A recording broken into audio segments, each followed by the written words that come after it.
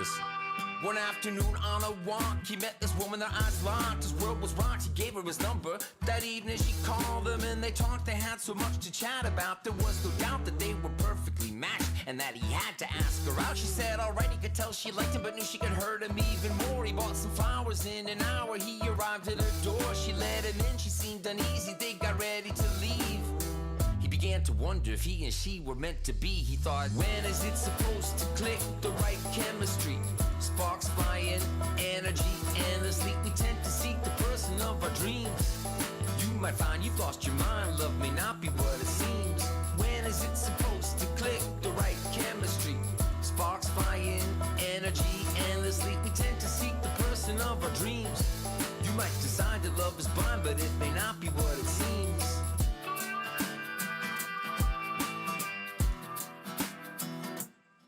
She laid eyes on this guy and was overwhelmed with attraction. She saw he had the exact same reaction. It felt right from the start, but if he played her and broke her heart, she knew she'd never recover. She promised to wait for a man who truly loved her. She said yes to a date. At 8 he came to her place. The club they danced and embraced. It was so fast-paced, her pulse raced. Then he pulled back like he needed some space. Her heart sank, she quickly thanked him and went home. Turned off her phone and spent the night in her comfort zone. She might have known he wasn't the one. She did the right thing by deciding to run. Or was she a jerk and it could have worked? A cruel fate, she found her soulmate. She wanted to believe she'd been naive, not deceived. She thought, when is it supposed to click? The right chemistry, sparks flying, energy endlessly. We tend to seek the person of our dreams. You might find you've lost your mind. Love may not be what it seems. When is it supposed to click? The right chemistry, sparks flying, energy endlessly. We tend to seek the person of our dreams. You might decide that love is blind, but it may not be what it seems. When is it supposed to click? The right chemistry. When is it supposed to click? The right chemistry. When is it supposed to click? The right chemistry. When is it supposed to click? The right chemistry.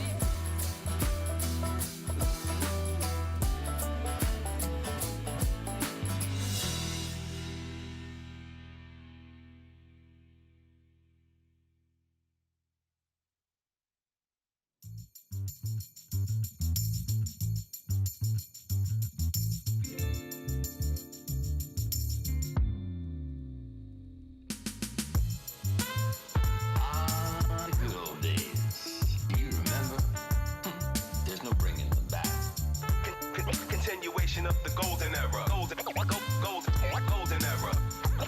Continuation of the golden era. May you live forever. Late 80s, early 90s, it came into its prime. Microphone prodigies with complex rhymes, sublime denser beats, deep sampling feats. Pure genius rose steep from the New York streets. Meet at Mars, the building for Milky Way. Payday, the tunnel, the red zone, new music cafe. Beat Street, fat beats, downstairs rockin' soul. In the music factory, stacked 12-inch gold. The innovation was cunning and stunning, nothing was contrived. From 86 to 95, New York kept it live. BDP, King PE, Ultra EPMD, Rakim, Stet, Slick Rick, MC Life is Marquee. The Jungle Brothers, De La, A Tribe Called Quest, Brand Nubian, Gangsta, G-Rap, Bello, and SP, Rockin' CL, Black Moon, Beatnuts, DITC, The Woo, Nas, AZ, Redman, Big L, and Biggie. Good old days. Do you remember? There's no bringing them back. Continuation of the golden era. Golden era. Continuation of the golden era.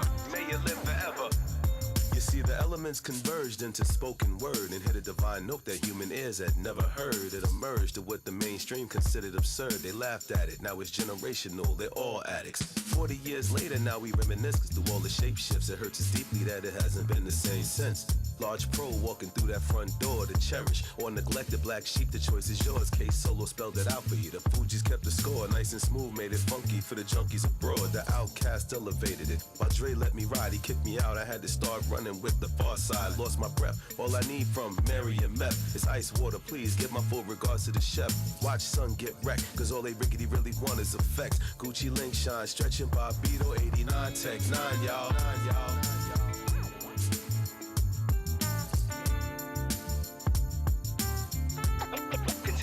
Continuation of the golden era.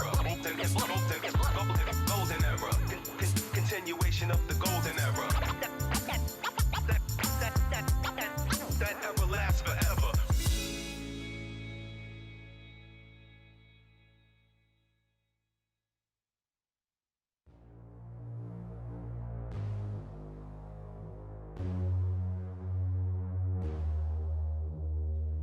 I just want to tell you it's alright, while I'm smiling through the tears in my eyes.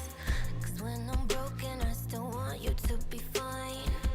I think we're both just attached to the friction. If you need me I'll be pacing through my mind, and I can be the one to get you through the night. I lose the battle every time you pick a fight. Too afraid to combat this addiction. You're so bad for me, I can't stand to be without you for another moment. This is agony. It's like gravity, you're pushing down on me when I'm around you, but without you don't know where I'd be. Out of sight, lost in time. One more night, you and I.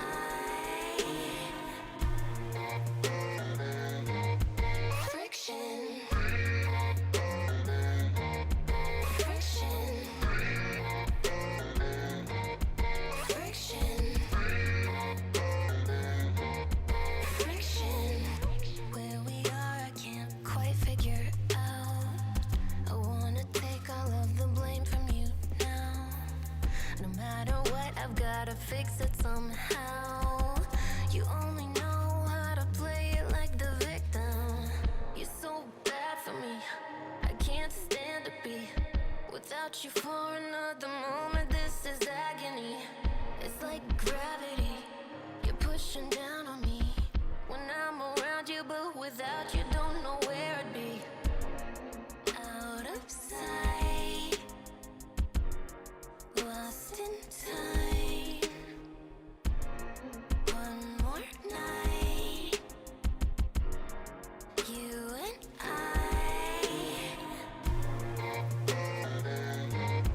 Friction. Friction. Friction. Friction.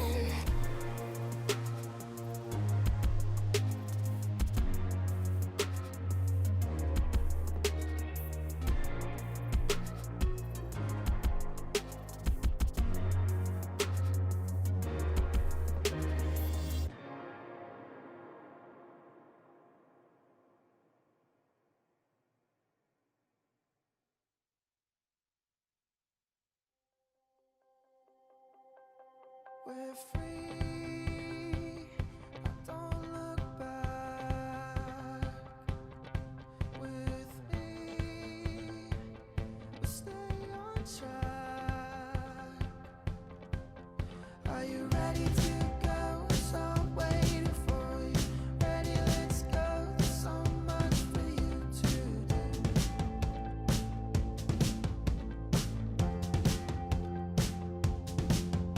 Are you ready to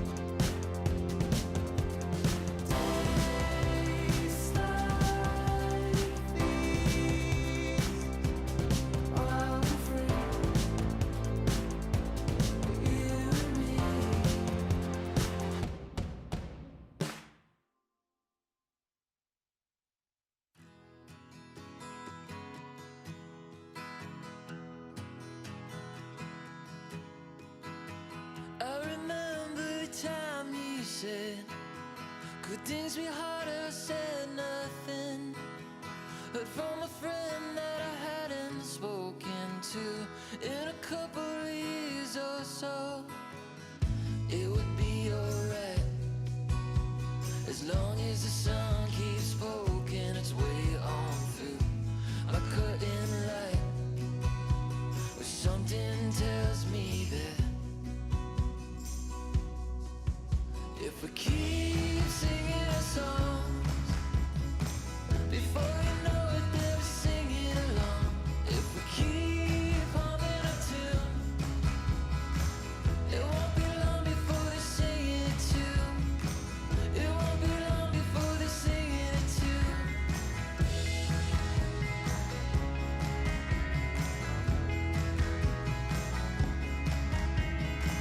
Look out my window and all I see are flowers blooming on empty streets. Sometime soon they'll be alive. Hope when they do, they sing with me. It'll be alright as long as the sun keeps poking its way on through my curtain light. Or something tells me that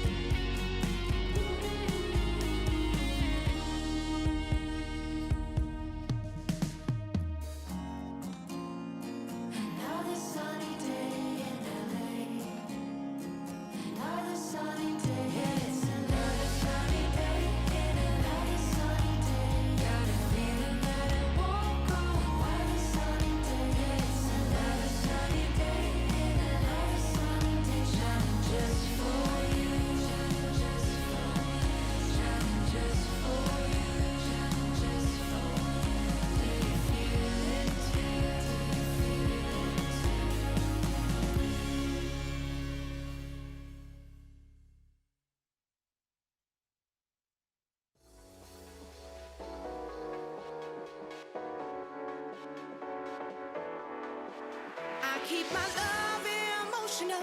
I keep on reaching high. I keep my love emotional. I keep on reaching high. I keep my love emotional. Keep on reaching high. I keep my love. I keep my love emotional. I keep on reaching high. I keep my love emotional. I keep on reaching high. I keep my love emotional. I keep on reaching high. I keep my love emotional. I keep on reaching high.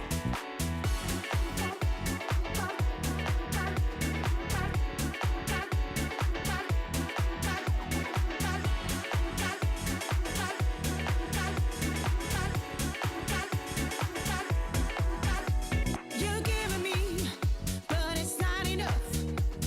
I want you to open up your heart some more. You're giving me, but it's not enough. I want you to open up your heart some more. I'm a big-hearted woman with a big appetite. A double dose of love is what will get me right. I'm a big-hearted woman with a big appetite. A double dose of love is what will get me through the night. Look at me in my eyes. I wanna see my own reflection, knowing I'm all you see. When I'm speaking to you, I want your body and your soul and mind to pay attention. I keep my love emotional. I keep on reaching high. I keep my love emotional. I keep on reaching high. I keep my love emotional. I keep on reaching high. I keep my love emotional. I keep on reaching high. I keep my love emotional. Keep on reaching high. I keep my love so emotional that I keep on reaching for the sky.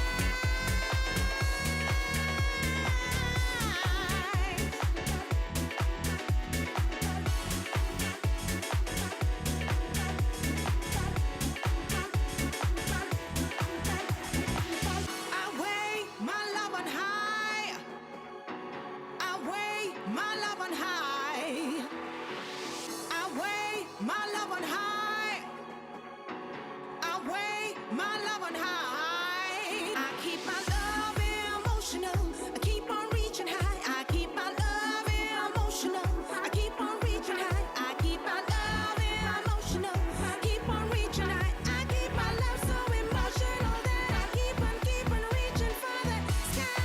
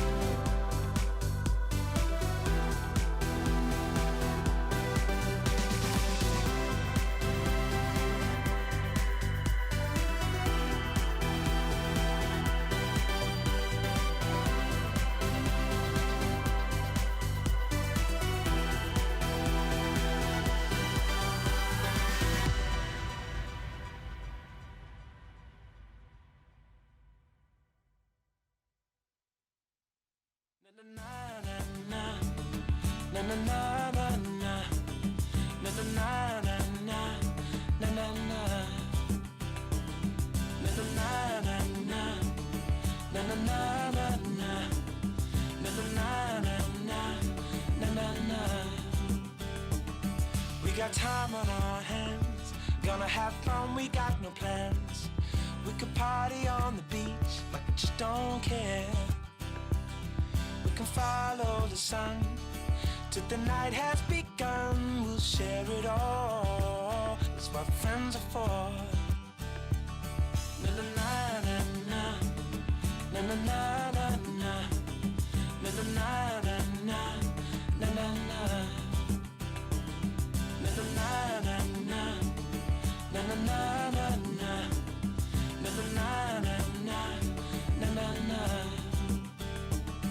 There's a rock and roll band playing acoustic in the sand.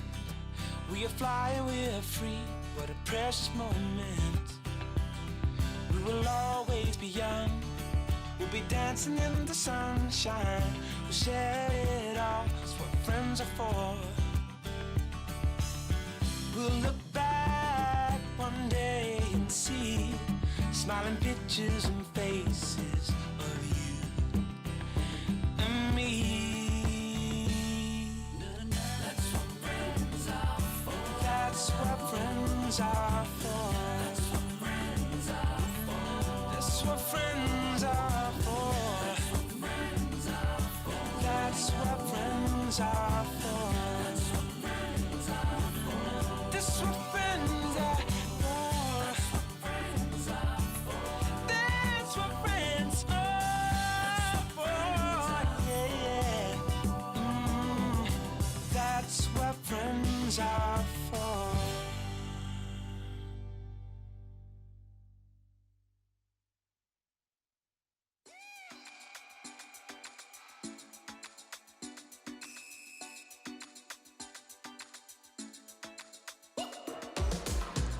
When you're feeling down, wanna come my way, gonna lift you up. Let me hear you say, yeah, we're living on love. Yeah, we're living on love. Yeah, we're living on love. Yeah, we're living on love.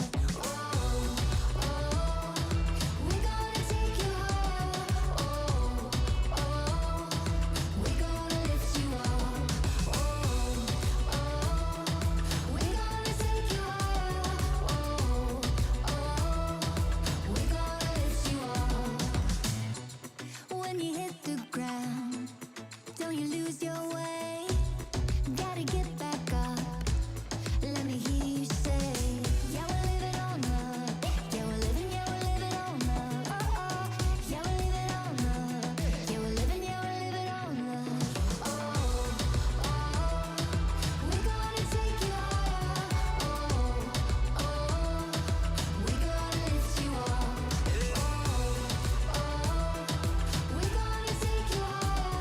Oh, oh, we're gonna lift you up. Oh, yeah, yeah,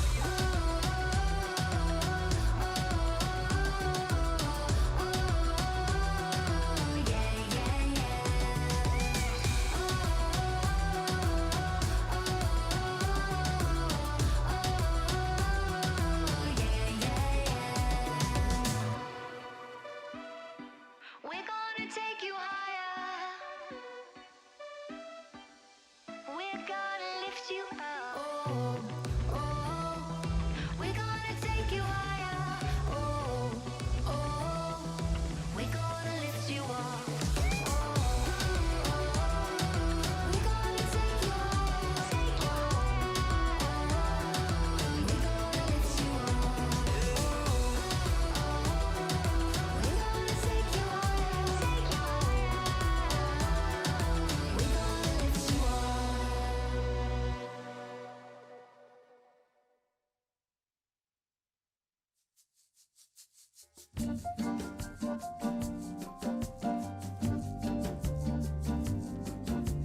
When I feel the darkness descending upon me, then I close my eyes to seek escape.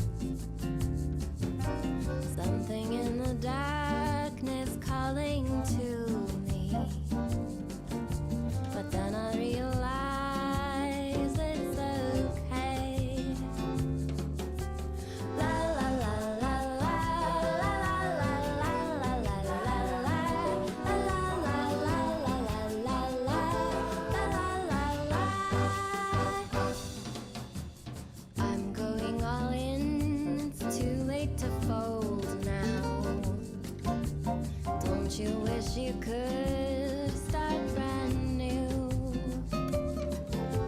Still running in place on this hamster wheel. But when I close my eyes, here's the view. La la la la la la la la la la la la la la la la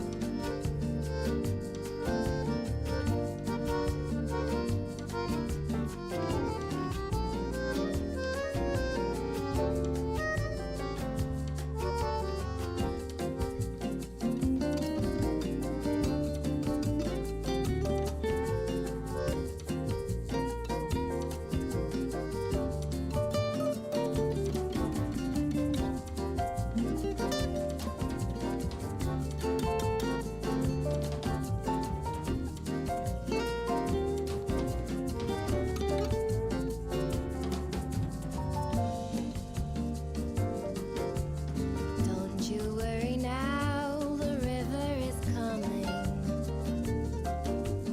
I can see the toes in your face. There's no turning back, make your move count. Maybe you'll get lucky today. La la la la la la la la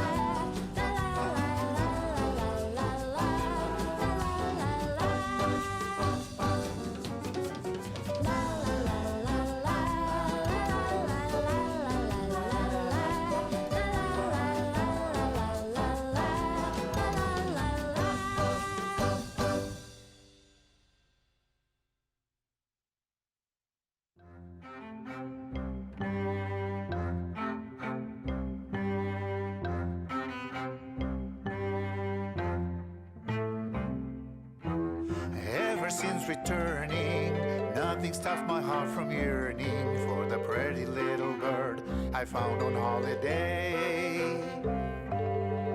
Every moment now I'm dreaming, every thought of mine is leaning back to see her, my pretty little bird. Take me back to Pájaro Bonito. Bring me to her, to my papagayo. Setting sun and shining waters couldn't match the lovely colors that you bring to bloom. Pretty little bird, pretty little bird, la la la la la.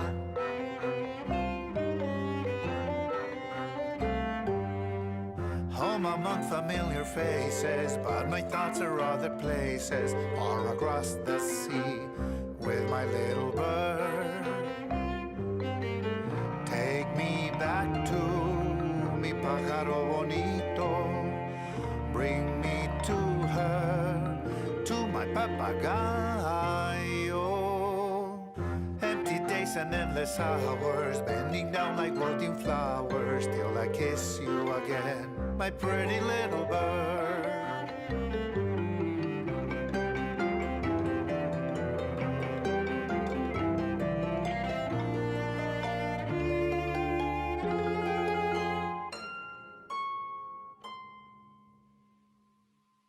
Fly to me, love, to my arms, love. Fly to me, love. Who knew that I'd come home safe, but leave my heart in another place on holiday with my little bird.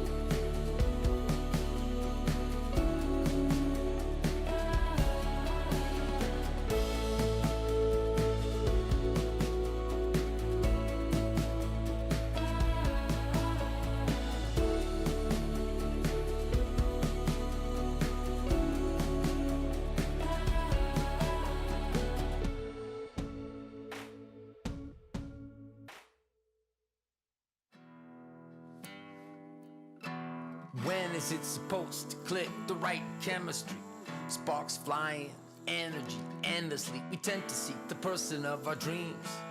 You might find you've lost your mind. Love may not be what it seems. Listen. One afternoon on a walk, he met this woman, their eyes locked. His world was rocked, he gave her his number. That evening she called him and they talked. They had so much to chat about. There was no doubt that they were perfectly matched and that he had to ask her out. She said alright, he could tell she liked him, but knew she could hurt him even more. He bought some flowers. In an hour he arrived at her door. She let him in, she seemed uneasy. They got ready to leave. He began to wonder if he and she were meant to be. He thought, when is it supposed to click? The right chemistry, sparks flying, energy endlessly. We tend to seek the person of our dreams. You might find you've lost your mind. Love may not be what it seems. When is it supposed to click? The right chemistry, sparks flying, energy endlessly. We tend to seek the person of our dreams. You might decide that love is blind, but it may not be what it seems.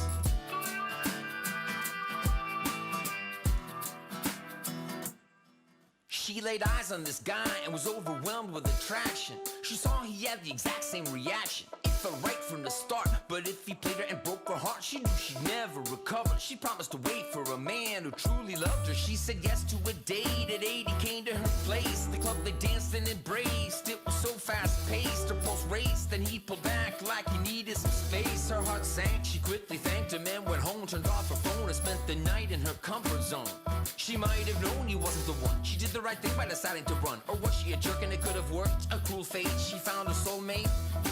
She wanted to believe, she'd been naive, not deceived. She thought, when is it supposed to click? The right chemistry, sparks flying, energy endlessly. We tend to seek the person of our dreams. You might find you've lost your mind. Love may not be what it seems. When is it supposed to click? The right chemistry, sparks flying, energy endlessly. We tend to seek the person of our dreams. You might decide that love is blind, but it may not be what it seems. When is it supposed to click? The right chemistry. When is it supposed to click? The right chemistry. When is it supposed to click? The right chemistry. When is it supposed to click? The right chemistry.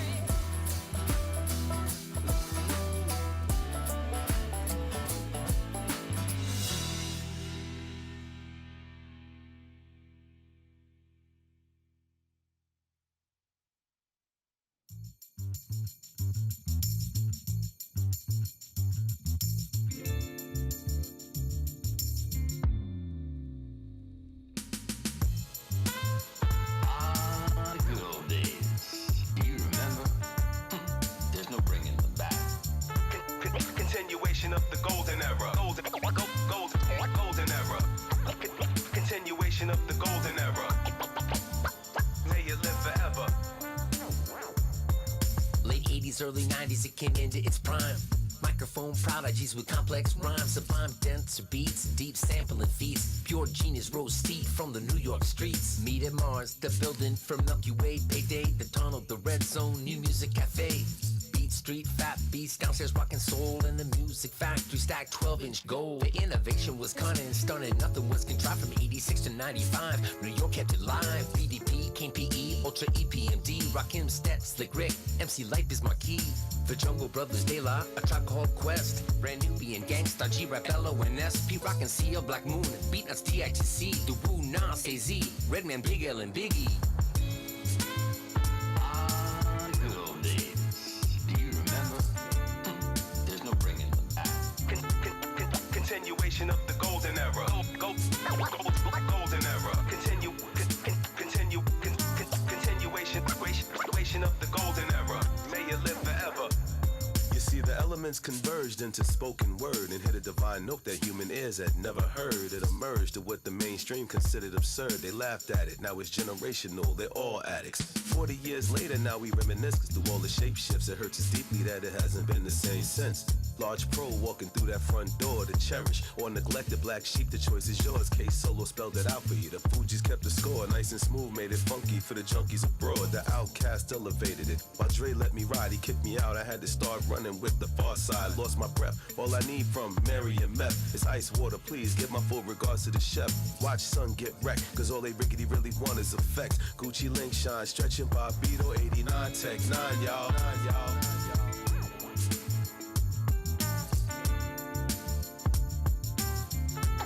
Continuation of the golden era. Golden era. Continuation of the golden era. That ever lasts forever.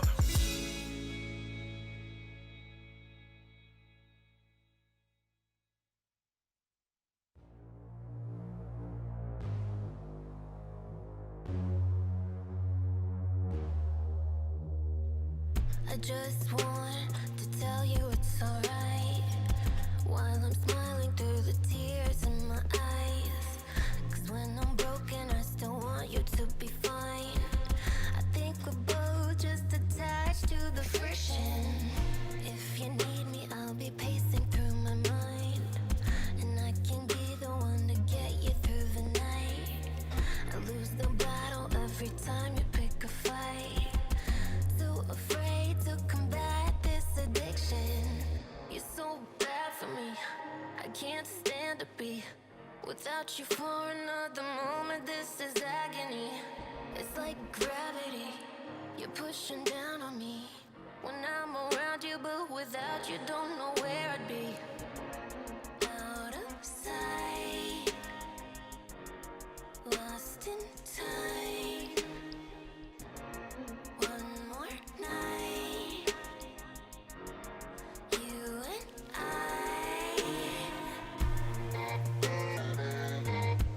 Friction. Friction. Friction. Friction. Where we are, I can't quite figure out. I wanna take all of the blame from you now. No matter what, I've gotta fix it somehow. You only know how to play it like the victim. You're so bad for me, I can't stand to be without you for another moment. This is agony. It's like gravity, you're pushing down on me when I'm around you, but without you don't know where I'd be. Out of sight, lost in time. One more night, you and I.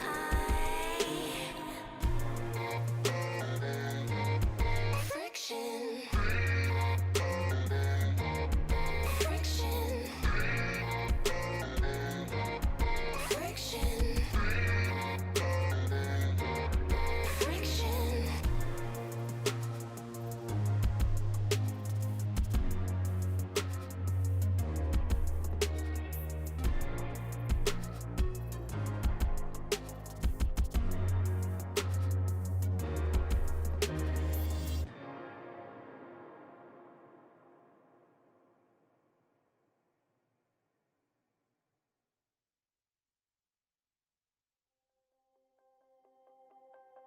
We're free, I don't look back.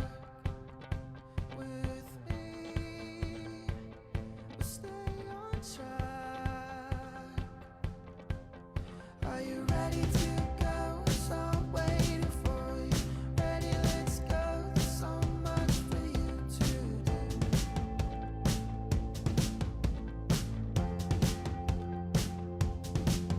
Are you ready to go? So I'm waiting for you. Ready, let's go. There's so much that we can do.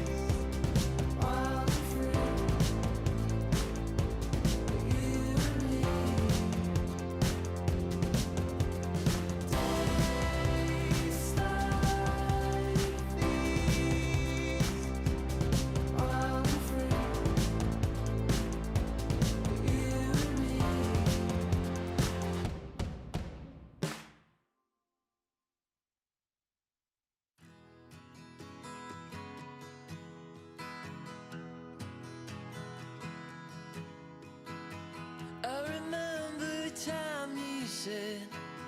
Could things be harder? Said nothing. Heard from a friend that I hadn't spoken to in a couple of years or so. It would be alright as long as the sun keeps poking its way on through my curtain light. But something tells me that if we keep singing our songs, before you know it, they'll be singing along. If we keep humming a tune, it won't be long before they sing it too. It won't be long before they sing it too.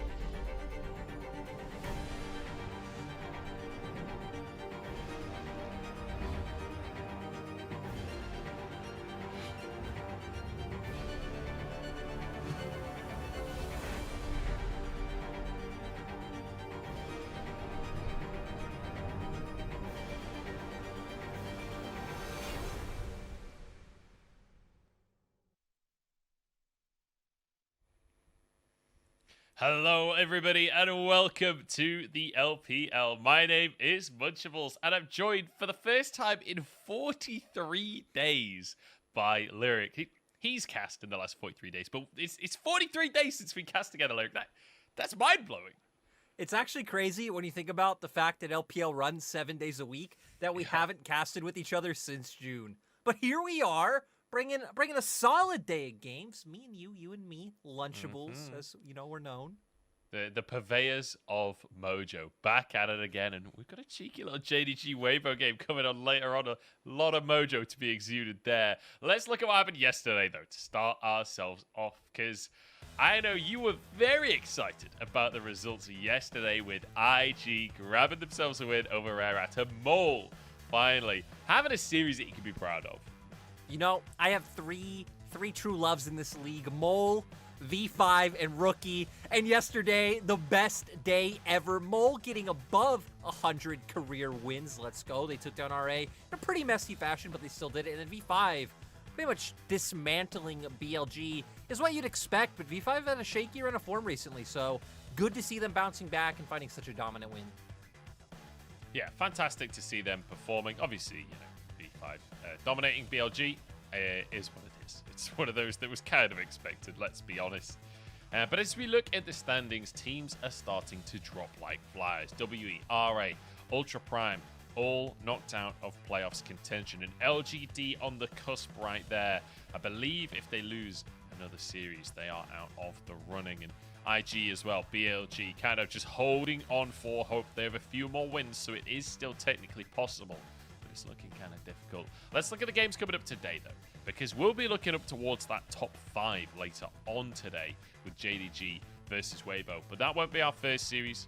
Our first series that we're going to jump into is going to be LGD versus TT. So you can see TT in 11th place there, looking to cement themselselves a top 10 spot. And if they can get a win today, will actually overtake FPX in the standings. No, they won't actually. No, they won't. They would need a 2-0. They'd be 1 behind on game difference. They would have a better series score, but game difference rules here in the LPL. Yeah, and I mean, right, TT have been on such a solid run lately that I think they're definitely coming in pretty hot. And then you already hit on it, JDG, Weibo later on. 2 of our top teams. A matchup we definitely expect to see in playoffs. I hope. I got to add that in since we have two opposite sides of the bracket. But it wouldn't be crazy to see either of these teams make it up to that double elim. So definitely going to be a fun one. Oh, it's going to be so good. It is going to be so good later on today. But we'll get into that one later. First off, important announcement for everyone. We are on patch 12.14 today. So straight off the bat, we've got some massive changes coming into the game, and the players are going to have to deal with that fact. I feel like we only just had 12.13. We're already firing into 12.14. Let's talk about some of the changes, Larry, because I know the laning changes, the runes of potions being changed up, you're a little worried about for some teams. Yeah, I mean, I definitely think there's going to be a shakeup that we can see the effects of just immediately. I mean, potions being nerfed pretty much across the board, biscuits, time warp tonic, and then a lot of runes in the resolve tree, things like bone plating and second wind, just things you would take in matchups, you know, that are a little bit harder to make sure you get through that laning phase. And in this league, when laning is such a key aspect going up against monsters like Rookie, like the Shy, I definitely feel like this is going to be one we're going to see the impact of today. Yeah, and you can see Scorch just peeking out with his little eyes from the bottom. Scorch did actually get a buff.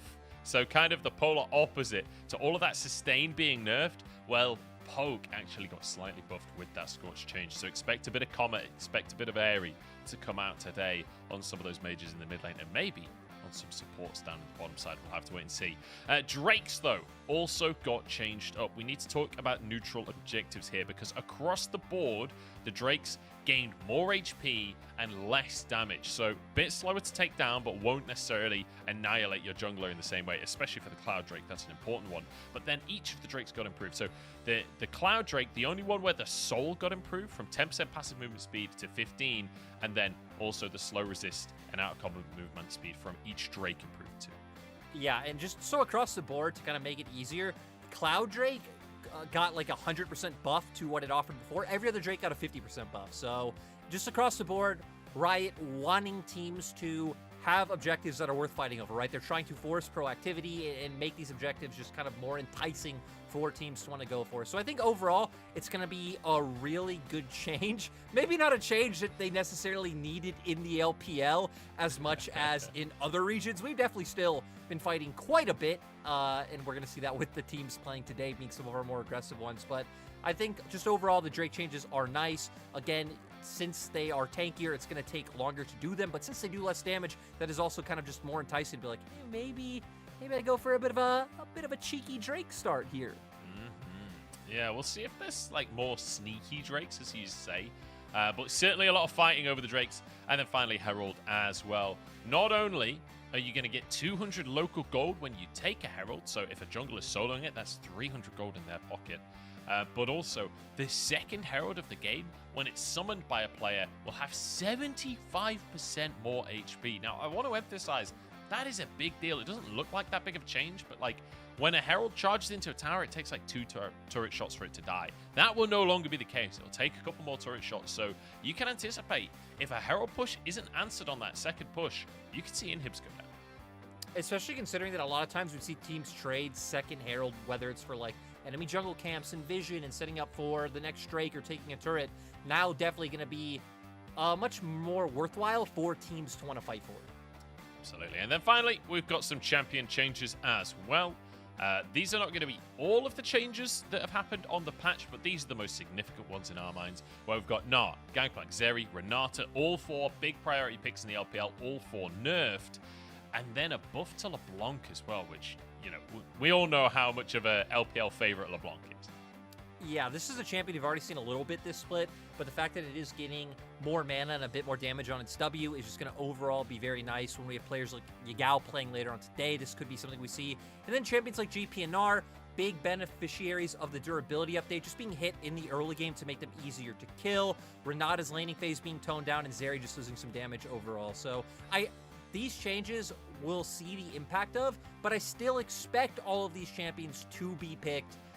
Especially considering we did get just thrown on this patch out of nowhere, right? Like, who knows how much time teams have had, like, readjusting to new picks or trying to find if there are more potent answers to things like GP and Gnar being, you know, hit a little bit. Yeah, I'm really curious what on earth today is going to look like. I have a feeling a lot of the teams are going to just try and ignore the patch today, but we'll have to wait and see. The one thing that nobody will be able to ignore is that Neela is now enabled in the LPL. We'll see whether she gets play today. I would anticipate a few bans going her way, though. I definitely think she does. Just, kind of quote-unquote melee AD carry coming in. I think it's about 225 range on her. Wants to get in your face, wants to be very brawly. And Munch, you had a really good kind of way of explaining how Neela functions. Yeah, Neela, if you don't know how Neela works just yet, if you've not been able to play her, think of her as Jax that has Silas ulted Orianna's ult. That's the best way to think about Neela. That's how she fundamentally functions, is like Jax with Orianna ult instead of his own ult. She's a weird champion, but get a couple of games on it. A lot of fun. I will say, playing this champion is a hell of a lot of fun. And again, just overall, I think really dynamic kit. The fact that you have to get in someone's face, you have the ability to start fights on your own with your ultimate, pulling people in, locking them down. And I definitely think this is going to be a champ. Maybe we don't see it play today, but like you said, I think we see it in picks and bans 100%. Absolutely. Well, let's talk about our first series, because we've spent a long time talking about the patch there. We need to talk about Thunder Talk Gaming against LGD. It was a big patch. There was a lot to hit on. We didn't even hit on everything from the patch. But Thunder Talk down but not out. When you look at the standings, they are 5 and 7 right now, which doesn't look good. But when you look at the remainder of their schedule, they still have time to solve this. LGD today, they've got Ultra Prime and RA on the schedule. If they can get wins in those 3 series, they'll finish the split on 8 wins. And, they're up against RNG next week, which will be a tough matchup for them. But aside from that, this actually should be a team, in my mind, that makes it to playoffs. 100%. I mean, I think when you look at the schedule, like, this team hits 8 wins. If they hit 8 wins, they should be in playoffs. Other teams kind of in their same standing, having much rougher schedules than TT does. And TT overall just have looked good since the second half of the split, since they have made some changes to their roster. So going with the schedule, TT definitely, their fate is in their own hands, Munch. They control their destiny, but at the same time, TT just have that energy to me that, like, watch them like beat RNG and then like lose the next 2 or something. It wouldn't surprise me if that happened. Please, TT, make it work. I just want to see this organization make playoffs. Like, can you remember the last time DMO made playoffs? It was 2019. Like, it's been a long time since this organization has seen success. They're so close to making it into that top 10. And let's talk about the mid laner as well, because I feel like Cow, he's gone for a name change. He's more like Cool these days, because when you look at him in spring, the Corki, we literally named Valking into 5 people the Cow, right? And then summer comes around, and look at this. 2nd in the league for solo kills. 2nd in the league for champions played. Great KP at 15. Great goal difference at 15 as well. This guy has been smurfing it. He's definitely been having a great season so far. When he came in earlier in the split, too, I mean, he had a few rough games, and we thought it'd just be the same old story that we saw in spring, but no, he has really stepped it up. He's shown he can play like a plethora of different champions and styles. He can make these roams down to the bot lane, look for these dives, but can also be the big carry himself. You can put him on an artillery mage like an Azir, and he can still pop off. So Cal, I think, quickly has just become one of the most exciting players to watch in the LPL. And it's crazy. It seems to have come out of nowhere, but man, he just exudes Giga Chad energy in some of these Rise plays. Look at this one. He is literally 1v4, dodges everything from Care, and just blows the man up. Like, Care just gets absolutely rinsed. Like, this guy's Rise, when you go and look at the Rise main subreddit, you assume that Rise is, like, totally unplayable. And then you watch UCal, and you're like, oh, maybe everyone's just bad at Rise. Maybe Rise is just still the pick that's only good in pro play. You know, like, I feel like that's always been the story of Rise, and I feel like UCal has proven that's still the case. Yeah, and, going back to where this started, it feels like UCal really started to step it up, first of all, when Hoya came into the roster, and then secondly, like, the team overall just improved when Kepler and Yao Yao did come into the Rift. But sadly, Munch, today, we don't have Hoya. So I don't know if maybe that'll shake things up in terms of how UCal plays, not having that other kind of person he can speak to in his native language on the roster, or what. But hopefully UCal can keep having the same performances he's been having since those changes came through. We'll have to see, Larry. I will say, though, I'm just excited that we get to watch this, like, light show on the stage once again. The players are back in the arena, not playing from home. anymore. And it also means we get interviews as well. I'm sure you guys at home haven't seen interviews over the last couple of days. And here we are, TT stepping onto the stage. Looking a little bit nervous across some of these faces, honestly. And rightly so, right? Every single game really matters for TT because it might not just be about their series score. It may well come down to game difference. Yeah, it's nice to see them having some laughs and smiles when they walk back, because you're right. I mean, every series is a fight for their life going forward. Like we said, no Hoya today. It will be Xiaosheng up in the top side. And then we get LGD, who have been playing a bit of musical chairs with their roster all split long. Yeah, which, you know, there are always some teams that do mix and match their roster consistently. I like that they're still trying to improve things across the course of the split. I'm curious how this version, a nice little eyebrow wiggle from Shadow there.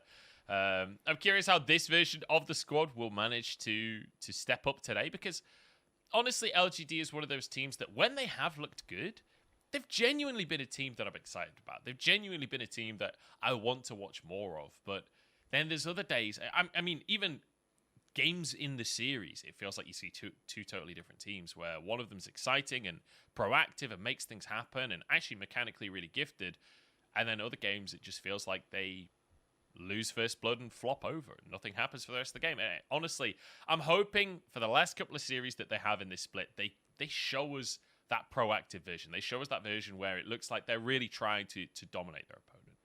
Yeah, I feel like the overall struggle with LGD, first of all, is just getting through laning phases against some of our, upper echelon teams. Hopefully that shouldn't be a worry up against TT, because no matter how good TT have been, I feel like a lot of it comes down to how well TT work together.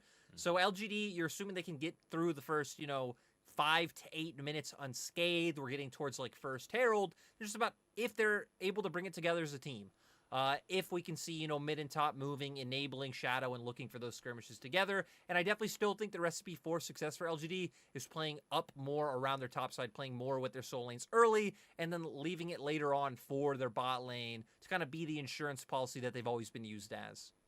Yeah, I feel like that mid lane matchup is going to be crucial as well, right? Yeji up against our Rise Man in the mid lane himself, Yucal. That generally speaking, Yucal, all of his success has been roaming around, whereas Yeji, I feel like, has shown us a couple of different styles throughout the split. Certainly not one of the top mid laners in the league, but has shown us a variety, and I feel like that's kind of the nature of, as you said, the kind of rotating door of cast that we've had in the LGD team. Feels difficult to have just one style that you're super proficient at, because you're having to change your game plan every single game. So honestly, I don't necessarily know what to expect in the mid lane from these two guys. No, and right, I feel like when I think of Yeji, the first thing that comes to mind is champions like Galio. That's why going into this first match, I'm just so interested in terms of what we have shake up with the meta changes, right? Overall in solo queue, things have pretty much stayed the same as what they were on 12-13, but we got on it earlier with things like Scorch being buffed and especially potions, runes taking a hit. I feel like it can open a lot more for either like more ranged poke coming through, or even just more aggressive laners, even in the bot lane, right? Things like Misfortune maybe can benefit a lot out of less sustain being able to come through, that poke sticking more, the burst damage able to come through. So this is going to be our first litmus test of what 12-14 is going to look like. Yeah. But I also feel like maybe I'm overhyping it a little bit, and you're right, that it might just look exactly the same as it did yesterday. One thing I will say is if it does look the same, that could be good for TT, honestly, because Yucal loves Azir. We talked about his Rise before. We talked about these roaming champions, but his most played is actually Azir. And with the changes to Scorch and the nerfs to sustain in the lane, like, Azir's going to be a god amongst men. I mean, logistically, in terms of the lore, that's not logistics. Logistically, Azir is a god among men. But on the lane, he actually will be as well now. With the buffs to Scorch, with the nerfs to sustain, I feel like Yucal could be in a really good spot if they could get an early Azir pick. Yeah, I think just a lot of options for TT gonna be present. Teemo also did get buffed on this patch. Maybe always some hope for, I guess probably not, considering that both of these teams actually still are in the running for playoffs. TT obviously in a much better position than LGD, but you know what? We're positive here on the LPL. We won't count LGD out until they're out, but sadly for you, Munch, Yucal ain't getting no Azir. No, he is not. Immediately banned away. Poppy taken off. Sivir taken off as well. A lot of scaling removed here by LGD. They want an early game scrap. On the side of TT, though, despite the nerfs, still banning that Zeri out. Kalista taken off the board. And Talia, respect ban from Yeji as well. So, Nah on the table, but Fearless, no, straight away into the Fiora. We've seen it 100 times this split already. Fearless is a monster on the Fiora. Yeah, sitting at a 75% win rate so far in their 4 games. LGD, I mean, we were hitting on how we want to see them play more through their soul lanes coming into this matchup. And it seems like that is the plan going forward. Wukong picked up. You've already hit on the Gnar. Kind of curious to see how much Gnar and or GP prio really falls off on this patch. But something that didn't take a hit is that Aphelios. So TT just going to go towards the stock in standard. Yep. Playing slow and steady on that bottom side. Renata available. Did receive that nerf. And I'm curious if Jin Zhao will go towards a Renata when they don't have the Aphelios. Typically, that has been the combo. But Viego locked in for Shadow. Yeji just goes for the Ari. Very fast lock-ins here. Playing towards the top side. And everyone picking their own champion. How neat from LGD. Yeah, LGD saving their bot lane for second rotation, so could leave the option for TT to just heavily pinch that out and leave them with a bot lane matchup that is unplayable. Now for TT, I'm curious if maybe you look to answer top now, or you yourselves could even answer mid, right? We saw things like Lissandra open, which has always been an answer into that Ahri. But no, UCal gonna keep going strong, saying, hey, people say Ryze is bad, don't know what they're talking about. I know how to pilot this champion, and we can already expect a lot of heavy roams towards sides, which when the enemy's team is a Fiora, if you can start shutting that down early on, could be a really solid way for TT to go into this game. I want to see the Malphite lock in from Xiaoshun here. Once you get the Bramble Vest, that matchup is impossible for Fiora. You just get poked out by the seismic shards. And also, crucially, solo queue Malphite runs Comet with Scorch. I'm just saying, perfect storm right there in the top side.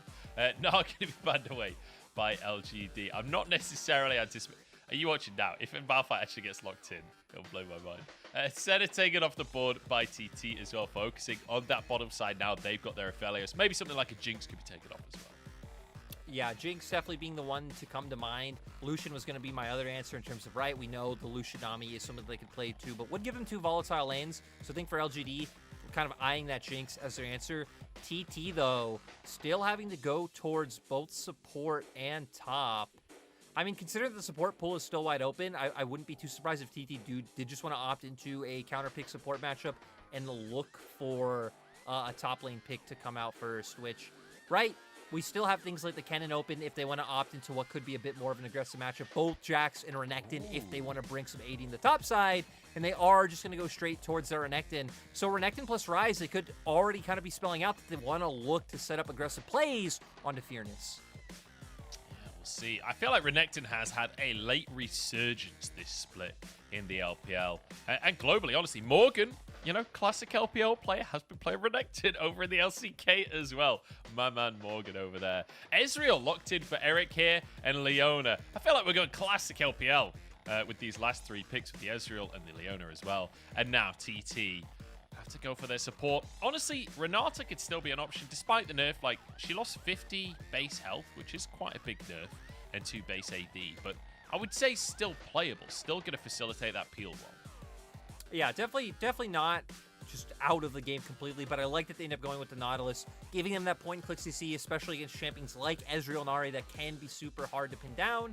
And for TT, I mean, I think their game plan is pretty clear, right? It's about enabling that top side early on, trying to shut down Fearness, and then you have really solid 5v5s coming out from kind of the triple front line from Xiaoshun, Beichuan, and Yao Yao, setting up Kepler for success. I feel like for LGD, it's going to be a lot more about pick. It's going to be a lot more about playing side lane with this Fiora, but also their comp going to need a little bit of time to come online when Fiora and Ezreal are your prime damage dealers.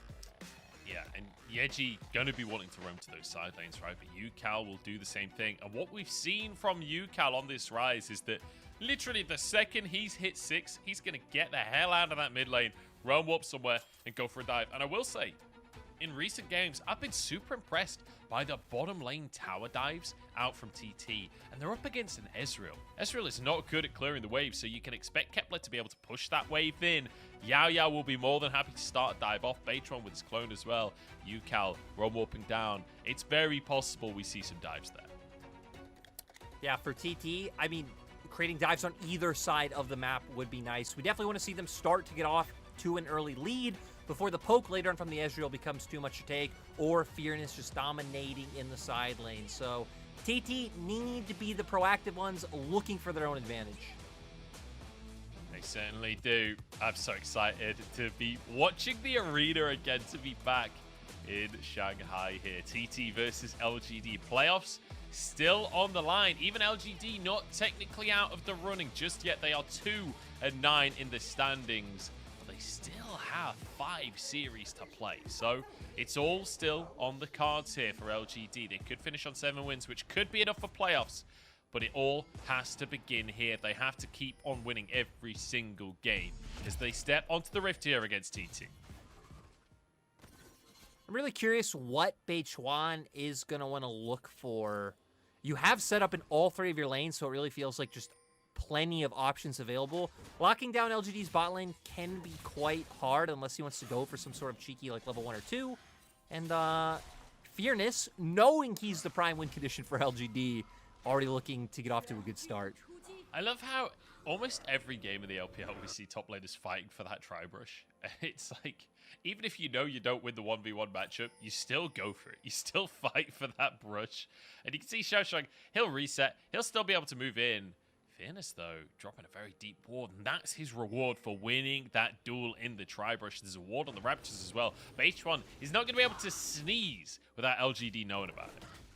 No, and Fearness just going to look to be a little bit of an annoyance. Pressure Beichuan off, force him somewhere else.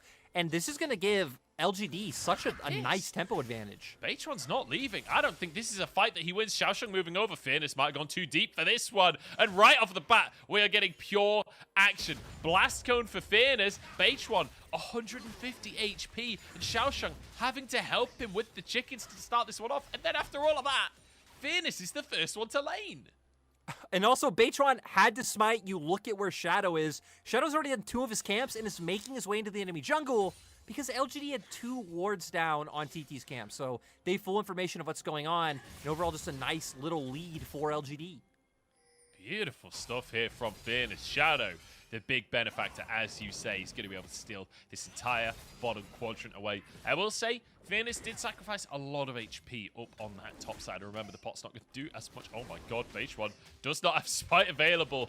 Luckily, that clone will take the red buff. That got a little dicey, and then his Smite should come up just as he's doing these Krugs here. So, dicey jungle clear for Beichuan. He is not going to be in a position to invade, crucially. So Shadow, he can take this blue, take the wolves, and then head over to his own top side. And I think it's like just a very clear plan for Shadow to look for. I think the thing that I'm more interested in is UCal might be able to force him off, but no, is just going to walk back. Is what does Beichuan do with his time now? You're going to go to your bot side, nothing available. LGD should know, considering they forced him off and now have stolen everything, that the only thing he could really do is look for a gank. So as long as their lanes are playing respectfully, I mean, LGD have found a nice lead in their jungle and can look to use that once Shadow finishes clearing his topside jungle. Yeah, this is going to be a brutal jungle lead with the wolf being left up by Shadow as well. Shadow, you're a cruel man leaving that one. As yeah, moving over, just trying to spot out whether the crab is there, I believe, and actually we'll be able to clear a ward there for Fearness. I'm pretty sure the Scribe's Broom spotted the ward in the river brush. Yeah, there we go. It's gone now. So Shadow gets the double scuttle. He can move over to his quadrant, but instead, he's going for a re-invade here. Maybe get some deep vision. Oh, not able to find anything. So LGD doing the correct thing, right? They know that Beichuan doesn't really have any options other than to look for a gank with the fact that all of his camps are down. They look for a bot side, but LGD's bot lane does respect.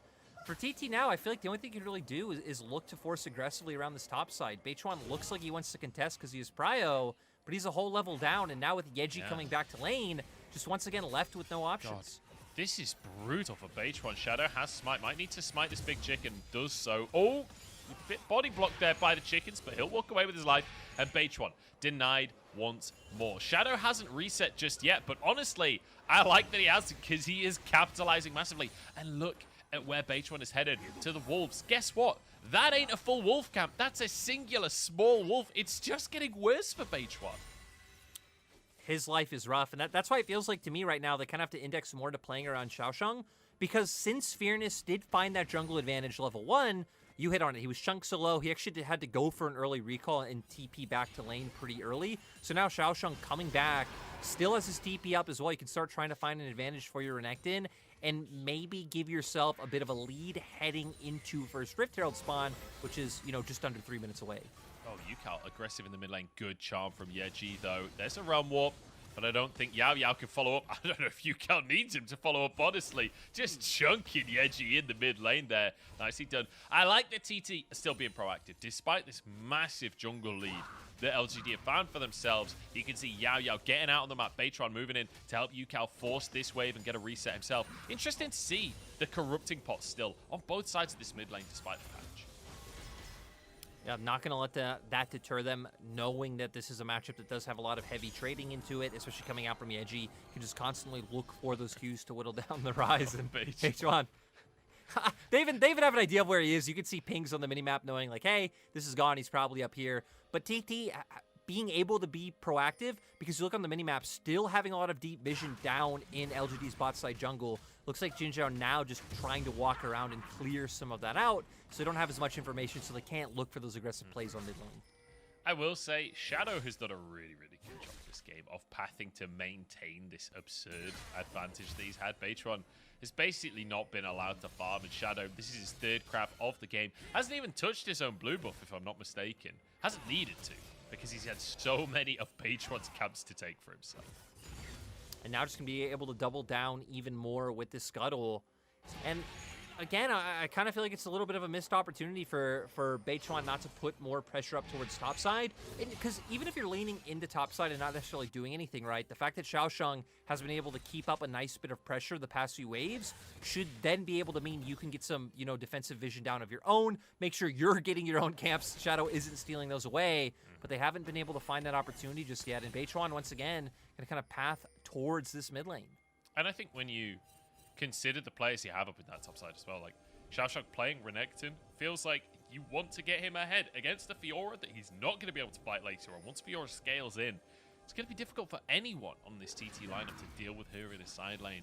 So pressure in that could be good, but now TT finally get an invade of their own off as Yukal will steal a couple of those chickens as Baychuan doing the red buff here sneakily in the brush. Shadow doesn't know what's going on, doesn't have smite either.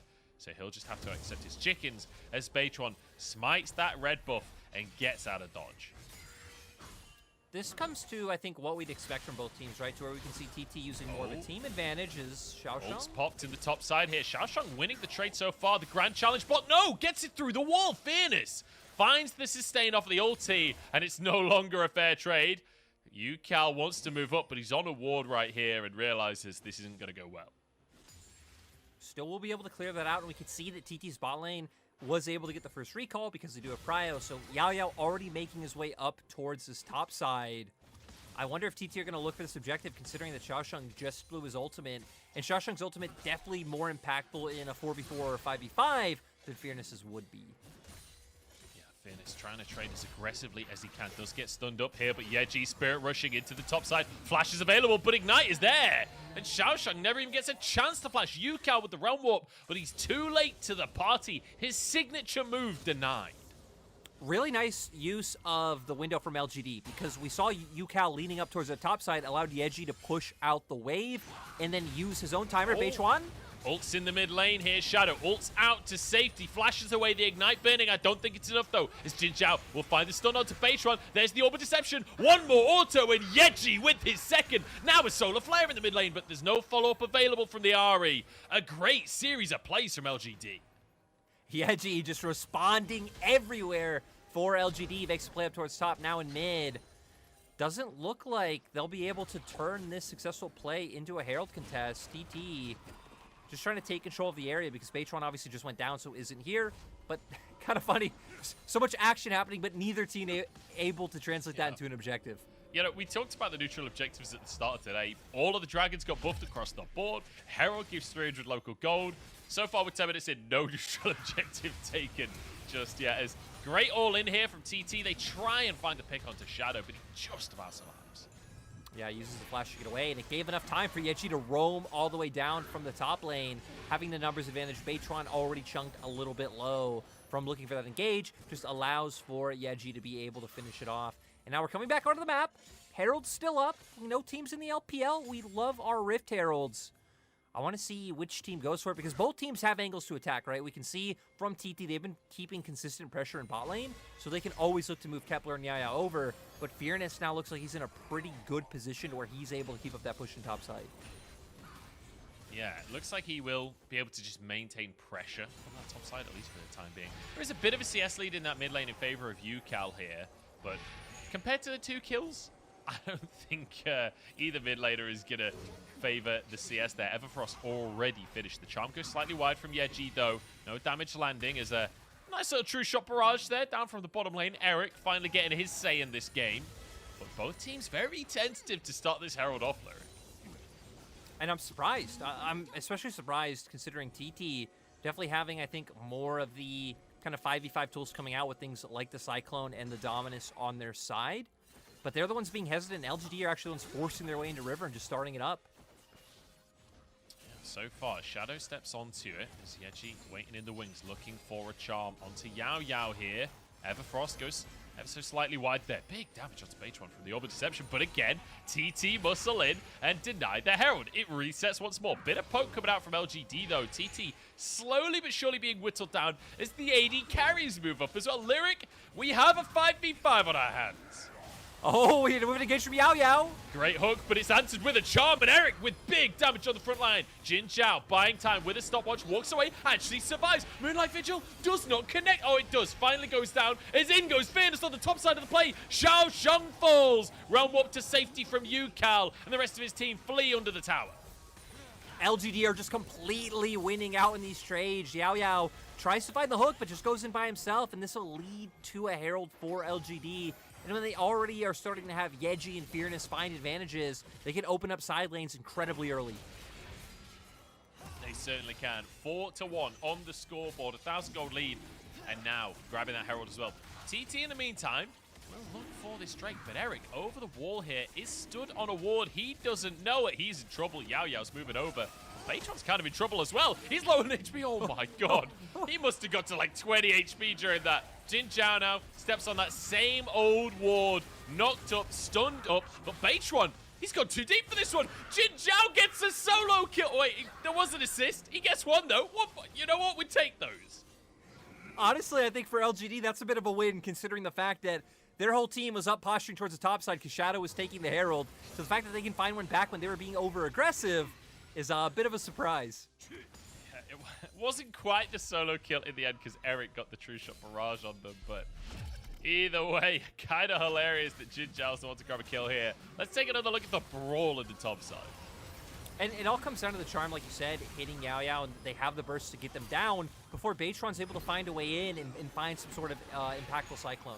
I think for TT's composition, you definitely want to be looking to jump in at the same time, a bit of a dive comp. Beitron, Xiao Sheng, and Yao Yao all coordinating their assault. So LGD taking advantage of the fact that that wasn't really too coordinated, and Yao Yao just getting isolated and picked off.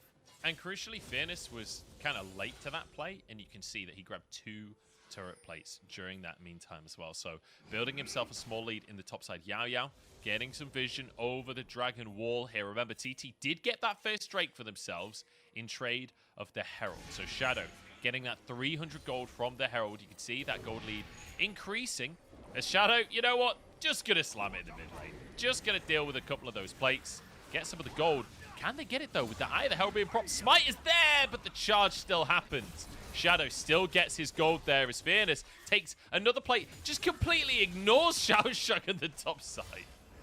And the key thing is, look at the inventories. Even though LGD's gold lead isn't that big, it's enough to where, pretty much across the board, they have mythics built to where TT doesn't. So I'd love for this to be the window where LGD look to force more aggressive plays. Whether that's the fact that now we see Shadow and Yeji up towards that top side and you're hovering and allowing for Fearness to look for these aggressive trades, or if they want to try and start setting up roams and invades of their own, use this power curve to your advantage. To see some cheeky roams here. Yeji getting into those side lanes. Crucially, though, UCal finishing his mythic as well. Kepler finishing his. And Yukal going for that crown again. Now, we've seen what Yukal can do when he has crown on Rise. He is more than happy to just walk underneath towers and annihilate people. This man makes Rise look like he still has damage in his kit. It's kind of scary to watch, honestly. So keep your eyes on the blue man in the mid lane. Shadow stealing this red buff, though. It's Baytron moving on over. He's going to be late to the party, though. No way to engage. It's been nice to see how LGD have been working to enable Shadow's lead and continue to build on it. Right now, 104 CS to just 66 on the opposing side. He's already almost to level 10. I'm not quite sure how close Baytron is to level 9, but I mean, if Shadow ends up stealing away these Raptors like he's trying to do right now, that could be a 2-level lead. Yeah, it's kind of insane between the two junglers. It's not often that you see a jungle lead lasting like this. His Fearness might look for an all-in the top side. That's the tower going down first of the game in his pocket with basically no help either, right? This guy has not been ganked. This guy has just had the 1v1 in a matchup that Xiaosheng chose and dominated it anyway. This Fiora first pick, definitely worth it on the side of LGD. Even with us praising jungle so far, right? All of that came from Fearness in that level 1 of him just buying so much time and forcing Baytron out of his own jungle. So definitely so far, Fearness kind of being the MVP of this game. And I mean, just kudos to LGD to be able to bring it forward. And they're still looking to go. No one from TT even making their way over here. Look where Baytron is. They might even just look to dive this as no, they're going to back off in the end. But at the end of the day, they got an ultimate out of that.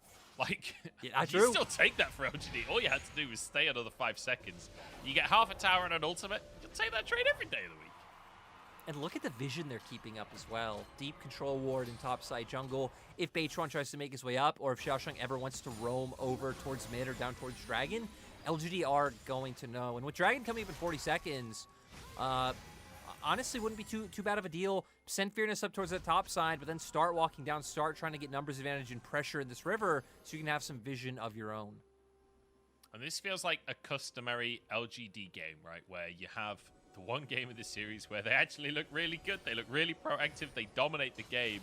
It's just whether or not they can consistently maintain that, right? They are so close to being knocked out of playoffs. They need to have these kind of games just permanently at this stage. But TT, certainly no slouch, not out of the running just yet. 4K behind, Baytron especially, really struggling to have any impact in the game. With Drake spawning here, TT did get the first, and they look like they want to fight for this one. Realm Warp comes out from Yukal to join his team. Trying to find an angle to get on top of LGD. Remember, we're kind of looking at the coordinated dive coming through, Baytron and Yao Yao being the ones to start things off. To where for LGD, I feel like it's a lot more about attacking from numerous angles, poking it down with Eric, and then trying to bring Yeji on a flank. So formation going to be super important in this one. And oh, Knockup comes on through, but Shadow, he's playing a Season 10 champion, you see. So the CC, not quite as effective as you'd hope. Walk away with his life. That was a lot expended, and now Jin Zhao wants to punish Yeji over the wall. Forget the poke. They just go for the counter engage here. Yeji moving forwards, wants a little bit more as well. Everfrost's going to go shy, though, as is the charm. It's just going to be mid-prio here for LGD and a Drake on top of it. LGD doing a nice job. They never even had to bring Fearness over. They just had him aggressively push in. He was kind of constantly leaning down into the red side jungle, but knowing he didn't have to commit. So LGD not only just keeping Xiaosheng under turret, finding a kill, finding Dragon, really just taking everything so far, and it could lead pretty nicely into a second Herald. We hit on it 75% more HP than it had before, so definitely feeling like a lot more valuable objective than it was on 12-13. Yeah, definitely the case. One Drake apiece here with Herald spawning. There's Shadow moving up towards that top side. You can see Jin Zhao is basically Shadow's shadow, weirdly enough, as he moves up towards that top side with him. Baytron trying to make the play here, but the follow-up from Yao Yao completely denied by Shadow's ulti.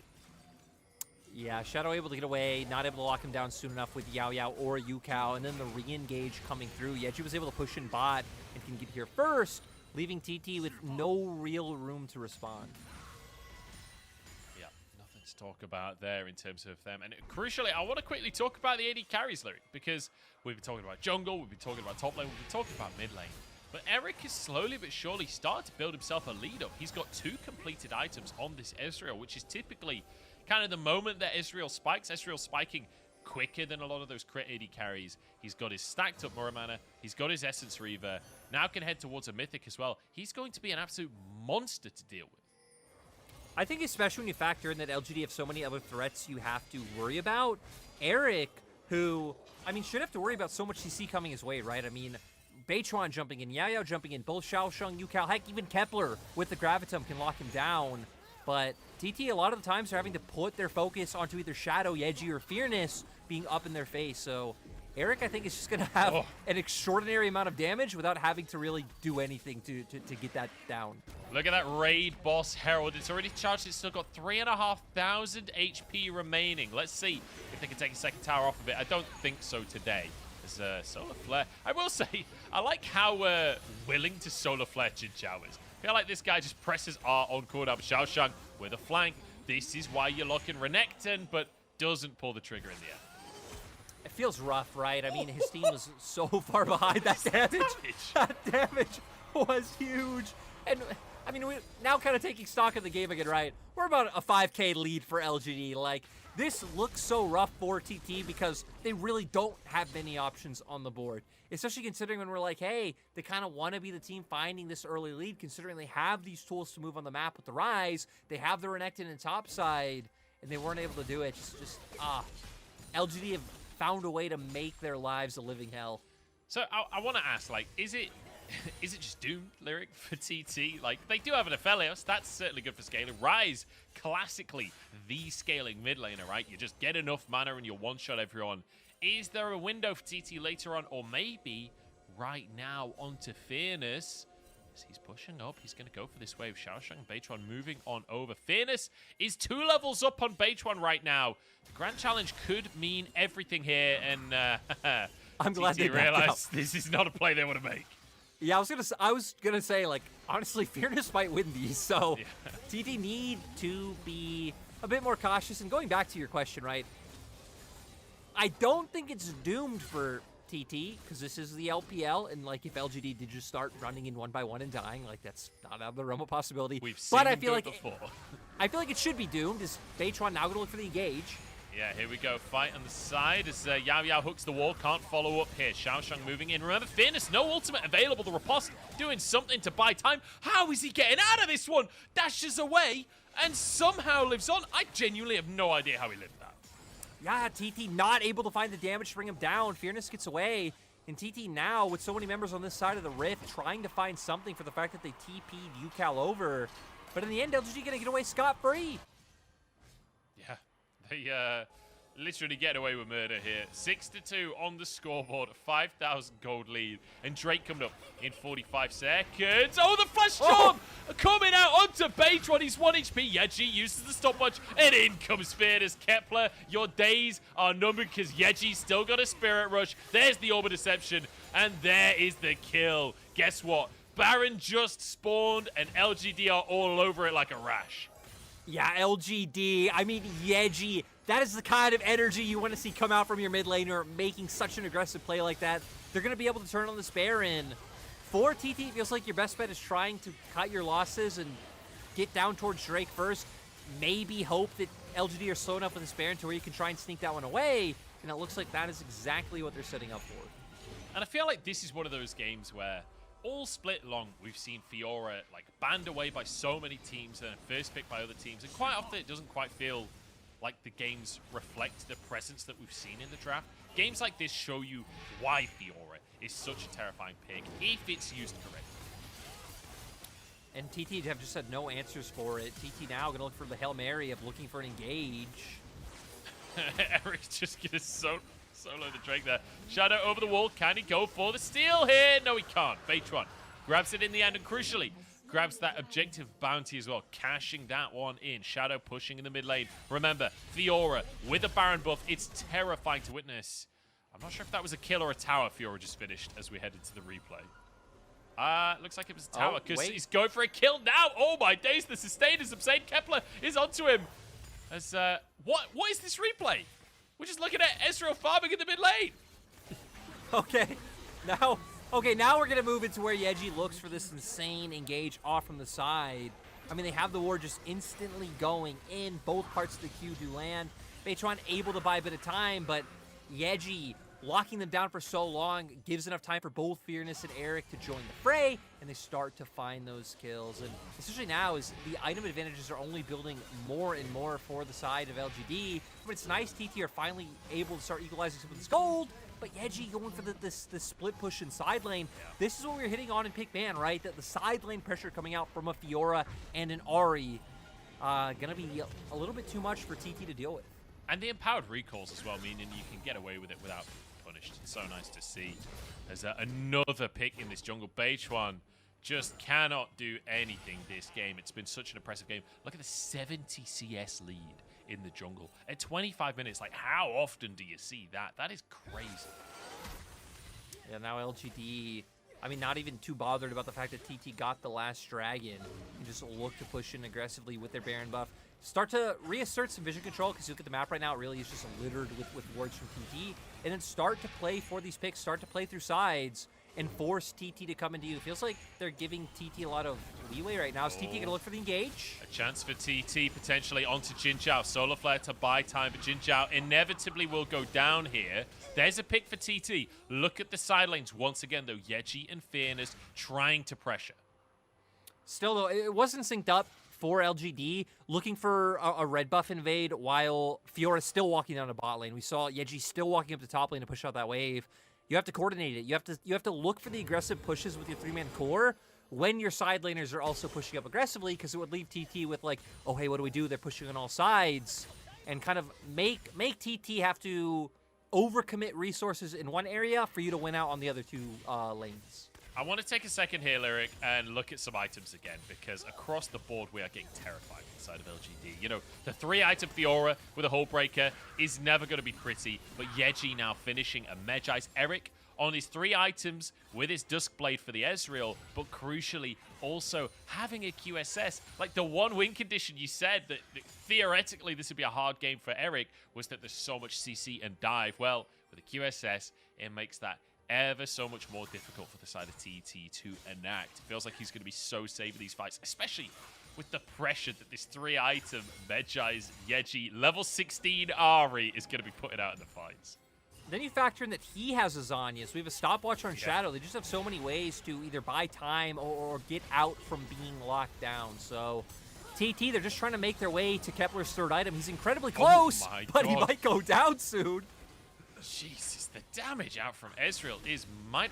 To be honest, I'm a little surprised not seeing more Ezreal with the amount of damage Eric is putting out this game. It's going to be a mid-inhib taken. I believe Yeji needs 1 or 2 more autos, has the Spirit Rush if he needs it. I say if, he's going to be stuck over the wall, has to blow that immediately, just to keep himself safe here. But LGD continue to pressure. This is the power of having that Fiora in a side lane, just forcing TT to move bot, and then you take the mid-inhib when they move. Yeah, for TT, I mean, it's going to come to a point to where once that push comes through, you're just going to have to either commit a 5v4 in mid lane and just allow Fearness to push bot and just hope you win out, which will then force Fearness to back off. Or you do the opposite, right? You kind of send 3 members down to deal with Fearness, but you're giving a lot of leeway mid. So they're going to have to be able to execute when that time comes of having to divert resources to one side. And now it'll just be with the ball in LGD's court of them juggling that pressure appropriately backing off when TT are committing to one of those sides. One thing I will say in the side of TT, yes, they are pretty massively behind, but we're getting towards 30 minutes, and we've got Yukao with 3 items, we've got Kepler with 3 items. In fact, Yukao's just finished a 4th item as I speak. We are getting to the point where these carries are going to start hammering home. They've got a big Renekton to sit on the front line. They've got Yao Yao to start fights off. Beichuan, who's a great teamfight engage tool as well. Does feel like in a front-to-back formation teamfight situation, TT could actually win out. I think with a huge Moonlight Vigil and Yukao just able to free fire, it is definitely possible.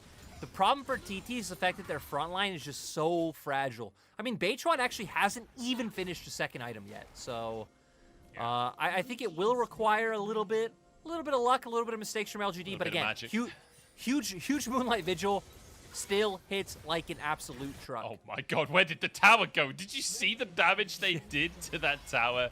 Good lord, forget the Baron. You don't have time to go over this Baron. You're going to lose your entire base. I mean, TT are just trying to make something happen, right? They know they're in this hole, and Yao Yao City deleted, no. but TT. Oh, the solar flare in the pit as well. The roam-up, though. They get the Baron and they get out. Now trying to end the game for LGD. TT, honestly, they lose the support. They get a Baron. You take that every day of the week. You especially take that when you're 7,000 gold down. So Yeah.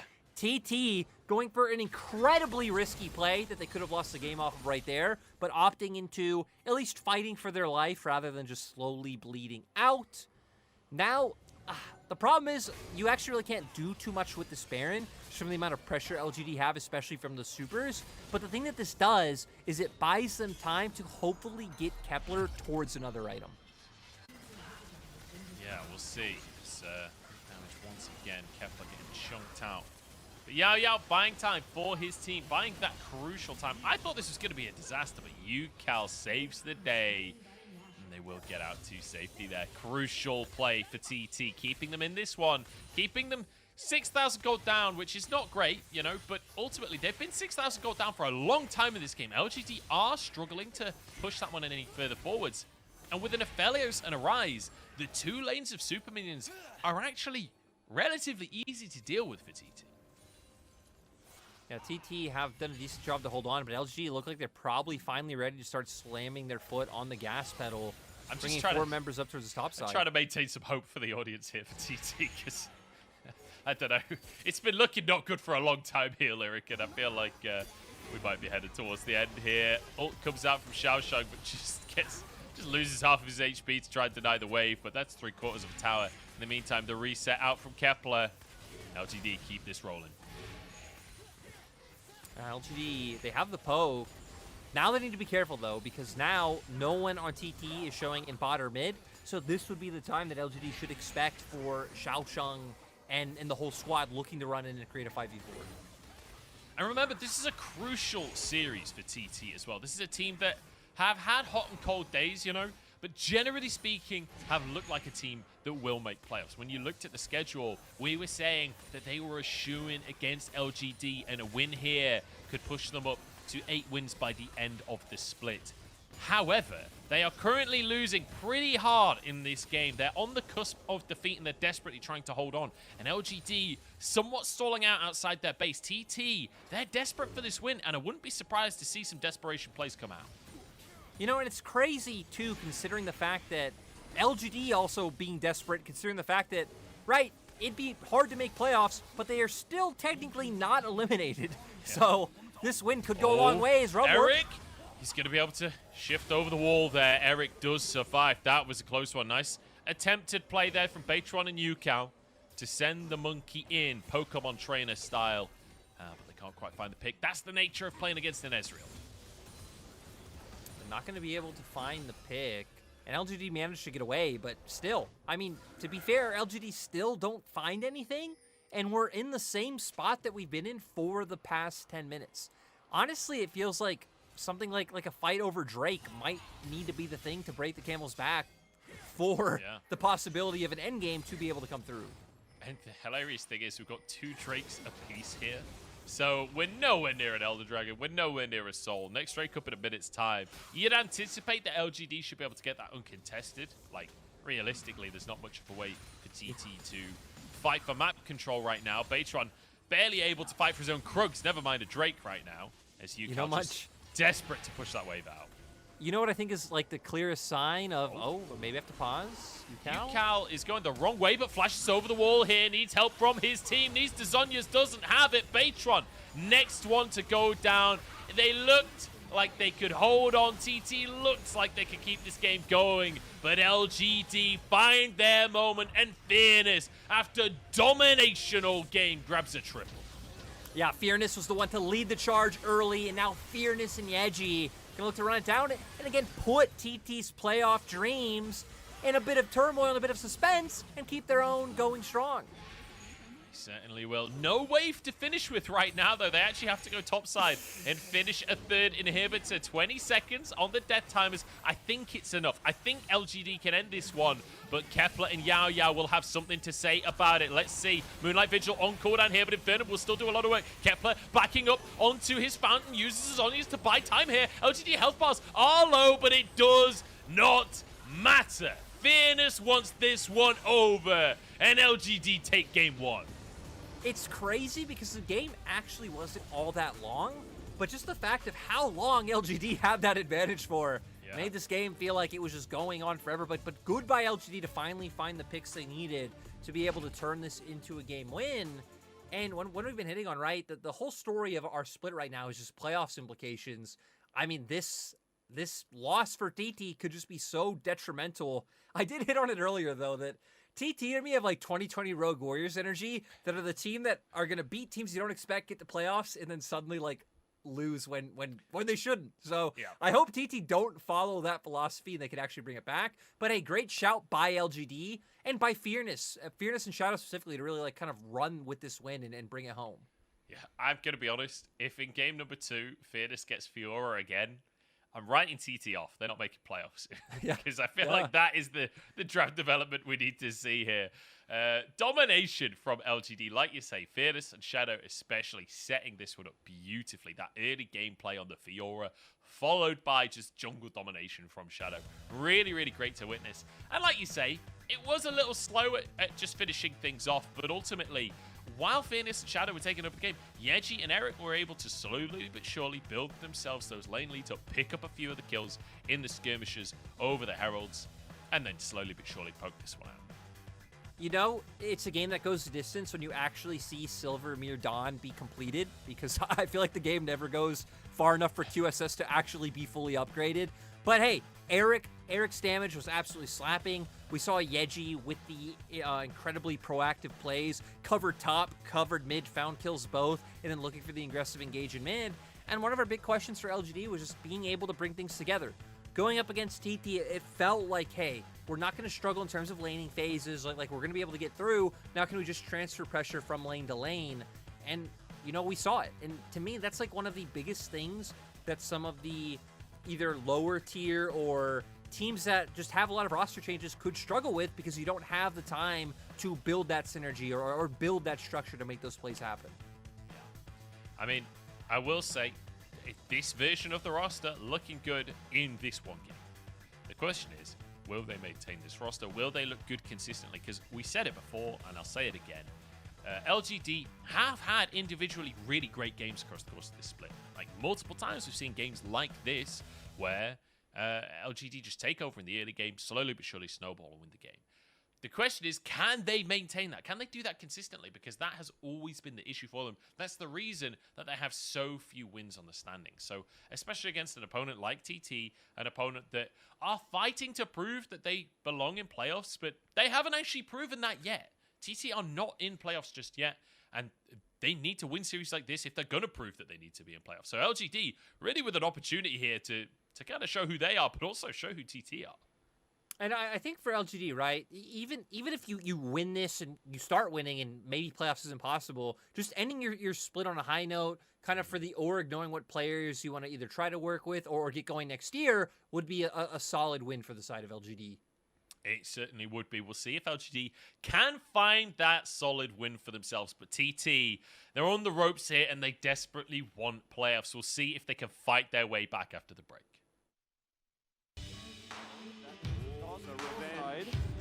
As Dudu is going to be discovered here by Doc Dom. Yeah, don't know about that.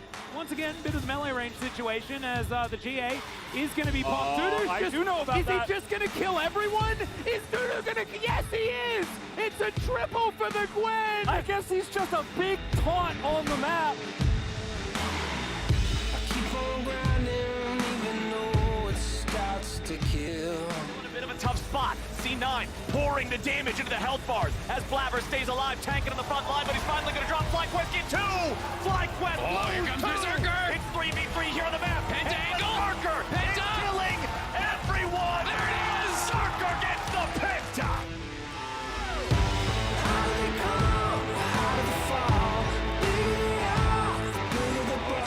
It's too late, TT into the pit, but Beige 1 left alone. There goes the jungler, and TT in full retreat on the wrong side of the map. Yao gets lots of Jackie Love footmarks there to save the day.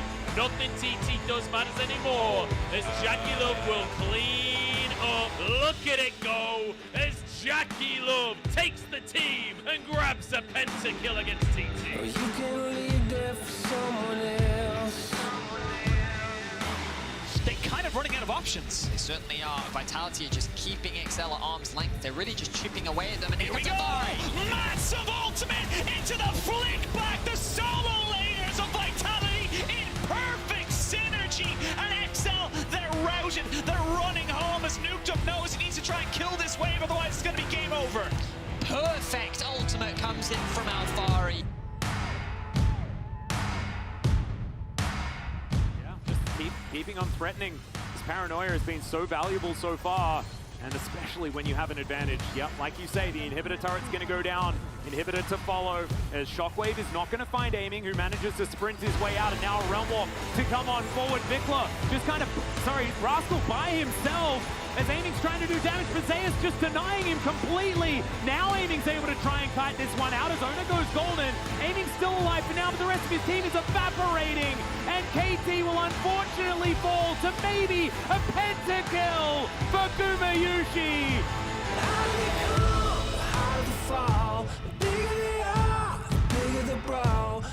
Pozisyonu kovalamaya devam ediyor. Bir örgütü var, geliyor buraya. Star Screen çok fazla tankladı. Şimdi bir sıçra kaçacak mı? Yok Star artık. Screen hayatta bir de Ocan çağrısı geliyor buraya. Işınlar kullanıldı. 5 kişi olan bir Beşiktaş. Lost Star Screen'i istiyor. Ama onu koruyan bir Ferret var. 3-3 yapan bir Oliphinix. Oliphinix 4.'yü de istiyor. MTX de istiyor burada. Erdemir de hemen orada bu 5'te 5'i bulabilecek bakalım. 5'te 5 mi? 5'te 5 mi? Erdemir geliyor. 5'te 5. Yardım etti Oliphinix'ten 5'te 5.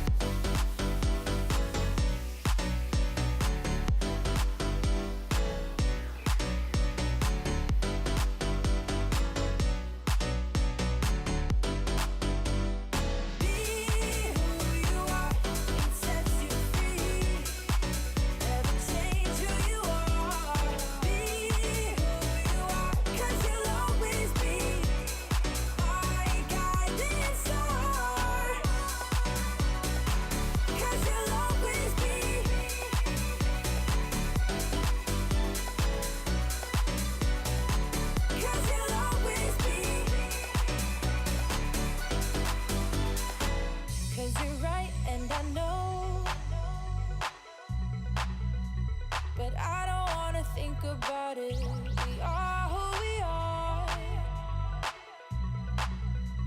There's nothing we can do about it. Save yourself from fear. Be true to who you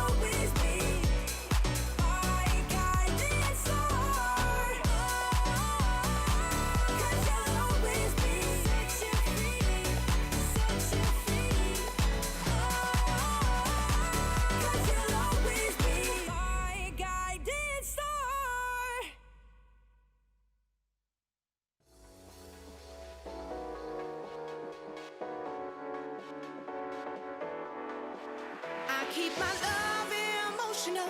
I keep on reaching high. I keep my love emotional. I keep on reaching high. I keep my love emotional. Keep on reaching high. I keep my love. I keep my love emotional. I keep on reaching high. I keep my love emotional. I keep on reaching high. I keep my love emotional. I keep on reaching high. I keep my love emotional. I keep on reaching high.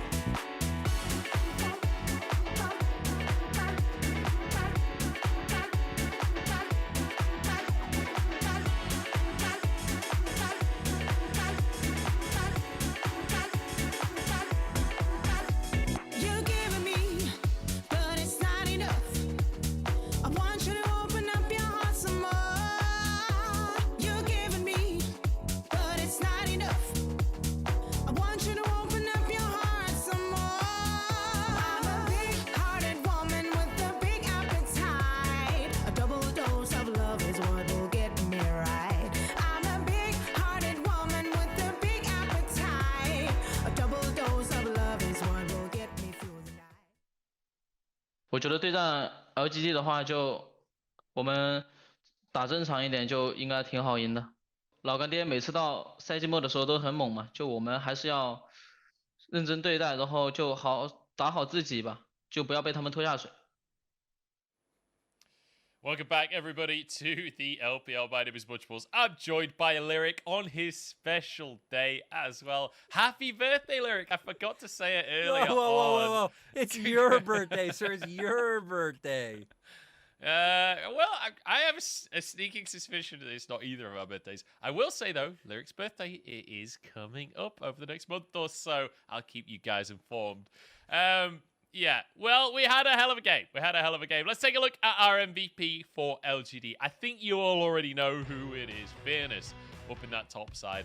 Absolutely dominating TT here. This is the reason that you cannot let the Fiora through picks and pass. I mean, the fact that he could just first pick Fiora and put up such a dominant performance is insane. We just had Baytron saying in his interview, like, LGD always, power up at the end of a split, and it seems like that actually might be true. Going into game 2, TT definitely gonna have to throw some bans his way to keep Fearness from having such a great performance. Yeah, it's gonna be a tough one, and look at his runes, man. Literally every single one of those runes was nerfed, I'm pretty sure. Except grass. Except for grass. But yeah, like generally speaking, completely nerfed, does not matter. Fairness still dominates. And these team fights as well, actually very impressive from LGD. Like Eric doing massive damage on the instrument. I mean, we saw many fights like this where TT theoretically have a numbers advantage because Fearness is still up pushing in a side wave, like trying to find his own advantage, but they were always able to pull it through, whether it was like coordination or Fearness finding a flank, Yeji jumping in and finding a nice charm. Just overall, we saw the members of LGD exploiting the mistakes of TT quite well, and all of that started when Baytron got put behind, because let's be real, Baytron and Xiaosheng pretty much got taken out of this game. We were in late game, and Baytron only had one item to like Shadow having 2.5. We had the Fearness having like a 1.5 item advantage as well. So it was all on that top side, just shutting out TT from this game. I mean, there was like a 70 CS lead in that jungle at like 20 minutes or something like that. That is crazy. Because quite often what we see in the LPL, we'll see like an early game jungle lead happen, but then over the next sort of 5 minutes, it's slowly but surely evened out, and the CS lead will only end up being like 10 or 15, and maybe there's a level advantage, but very rarely too significant of an advantage between the two junglers in terms of like their actual stats versus each other. It's usually turned into a lane advantage, right? Whereas in this one, there was lane advantages and a massive jungle advantage for LGD. Just everything went their way. And TT, once again, trying to make playoffs. They need to win this game if they want a chance of overtaking the teams above them in the standings. TT now on the blue side and immediately removing that Fiora from the equation. Also taking the Ahri off the board as well, so not wanting to give Yeji that pick. I'm curious to see where the rest of draft goes. Obviously, things like the Zeri were hit, but we've still seen it banned away. I think Talia is definitely a red side ban, considering that she's still been left untouched on this patch, and just gives you so much flexibility in that mid lane. Yeah, certainly does, the Talia. Consistently banned. I will say Talia is one of those champions, though, that the top teams look absolutely insane on. The lower tier teams, not so much. I wouldn't be that afraid of a Talia on either of these teams, to be quite honest. The Zeri being banned away as well. Something like the Kalista could be a good last ban here for LGD, because with Renata and Kalista available, TT could be real aggressive. Yeah, the last thing would also be the Poppy. It feels like definitely Poppy, Kalista, Sivir being the standouts in my mind. We'll see what LGD go with for their last ban. Is they only have 1 second. Kalista's off the board. So for TT, if they want to get that Poppy, which I feel like we've been seeing, has been so dominant since it's kind of risen in prominence. A great first pick by TT to just shut down, I mean, almost every meta champion, right? It feels like almost everything has a dash now, and just her ability to control the early game and control fights is unmatched. Yeah, absolutely crucial pick here for TT and Baytron. We'll have a much better time of it in the early jungle matchup. That said, though, Trundle, definitely a good answer into the Poppy and the Sivir that we saw banned before, now locked in by Eric. Still going to have that poke damage in the bottom lane, but also will be able to just one-shot minion waves. Yeah, and I mean, we've seen it in team fights, right? The amount of shred that it does have. So that's a nice pickup for the side of LGD. Now for TT, we're going to want to match bot lane. Aphelios going to be the expected pick to come through. We do still have things like Silas open as well, which we actually surprisingly didn't see have a lot of prio in that first game. And I think a lot of that does come down to UCal with his specific preference towards this Rise, but it is still something that would also be incredibly powerful in either team's hands. Certainly could be. Renata, is it something that they're willing to lock in? Nope. No, it's not. Leona being hovered says to me that they want some hard engaged. Yeah, we'll just go with that one in the end. He was on the Nautilus last time around. It was Jin Zhao on the Leona. Gwen, a pick that slipped through the draft in game number 1 thanks to the Fiora and the Renekton being taken up on the top side. But you know what? A lot of our Fiora players in the LPL also love the Gwen. I feel like these two champions go hand in hand. And for LGD, just so far, kind of setting themselves up for a very strong 5v5. You have this double front line in the Gwen and Trundle in the Sivir, just offering so much AoE shred across all targets. Now for LGD, you can start to look to ban out some of these, safer top lane picks, even if it has been hit, wanting to take Gnar off the board. And I'm happy that TT took that away. Yuumi traditionally being the thing I feel like we're seeing paired with Sivir the most. Both Yuumi and Sivir did take a small hit on this patch, but still not wanting to give over that combo, so LGD can just run you down. It's a great start. It certainly is. There's a lot of speed, isn't there? There's a lot of just, like, Trundle's already hella quick with a Sivir on top of that. Gwen already uses the Ghost, already uses a lot of speed with the dashes as well. Feels kind of scary for TT if they're ever on the back foot. Cannon taken off the board, though, just trying to deny some of these top laners that will do well into the Gwen, whereas TT removing the enchanters away from this Sivir. So I'm really curious how the second half of this draft is going to pan out, Lyric, because, we need a support still on LGD side. That's not going to be the most exciting pick, but the mid laner could be curious here with the Lulu band away. I'm just most curious to see what TT end up answering with in terms of top lane, but LGD, not too many support options left open. We do have Nautilus, we do have Renata, kind of two of our staple picks to come through. And, then we're going to be over to the side of TT, who, like I'm saying, with the Gnar and Kennen both banned out, with GP taking a bit of a hit in the early game, I think not too many great options left into the Gwen. You always could go back to a more traditional counter like the Jax, which is something we obviously used to see quite a bit of. And I feel like would fit Xiaosheng's wheelhouse of how we used to see him play when he was on EDG. But now it's his time to step up. Could be a Silas top. We've seen the Silas top that was picked into... I can't remember. It was picked as a counter to Gnar. Gnar, Usually, I think. Yep. Usually picked into the Gnar matchup. I think would be a little bit annoying into the Gwen, and just her being able to look to outmatch you. And ooh, that is also a matchup we used to see quite a bit of if they did decide to lock this in. Again, Jax, Akali, some of these more, I don't want to say obscure counter picks, but not like generalist champions like Gnar serves as, where you can just kind of do a lot of different things, wear many different hats. And now for LGD, it's about looking towards the mid lane and what they want to match potentially into this Silas pick. I would expect UCal to be the one piloting that. And so far, hovering some fun picks. And when it comes to Yeji, we kind of hit on, right? A lot more of a roaming mid laner. So him ending up locking in the Rise, I think it makes a lot more sense to what he's shown us in his LPL career so far. Man, what I wouldn't give to have seen the Ace lock in right there. Takes me back to the days of Teacher Bar. But before I can go too far down memory lane, I feel like this is going to be a really interesting one for TT because, game number 1, fell behind early on. They were going for a very much like front-to-back team fight composition, whereas this time around, they have all kinds of skirmishing power with the Silas and an Akali in their solo lanes. They still have the scaling for the Aphelios, but this is going to be a very different top side coming out from TT. Yeah, they're really scrappy. Once you get those level 6s online, we want to see them fighting a ton of mobility, looking for flanks, finding access into the back line.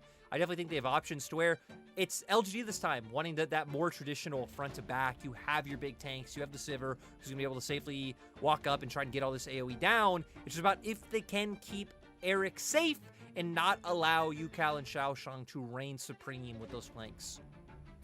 Yeah, we'll see if the flanks can come on through. UCal has been kind of the king of roaming, as of late, and he's up against the Rise, but he's on Solace. So if he can hit level 6 just before Yeji, he will have that small window where he can realm warp and Yeji can't. Could be an interesting one to watch out as we see LGD up against TT. It's so good to be back in the arena once again, to see the players on the stage and see the light show as we head on to Summoner's Rift once more. LGD 1-0 up in this series. A surprising win, honestly, in game number 1. Not a win I necessarily anticipated coming into today. I would have said that TT were the favorites. And now TT have it all on the line. They want to make playoffs. They want to get 8 wins. And they will need to win this series if they're going to make that happen.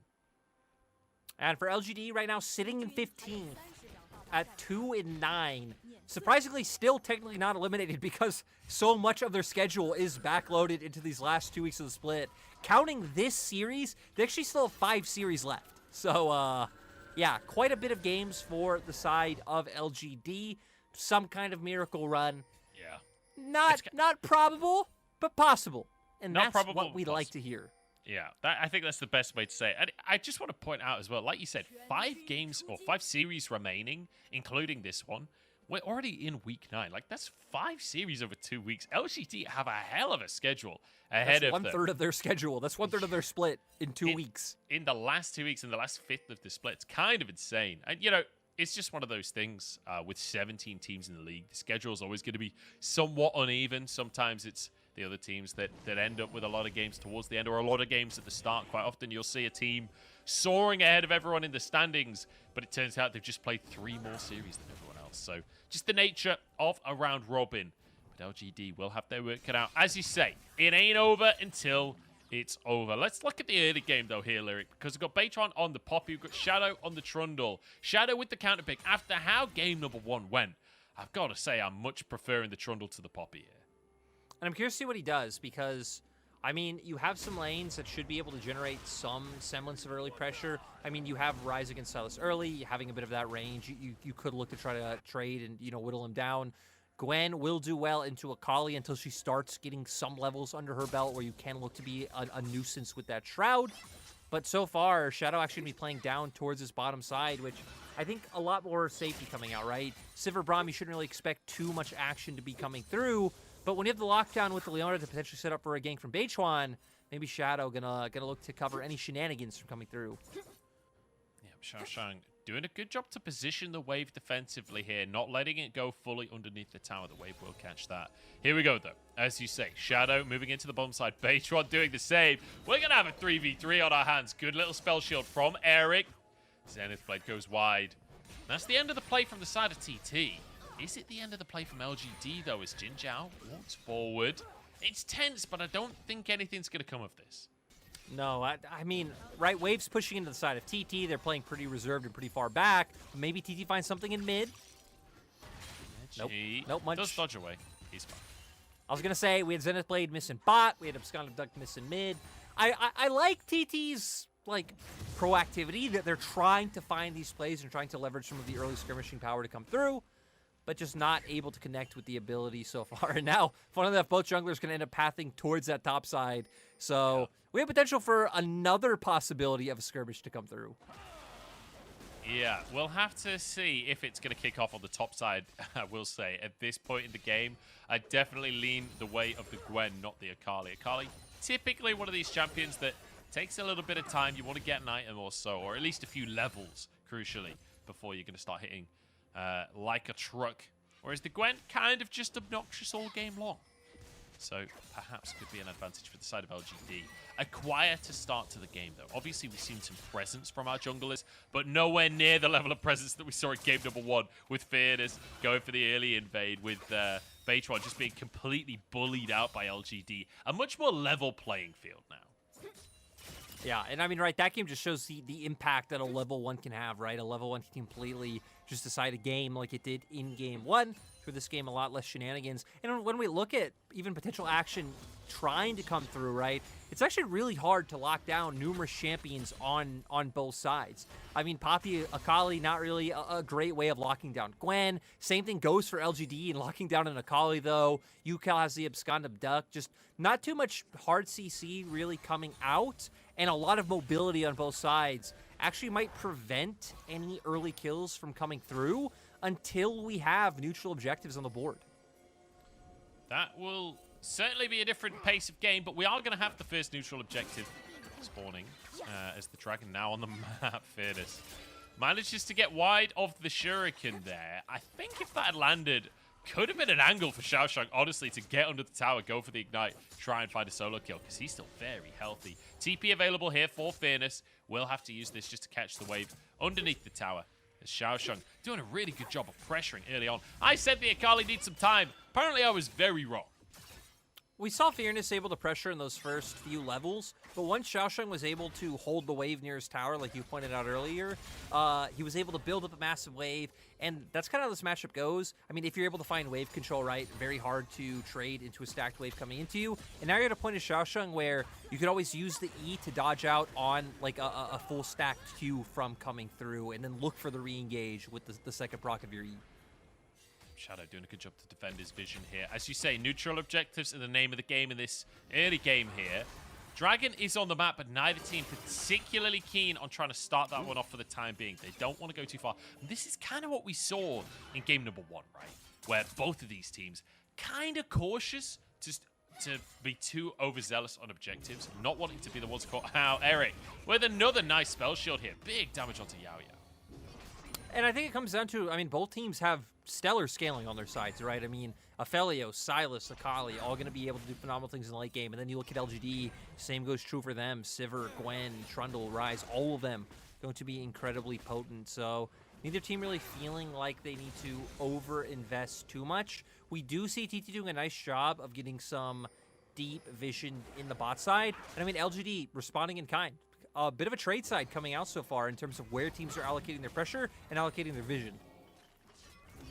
Here we go. Jinzhao and Eric gonna have to defend themselves. As we said it'd be later on, it's gonna be right now. Eric slammed against the wall, and look at the damage onto him. Ignite burning, and Kepler with first blood. But Yeji here to try and answer. Jinzhao moving forward, but Yukal denies it, goes back in himself. He's 3 levels up on the enemy support and finds himself the kill. Went way too deep for it, but he finds the kill no less.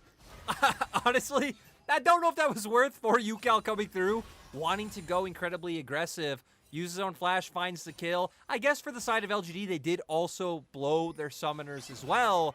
And I mean, at the end of the day, right, TT coming up 2 kills for 1. So nice proactivity coming out from TT when we thought it'd have to be a neutral objective, pulling these teams into a fight. And we'll go straight into the replay to see here. Spell Shield comes out from Eric, but now having no mana, we see that Beitron's able to lock him down against the wall. And even with Kepler being exhausted, still having enough damage to be able to take him down.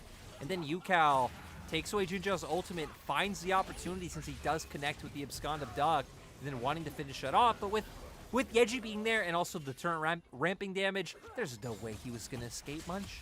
He was done so. He was gone. I feel like Yukal just feeling a little hard done by that he wasn't a part of the initial kill onto Eric. Just wanted to be a part of something. But he ends up trading his own life for a kill onto Yeji. So ultimately, both mid laners walking away with a kill. So in the grand scheme of things, it doesn't really change the trade that significantly. Kepler now, off the back of this reset, you can see the bottom lane for LGD moving towards the mid lane. They're going for a Herald, right? They get themselves that Herald, but Kepler just grabbing 2 plates off the back of it. If Beitron can escape as well, this will be a very good trade for TT, especially if they can deny the gold from that Herald.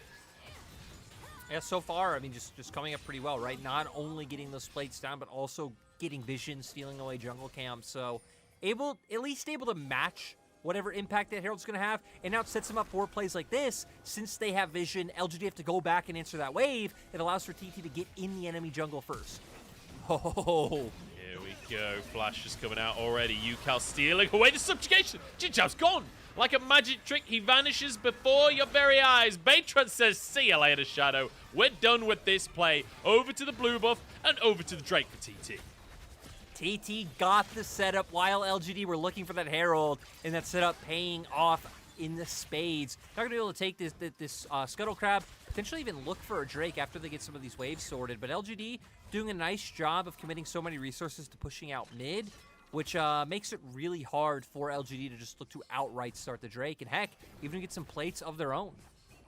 Do you know, I think one of the biggest things that viewers at home can do to figure out what analysts are talking about a lot of the time is resources. While it seems like that would be like, you know, on Stellaris, that would be minerals and alloys. Or in Civ, that would be food and things. In League of Legends, it's people most of the time, honestly. Yeah. When people refer to committing resources to something. Great little stun coming out from H1 there, just denying any escape with the steadfast presence as well. And all of it coming from the setup. And like you're saying, right? I mean, control. League of Legends is all about controlling like space on the map, which typically comes from either having stronger champions or the ability to push to get numbers advantage and have more people there first. So TT so far have been doing a great job of keeping up this pressure. And this is one of the things that shifted when they made the roster changes, was especially Yao Yao, Yukal, and Beichuan just working together incredibly well, constantly linking up and being kind of reminding me of how 2020 Summer V5 would play in terms of like being a mid-jungle support team, just constantly roaming around looking for these opportunities. That's a needle work in the top side from Fairness. Perhaps a defensive one to stop Xiaosheng all-inning him.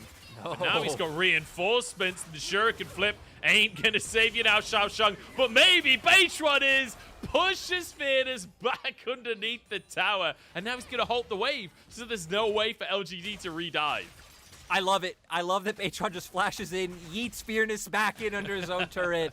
And I mean, opens up for TT to win on other places on the map. So sure, it's a 1-for-1 overall, and you can think it's a wash, but look at mid, look at bot. TT using the fact that they have the information of where members of LGD are to find advantages in other places. Really nice stuff here from TT. Good to see them being proactive here in game number 2. After how the first game of this series went, it was honestly not looking good for TT. But now, 11 minutes in, they're 1,000 gold up, 4-2 on the scoreboard, and it feels like they're making much better plays around the map this game. And we're going to go back to see what happens topside, because some heavy trading coming through. Fearness, I mean, doing a nice job of connecting a lot of these abilities. Pops some needlework because you want to try and just shunk Xiaosheng low because you already know you're committing Yeji and Shadow up to the top side for the play. So we see him try to escape, but he is able to get the CC out from Yeji. But Beichuan, like I said, Flash E, eats Fearness right back under the turret and takes him down. That was so satisfying to watch. And then, you know, stopping the wave as well so that he can't then be redived. Really, really nice stuff from Beichuan. And a much-needed good game after how badly game number 1 went for him as well. Like, Beichuan was the one that fell so far behind in the early game, and it meant TT basically couldn't function. Now, 2-0-1, has his Mythic finished already. Now trying to find vision control of that Dragon area. But a good little ward there. Cheeky ward from Jinzhao over the wall. Don't think that one was spotted. Also funny how even with the buffs to neutrals, in this series at least, we haven't really seen that impact anything.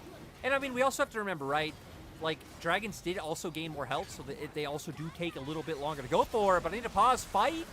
All in on the top side of the fight. Moonlight Vigil across them. Shadow low on HP. A good defensive ulti, though, comes on out from Jinzhao to protect his team. This is why you lock in a brawl. And here comes the Sivir. The bottom lane from LGD smurfing the fight.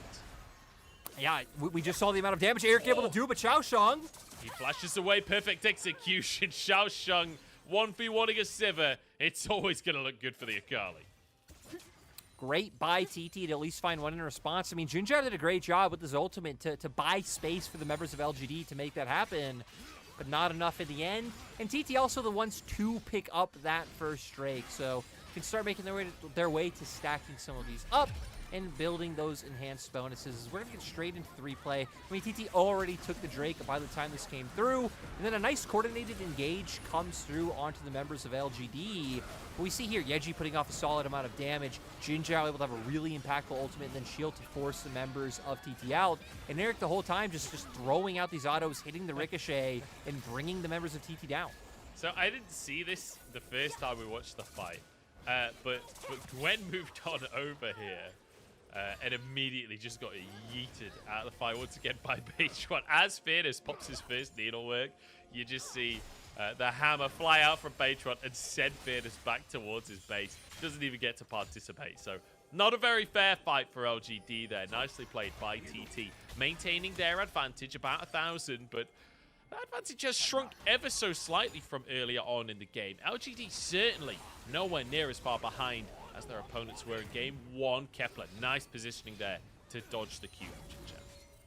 I also think when we just look at the state of the game, the gold lead was about similar early on in the other one, but mythics were all built on the side of LGD, not for TT. But we're coming into this game, both sides having their mythics, and LGD look for a dive onto UCal, but no wave. No wave yet, but it's on its way, and Yeji just one-shots minions at this point, so UCal has to get out of there. Crown on cooldown, so he is very killable at this point, and the pressure from Jinja and Shadow should be enough for Yeji to be able to just muscle his way in and finish this tower off alongside Shadow. In fact, Shadow far better at taking towers than Yeji is, so he's going to get involved and help chomp that one out. I have to say, can't be good for his teeth. Poor old Trundle biting a stone tower like that, that's going to hurt. Nah, there's just some people who are built different. Reminds me of, you know what, actually... Where do you go with this? Who else can bite stone? Actually, we're not going to go down whatever tangent I was going to bring us down, because look, DT Munchables, they picked up a tower that is 10 times more important than anything I have to say. Okay, well, I'm not even sure what the reference was that you I was were going to go say, into, but... it's not even an inside joke between us. It's just an inside reference in my mind that should not be said. And, you know, here we are. Here we are, the beautiful, I think it's a Wednesday, 3:30 a.m. where I am. Great League of Legends going on. Day with Munchables. It's 11:24 where I am, and when I got up this morning, it was raining. The sky was full of black clouds. It was miserable outside, and then I got on Discord with Mr. Lyric, and ever since then, the sun has come out. The churds are burping. It's a beautiful day. I do love when the churds do burp, as you know, Munch, you know. Yeah, that wasn't misspeaking. It's just it's a term over in Blighty. I wouldn't expect you to understand over in the colonies. 5-3 on the scoreboard. And it's been a fairly slow game. It has to be said, Lyric. It has been a pretty slow game. But LGD, you know, with a Sivir, with a Rise, I feel like they've kind of taken some of the comfort away from TT here as well. But UCal, on that Silas, is going to be doing all right. Crowns on both sides of the mid lane matchup is not something I like to see. I want to see aggressive mid laners, but both of them going with the crown. I feel like UCal last game, I'm pretty sure went Everfrost on the Rise, so Yeji bringing his own style there, as Xiao Shang will be safe. He'll just jump over the wall, jumps back over the wall. Shadow's in trouble instead, finds the 1v1. Xiao Shang smurfing on the Akali. You love to see it. Xiao Shang just knowing the limits of his champion on this one. Fearness not able to join in because, oh, wait, Beichuan now. Oh, double knockup. There's Moonlight Vigil with the Gravitum as well. Eric's in trouble. Beichuan can't get the last auto. And Eric slides away with his infinite movement speed, but the flash shield combo. It's Boomerang City here as Beichuan grabs one. Xiao Shang trying to follow up, but it's another pickup here. TT speeding up the pace. I know we were just saying this is a bit of a slower one, but TT forcing the action now. Gonna be able to stop Yeji in the spot side, and with Dragon up, you'd expect TT to look to go for that one, but Yeji needs to be careful. Doesn't have Realm Warp available, so I feel like that's why he's playing with so much confidence, especially as well. Just did pop the Ghost because he does have that unskilled spellbook, but Yao's still curious. Yeah, trying to move over, but ultimately, the perfect execution is right. Fearness, though, using it. There's needleworks everywhere. So many needles. I don't even know who's winning. UCal walks away with his life, but he's surrounded. Needs another needlework. Needs to find the big damage here. Kingslayer to keep himself alive, but he's got no mana. It's freak all over again right here as Fearness starts to cut him down. But UCal with another Kingslayer and a flash somehow escapes.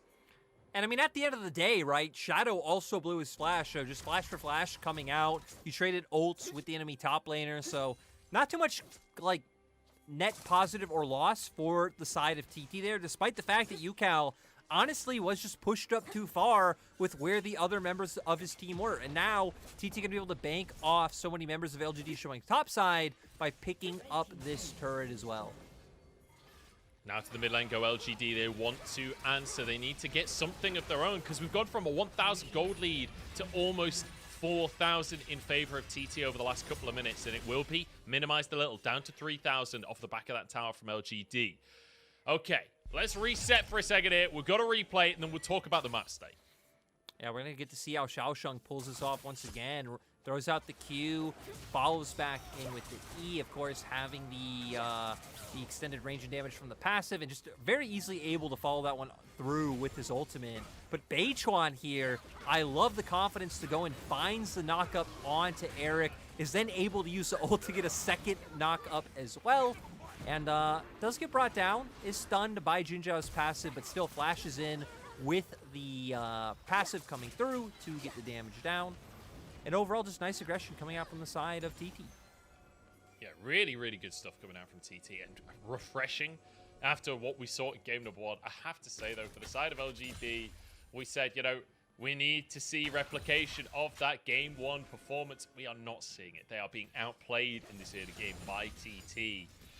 And it's a tough one. It's a difficult position, and it's the nature of when you go for these blind picks. You know, game number 1, they had the blind pick Fiora and managed to make that work. But here, game number 2, the blind pick Gwen not having anywhere near as much impact. No, and especially with Xiaosheng just maneuvering this counter pick so well. Fearness not really having too many opportunities to find access into fights. But hey, we're going to get to see both of them continue to skirmish. But Yeji's coming in. They'll both just back away. Basically, no damage. How does Gwen and Akali trading that heavily lead to no damage between them? Tower goes down. Realm warp out from Yeji. See you later, TT, says LGD. They grab a tower for nothing. They'll be very happy with that trade. Pings on the top side, though. As LGD try and maintain control. So, Xiaosheng's TP will be up soon, and then they'll have a small window where they do have that TP advantage. I feel like we don't see teams utilize TP advantage as much to split as this season as like we have in the past. But right, theoretically, TT can try to pull members of LGD across the map and then look to TP either UCal or Xiaosheng over to have a a advantage and create a play.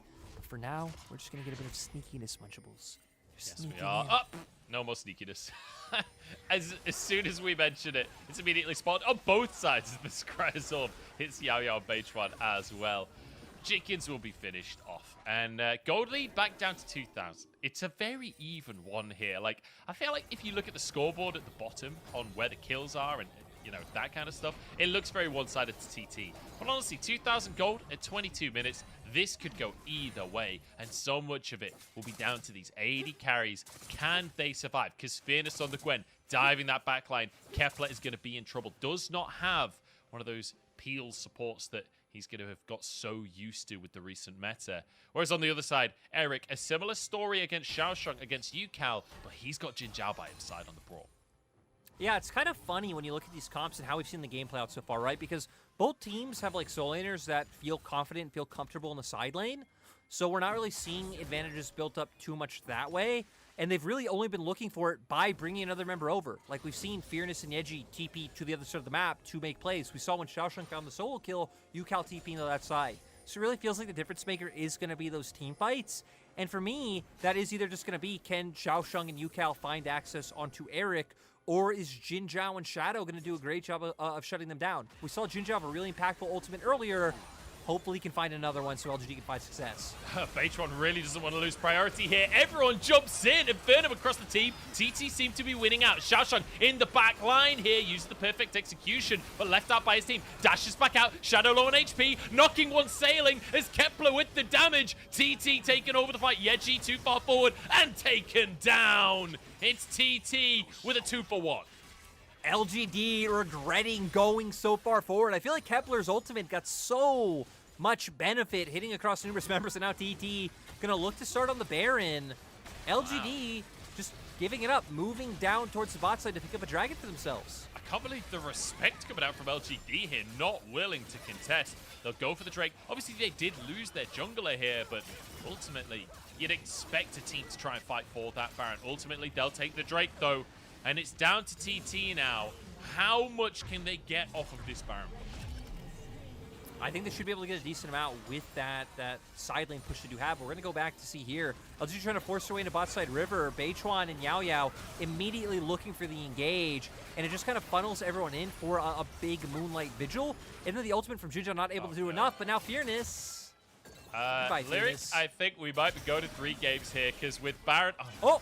Shamsun missed the shuriken. Here we go, needlework from Yukal. Gwen has been out-needled. Yukal grabs the kill here. Jinjiao, I mean, he's totally alone here. There's not much he's going to be able to do on this one on the Braum. And now, with a man advantage and Baron buff, TT can take over this map. Yeah, TT just able to play out through 2 lanes. We're seeing their solo laners constantly shadow for each other while you have this 3-man core in mid. Because sure, Kepler might not have like appealing support. You have a Poppy right alongside you. Steadfast presence and the ultimate to be able to do so much to keep them at bay. Yukal to flash. There's 3 people here. It's a good knockup from Jinjiao. But LGD can't go too far as Beichuan. I think he was looking to flank behind the tower for a second there. Yukal back in the lane as they continue to push. Tier 2 went down to the mid lane. So Eric clearing that wave. And LGD, they're starting to get spread thin here. They're starting to get split apart on the map. Hey, Munchables, I'll sell some hope, because if LGD can hold out and stack up 4 Drakes, that would be 36% bonus armor and MR now. That's a ton. On to the team from Eric. I will say Eric is going to be a monster later on. Again, with that Braum next to him. Silver Braum is a hard combo to deal with. TT getting chased down. Solar Flare comes out. Fearness jumps in 1v4 here, but he is playing Gwen. Kepler in trouble, but flashes out to safety. Yukal now has to buy space. Great little Brommel out from Yukal, and TT turn it around once again. It looked like LGD had an opportunity, but all they had was opportunities for TT. Another 2 picks, and TT can keep the ball rolling. Fearness just going so aggressive. Gets pretty much picked off so early on into that fight. You can see how hard it is for Eric to find any ways to impact a fight when you do have so much mobility and lockdown on the side of TT. But at the end of the day, you still are only a 500 range AD carry.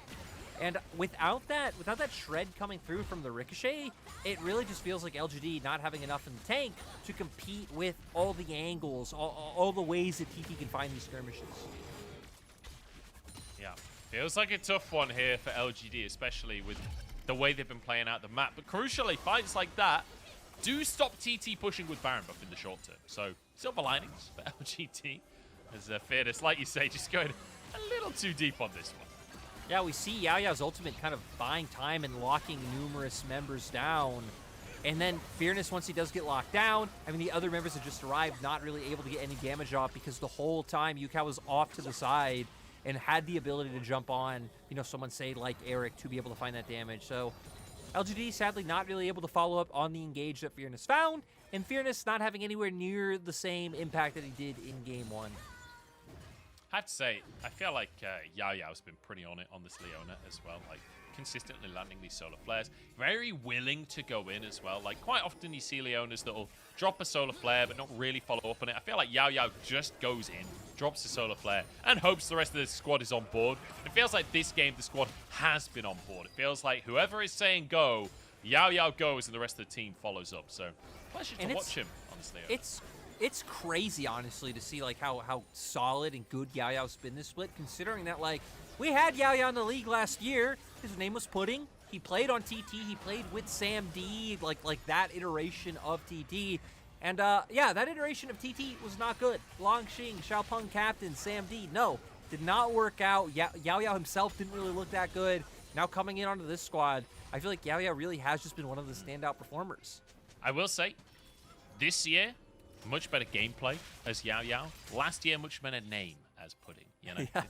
That's the trade that you got to make. It's the trade you got to make. Deal with the devil. Been made here by Yao Yao. As they threaten onto the tier 2 of the top side, but Fairness is currently clearing waves in the mid lane, but it doesn't matter. You got a Sivir. When the Parrot isn't there, honestly, it's so impossible for TT to siege. Yeah, TT not really having any opportunities. I mean, when you're such a short-range composition, you rely on those neutral objectives, like you're saying. You rely on ways to pull LGD out of their base to create opportunities for a fight. LGD doing a nice job of not necessarily getting baited into anything in their own jungle. You kind of have to accept, like, hey, we're going to lose our camps. We're going to fall even further behind in gold. But maybe it buys us time to find a more advantageous fight later on, especially with Eric being at 3 items. But Eric... No. Yukal got spotted there. Eric's going to be able to just walk on forwards. Yukal knows he's in all kinds of trouble. The TP comes on through, though. It's going to be too late, and this might turn into another pick instead. Xiaosheng immediately dips out of the play. See you later, guys. Says Xiaosheng. I'm out of here. Xiaosheng escapes. LGD will be able to get a tower off of this on top of the kill they picked up. We see TT responding on the bottom side of the map with a Drake of their own. But still, nice little find by LGD when they have just been slowly falling behind.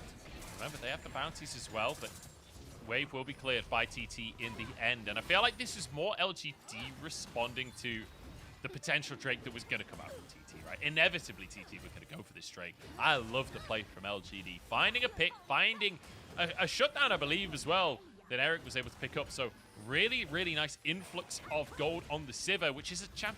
Look how tanky this Drake is, man. I'm just going to stop talking about Sivir.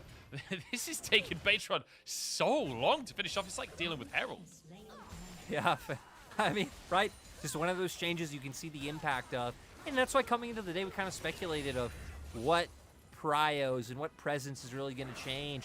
Is, you know, kind of the added benefits of an individual Drake buff, which can stack up incredibly fast. I mean, heck, like 1 Cloud Drake now is worth what 2 Cloud Drakes was before. Or if things like the more HP on Drake and it taking longer could maybe, you know, deter you a little bit from wanting to go for that.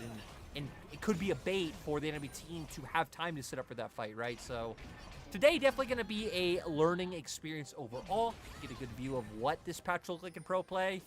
Heck, though, honestly, maybe it won't because it's day one, right? I feel like it'll take maybe 2-3 weeks before we have a good portrait of what the patch and what the meta should look like. I mean, not even a ban on Neela just yet. Like, Neela has been totally ignored. Neela is currently available in the LPL, but neither team even remotely interested in trying that one in pro play just yet. I am really curious what that champion is going to do to pro play if she does sneak in, because the XP passive on that champion, man, that could really change things up. That could, I mean, she's incredibly oppressive when she gets ahead, but she is one of those champions. It's kind of like Yasuo ADC, where you either go 10-1 or you go 1-10. Like, there really is not much of a middle. No, but volatility. I mean, if there's one thing that the LPL knows and loves, it is that. And I mean, heck, two kind of volatile teams on our screen. I feel like TT especially. I mean, the ups and downs that they're able to go through, pretty insane. I mean, heck, we look at from game 1 to game 2, night and day performance coming out so far for two teams who are fighting for their lives, fighting for everything, fighting to put bread on the table. Well, I feel like the teams in the team houses will put bread on the table for them, although probably in the form of rice rather than bread. I was going to say probably rice, but yeah. Based on my experience of China, it's a lot of rice. Like, rice every meal. I like rice. I don't like rice as much as they do, I will say. It's a little too much rice for me. TT, look at this weird position. They're just having a failure solo the Baron, while everyone just forms this defensive line across the jungle to deny anything. LGD TPing to the mid lane. And yeah, you'll get mid prio, but I don't know if they are even aware that they've lost the Baron. I mean, whether they're aware or not, like, sure, LGD... Oh, Batron! Batron wants a 3v4 here and actually almost kills Jin Zhao. LGD walk away with their lives, but look at this. They've bought mid priority. There's a wave moving up that mid lane, and TT can just jump onto that next wave immediately. LGD have got to get back to their base to defend. TT changing things up. They're moving up to the top side instead. I'm just so surprised by how much distance Batron covers every time. I feel like he has a Weaver's Wall of his own with so the flash fast. into the E. Like, my God. He's so insanely fast. And honestly, the Force of Nature as well will help with that. He's got some bonus fast trousers in his inventory as well. The winged moon plates. They're called fast trousers, I'll have you know, Lyric. Honestly, I know you call them pants. better name. I wouldn't expect you to understand over in the colonies, okay? Oh, God. Is this going to keep up all day? Look at, yeah, I guess so. Xiaosheng once again in trouble. Once again, perfect execution out of the play, but knocked up here. LGD desperate for something. They have to find a silver lining here, but Xiaosheng once again escapes. Yukal now diving on top of Shadow, who's stuck in the side of Raptors and has to flash out himself. And LGD, they just can't find a single pick. Oh, and TP Wait, coming in from Xiaoshang. He wants to rejoin the fight. Xiaoshang just is not afraid at all. Gets out with his life once again off the back of a TTTP. Drake up in a second. TT not interested. They're going for the base right here, forcing the recalls out from LGD, but these recalls are going to be too late. I mean, think about what we've been seeing, right? LGD's comp doesn't have like a ton of like instant lockdown or a ton of great CC, and you have double mobile assassins on the side of TT, just so easily able to escape. Like you have Brahm's ultimate. I mean, Brahm's passive takes time. Like, it just feels so hard for LGD to be able to lock these members down. And Xiaoshang continuing to play on a nice edge. With Dragon spawning in 15 seconds, this will be soul for TT. It certainly would be, if they can get it. But as you say, LGD can do well in an actual 5v5 if they ever get it. And now perhaps a chance onto Xiaoshang, but we've said that before this game. And there goes Yukal, the rise is out of the play, but it doesn't matter. Look at the damage coming out from Eric. He goes down, Xiaoshang answers it, but it's 2v1. And LGD find an opportunity finally. They're onto the Drake. Baytron is down, Yukal trying to contest. Got a needle work for himself. That's big damage. Kepler moving forwards as well. 3v4 TT. Charge on in. They are not afraid of the numbers as they tear through LGD. Gravitum to lock Yeji up. 3 kills as Yukal turns it into 4. And TT will not be knocked out of playoffs just yet. No, TT off the back of those kills, have minions pushing in mid, can make their way to take that Nexus. And Munch, it is a day for Game 3s. It certainly is. I thought maybe LGD had found an opportunity there, but TT just annihilate them. Kepler moving forward. Yao Yao so willing to pull the trigger. And Yukal just finishing those kills off as well. The Nexus will fall. And TT manage to keep their dreams alive, pushes to 3 games. I mean, TT, we saw the value coming out from the Silas and the Akali. I mean, the Akali especially, like, props to Xiaoshang. He had some, like, really cool outplays and solo kills like we saw in that top side. And at the same time, this game just reminds you of how much a nuisance Akali is. Even in 5v5s, right? We saw you drop the Shroud, and he's just like circling them like a shark. They can't hit him. They don't know where he is. And it just puts so much pressure on the enemy AD carry. And for LGD's composition, like 99% of their damage relied on that Sivir. And once Sivir goes down, it doesn't matter that you found 2 kills yourself. I mean, TT just have more sufficient damage, and they still have a front line on the board. And the crazy thing as well is that, like, Xiaoshang not necessarily, like, there was a couple of plays where Xiaoshang was doing crazy damage, but like you say, circling like a shark, the amount of pressure Xiaoshang was consistently putting on LGD, but also how slippery he was. Like, every time LGD tried to commit to killing Xiaoshang on this Akali, he found a way to escape. So many times he would TP into the middle of the enemy team. He was TPing like he was playing Sejuani or something, but he's not. He's on the Akali, and then would somehow manage to make his way out. It's like Mission Impossible, honestly. Yeah, it was absolutely insane to see. Again, especially a champion that we don't see all too much, and that, you know, who knows, again, with Gwen being picked and with champions like GP and R being knocked down a little bit, I mean, could open up the possibilities for things like the Akali to rear their head in more. But so far overall, this series just being a series about top lane and about these more expressive top lane champion picks coming out and what these teams are able to do with them. Yeah, very much so. Fairness, not even remotely close to what he had in game number 1, right? On the Fiora, just dominated. Here on the Gwen, not so much. And I have to say, Yukal consistently getting better needleworks out of that ultimate across the course of the game. And crucially as well, I felt like at the end there, it was a little bit of Kepler versus Eric. And Eric absolutely annihilated Baytron in that final fight. But then Yukal, Kepler, Yao Yao just dived on top of him. There's nothing you can do. Yeah, I mean, by the time we had AD carries bringing out those Infinity Edges, they were definitely doing the brunt of the work.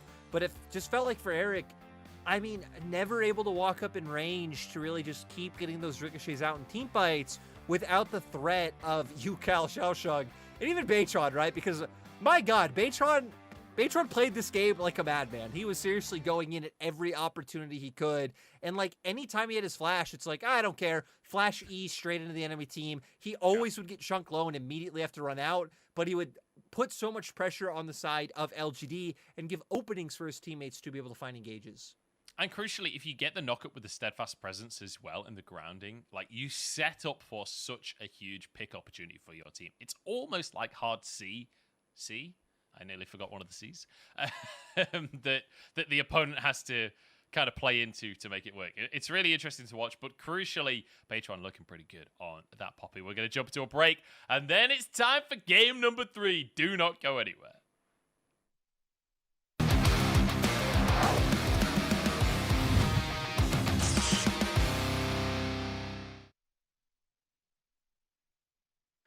So on that then, I'm going to shift, because we've already been kind of talking about the bottom 4. Now talking about V5.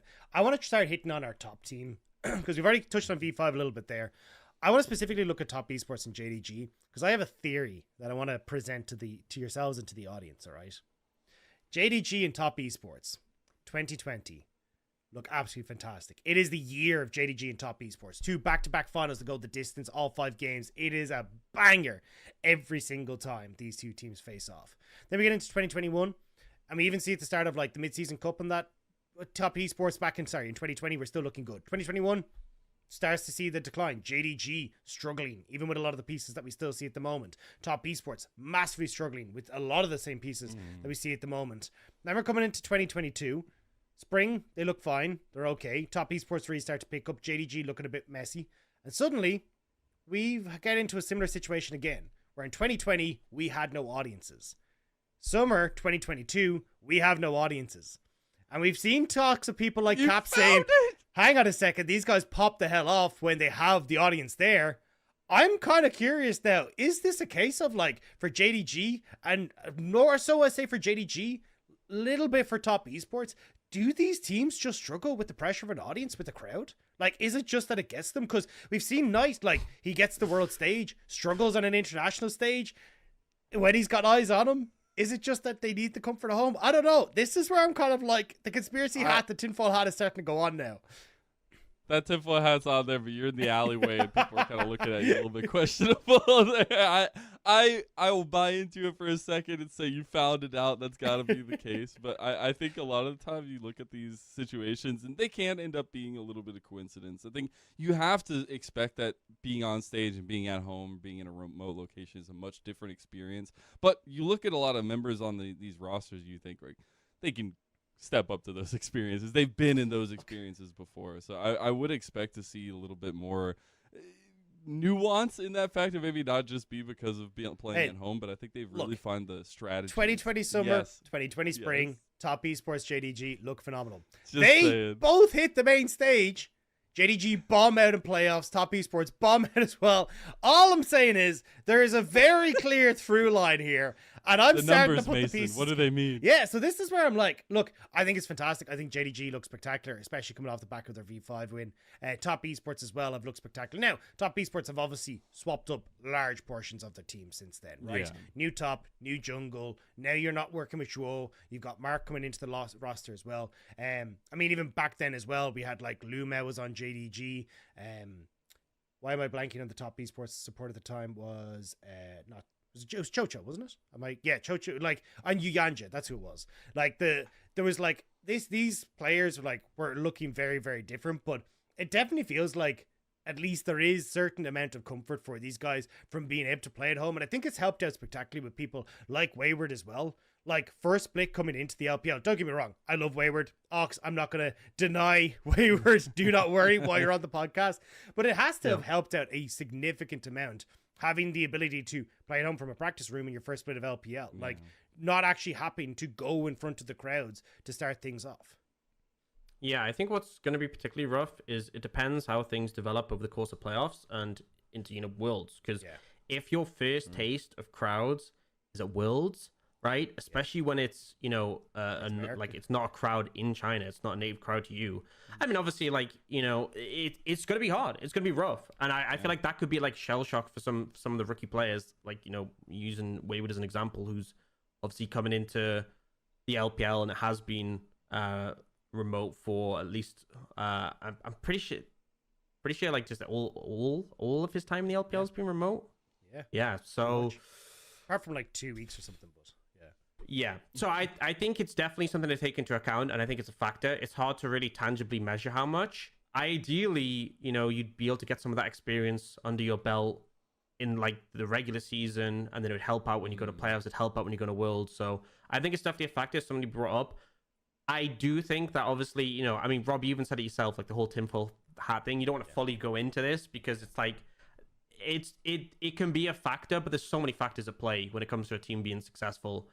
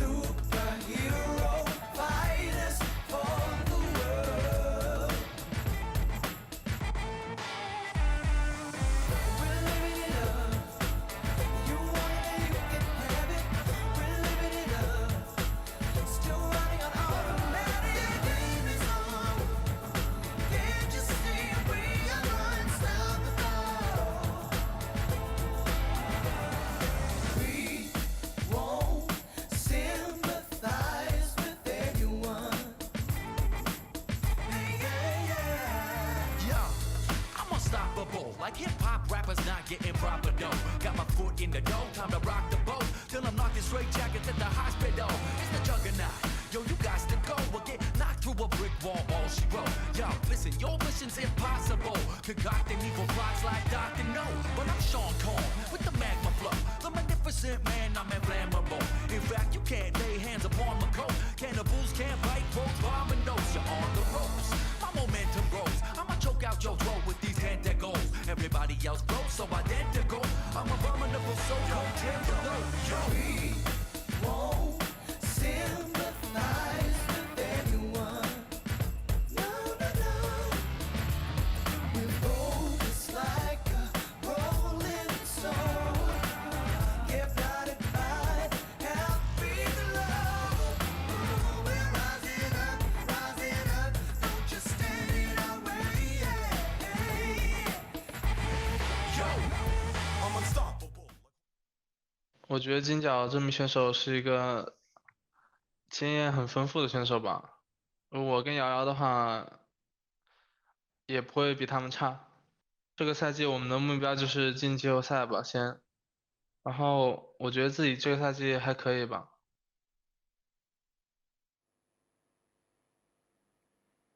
Not worse than your opponents. That's high praise for yourself right there. We'll see if they can maintain that level for the rest of this series. It's TT versus LGD. We're headed towards game number 2. I'm joined by Lyric, and a little bit of a closer game than game number 1, but still fairly one-sided, it's fair to say. Yeah, I think when it came to skirmishes or like picks, TT were just squarely the team finding wins. And a lot of that coming down to our MVP, which will be Cal, the player that we highlighted coming into the day. We saw him pick up the Silas, and just a lot of impact that he was finding in these fights, specifically in that last fight, right? It was a 3v4. Cal was leading the charge. They find the win and just end the game. Yeah, absolutely great performance coming out from Cal. The 3, I think that's the biggest play, right? The 3v4 that you just talked about, the Drake, was kind of the deciding moment of the game. LGD, I think, making some questionable decisions throughout the second game, but TT being in position to punish them as hard as physically possible in Cal was the driving force behind a lot of that. I am going to say a little bit surprised Xiaosheng didn't get it because he also had a great performance. This definitely felt like a performance of the Soul Laners and how they were working together, how they were finding picks or impacting the rest of the map. And it's kind of funny that this is one of the clips they decide to show when, Cal, you got the kill, but what did it cost? It cost everything. I'm kind of amazed that first clip is part of an MVP show, real honestly. But yeah, the needlework looking pretty good. I just like that Cal is willing to be aggressive on this Silas. He's one of those players that is more than happy to charge on in, to the point where we saw him pushing in the top side and just about escaping with his life earlier on in the game. It was a hell of a performance coming out from TT here. And now we go into game number 3 with a lot of question marks, Lyric, because, you know, LGD looked fantastic in game number 1, absolutely dominated. TT looked really good in game number 2, dominating, and LGD, some questionable decisions there. Now to game number 3, I imagine we'll swap sides once again, so LGD will be on the blue side. I imagine the Fiora will be banned away, but I think this draft will look very different to either of the previous games. Yeah, and I feel like that's the problem, because going through Fearness's like win rates, the only thing that LGD actually have a positive win rate on is that Fiora. Everything else is 50% or below. That feels like really their only go-to of like, hey, Fearness is incredibly strong in this champion. We can play out through sides. Like we know how to maneuver not only the champion itself, but also how to play around it. So we'll see if TT swapping back to red side will change the fact that got let through, or thank God they do still ban it and they're going to try and keep LGD at bay. Yeah, the Fiora banned. Poppy, I'm kind of surprised to see it banned when LGD are on the blue side. They could have just gone for the Poppy themselves, but obviously not a pick they're prioritizing with Kalista taken off. Viego banned as well. Honestly, there's a lot of strange bans in this one, and I'm really curious where LGD will go with their next pickup here. But Wukong's still available. Talia's made it through, and Yeji immediately grabs that. Yeah, I think right call coming out from LGD again. Just incredibly strong and flexible champion that was not hit on 12-14. Still able to have solid control in that mid lane and just find impact on sides. And again, ever since her like slight rework, even her damage in the late game is just insane coming out from those boulders, but gives over the Wukong to the side of TT. And honestly, would be surprised to see them even just opt into going towards something like an Aphelios again. They've gone towards it consistently, but after UCal picking up the MVP, just gonna go back towards that Silas. Yeah, Silas has been one of his best picks of the entire split. No surprises here to see him go for that Silas. The only surprise to me in terms of this Silas being locked in again for UCal is just that all of that sustain got nerfed, right? The fact that laning is going to be so much harder, especially against a Talia that will be able to win out the early stages of the lane anyway. Could be a tough one for UCal. Over to the side of LGD though, hovering the center. Tahm Kench available as well. You do want to get the pair locked in together, but Eric and Jin Zhao playing the slow game down in that bottom side. Yeah, so going to play a lot more to enable their top half of the map. So should set up for, you know, Stain and Bruisers coming out on the top side for LGD to run in, and then just Senna continue to look to all in on them. Not going to be the Gwen, though, if they did want, you know, a sustained Bruiser up in that top side, because TT will take that one away. And TT, once again, coming out with some incredibly strong soul laners. Will leave themselves getting pinched in that bot lane. But when you're up against Senna Tahm Kench, I don't think it should be too punishing if they do have to go further down that pool.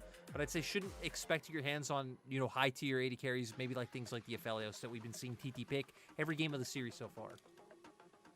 No, shouldn't expect that to go through. But then again, we've seen crazier things happen. The Trundle being banned away by Beige1 here, not wanting to go against Shadow's Trundle. So the Viego gone, the Trundle gone, the Poppy gone.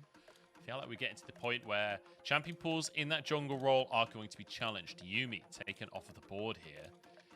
And it does mean that, you know, either Aphelios or Jinx would be available for Kepler if he wants to go in that direction. Maybe a little bit more Ezreal like we saw earlier on from Eric. I mean, that looked pretty terrifying. Yeah, I mean, Ezreal still being open. You already highlighted the others. It feels like for TT, they have a plethora of options. LGD are the ones I'm more concerned about now with the pinch in the jungle pool.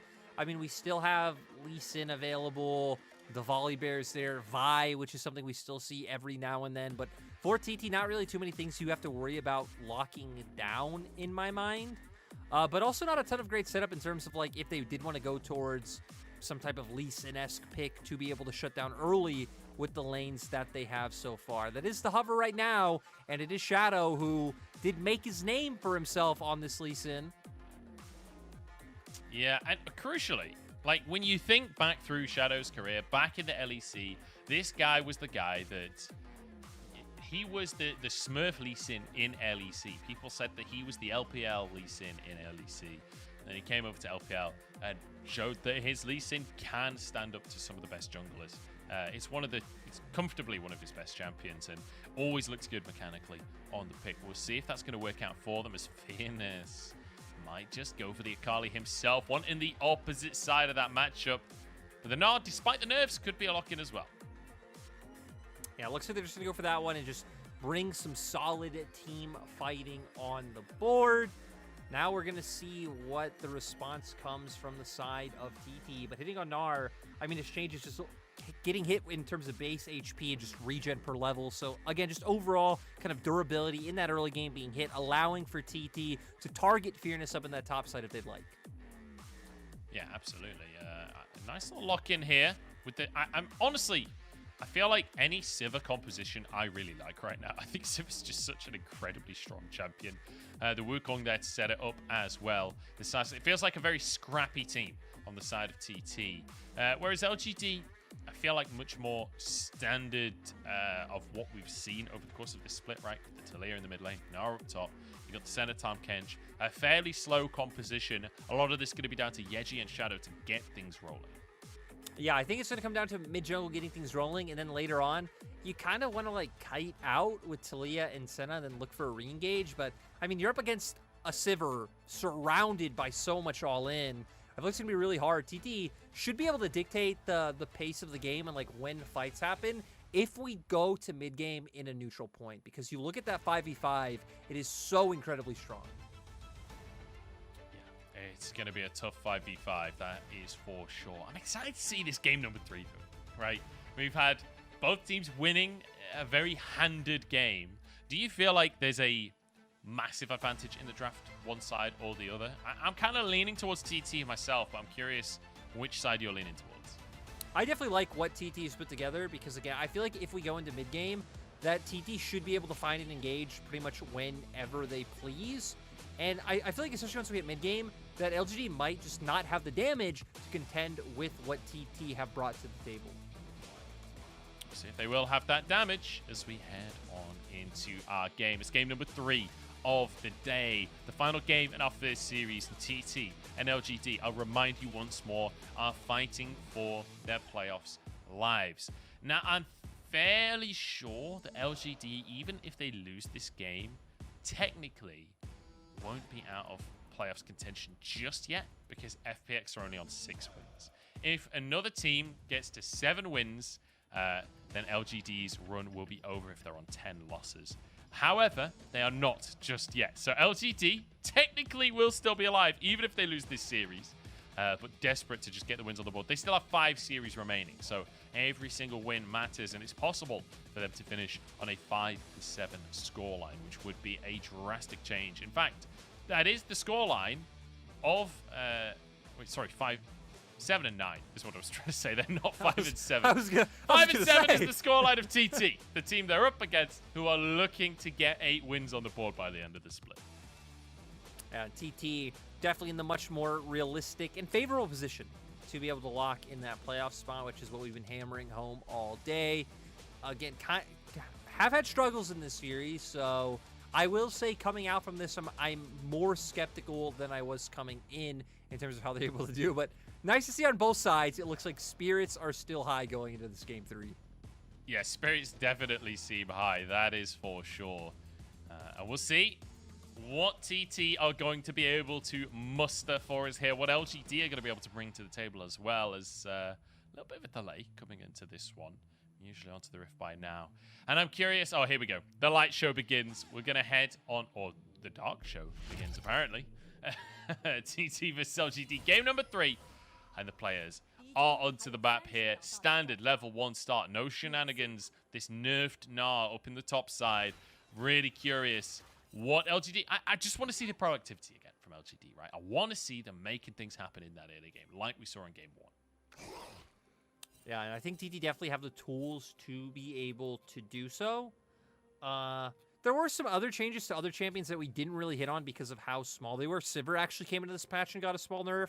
Your Ricochet does less damage to minions now than it did before. They did give it like a small execute in case minions end up on like 15 HP, just like every other champion has these days.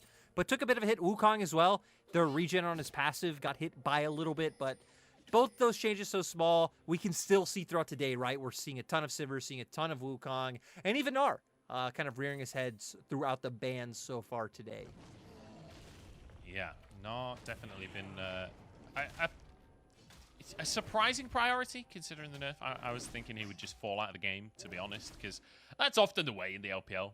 We'll see a nerf happen to a champion. They see and 40 everyone, HP gone, and they're like, no more. Never ever play this champion again. Fairness though, not gonna give up on Nod just yet. And we've been seeing the same with like things like the Silas. I thought might kind of fall out of the meta a bit as well with the sustain nerfs because he does rely on that corrupting potion so heavily. And I expected more of things like the Azir. Obviously, Azir being banned away every single game so far in this series. So perhaps these, it's the first series of the patch. Plenty of time to discover what will happen, but very similar so far to 12-13. I also think, right, even though there was a lot of changes on this patch, a lot of them were small. Like, even the Gnar one, right? He lost 40 base HP and lost a little bit of his, like, HP regen per level. So, not anything massive in terms of, like, these champions can't be played or even, like, the nerfs to, like, potions and some of the runes. But definitely making it more punishing if you make a mistake, especially once you're going up against, again, people like the Shy or people like Rookie who might be able to abuse you with how strong their laning prowess is, or if they do get like an insane counter matchup against one of these champions that took a slight nerf. So I definitely think we'll see bits of impact, but I don't think anything really being taken off the table, except, I mean, things like the GP maybe taking a bit of a bigger change in terms of how the patches hit him. But like you said, only the first series coming out so far. I definitely still think we've hit on Neela a little bit throughout the day. That's the one I'm most curious about, if we will get her showing her head in the LPL at all this week. Yeah, we'll have to wait and see. I really hope so. I feel like we needed OMG to play today, because Abel 100% is a Neela player. That sounds like an Abel champion. Yeah, like you can just imagine him going in already so aggressive on that champion. Yet to see it today, yet to see it even banned, but maybe in the second series. Okay, we've got Neela-esque gameplay down to the bottom lane as we head back to live here. Good little bit of trading coming out from Eric and Jinchao. Obviously, tons of sustain in that center Tahm Kench lane, but good poke coming out from Kepler, actually.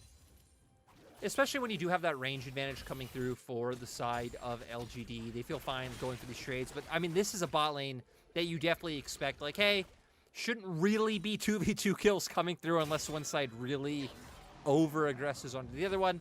I think a lot of the action should be coming out through mid-jungle, especially when you draft something like a Lee Sin, you have that Talia trying to find the setup. Even a pressure gank into mid, I think, would be fine. And then, I mean, TT, they actually have CC coming out from both their jungle and their mid laner. So if Yeji pushes up the wave, it could just set up a very easy gank for the side of TT. And Beichuan, he's been bloodthirsty this series. We didn't get to see it in Game 1 because he got shut out at level 1.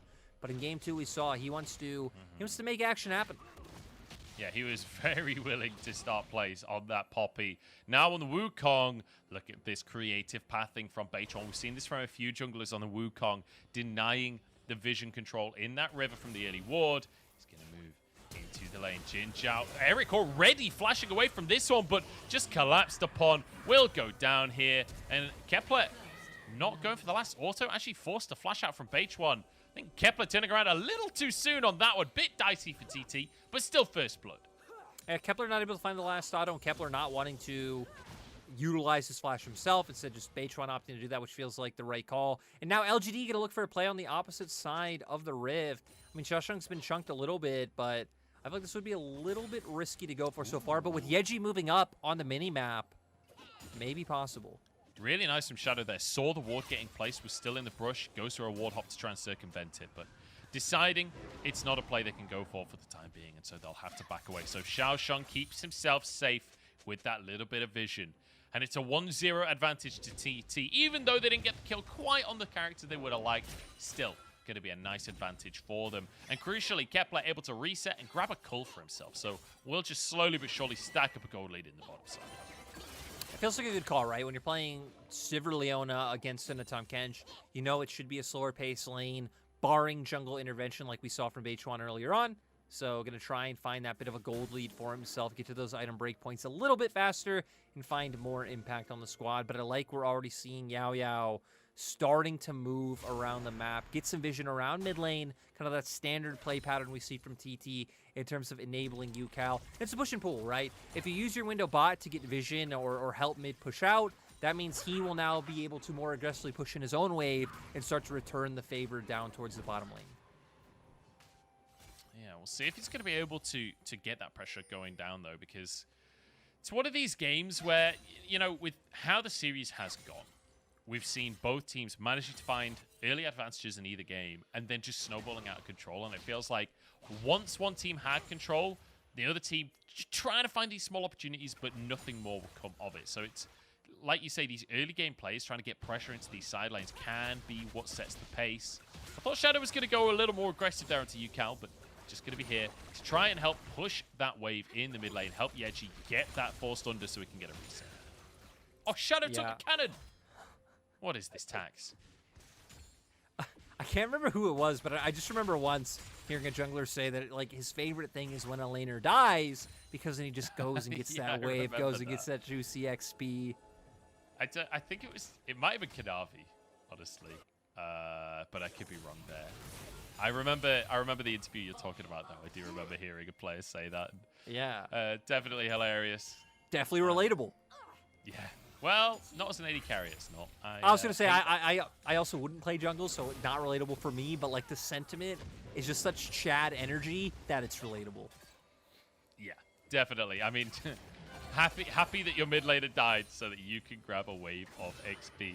It's always lovely. It's always lovely to get a bit of XP in your pocket, a bit of gold as well. Shadow now moving in. I will say Shadow has been proactive. He may not have got any kills or anything so far, but he has been permanently in lanes this game. And he's on the Lee Sin, right? He knows later on Baitron's going to have a much bigger impact than him, so he's trying to make use of his spike now. But TT aren't really giving over windows. Yeji is moving up, and he has the Weaver's Wall. So TT have to be careful, but UCal's trying to follow. Xiaosheng in trouble here. Needlework onto the wave. Remember, you can just proc your needlework now. You don't need to get the autos off in between. Not actually going to use all three on the wave, just going to use them to try and pressure. That was 1v3. Xiaosheng pretty happily survives the play. Yeah, Xiaosheng able to back off quick enough. Also, LGD had in mind that UCal was making his way over, so not wanting to over-aggress. Now going to try and find Beichuan, but it's going to end up as a 3v2 for LGD's bot lane if they don't be a little careful. Or a 1v1 between Beichuan and Jin Chao right now. Here comes Yeji, though. And Beichuan, you talked about how aggressive he has been today, and that is punished by Yeji. Yeah, not factoring in the Weaver's Wall. Yeji able to move over faster. Heck, even than I expected from the fact that, right, they were just in topside maybe 10 seconds ago looking to make that play, but doing a nice job to make sure that Beichuan can't look for any cross-mapping or any counter-jungling coming through in the bottom side.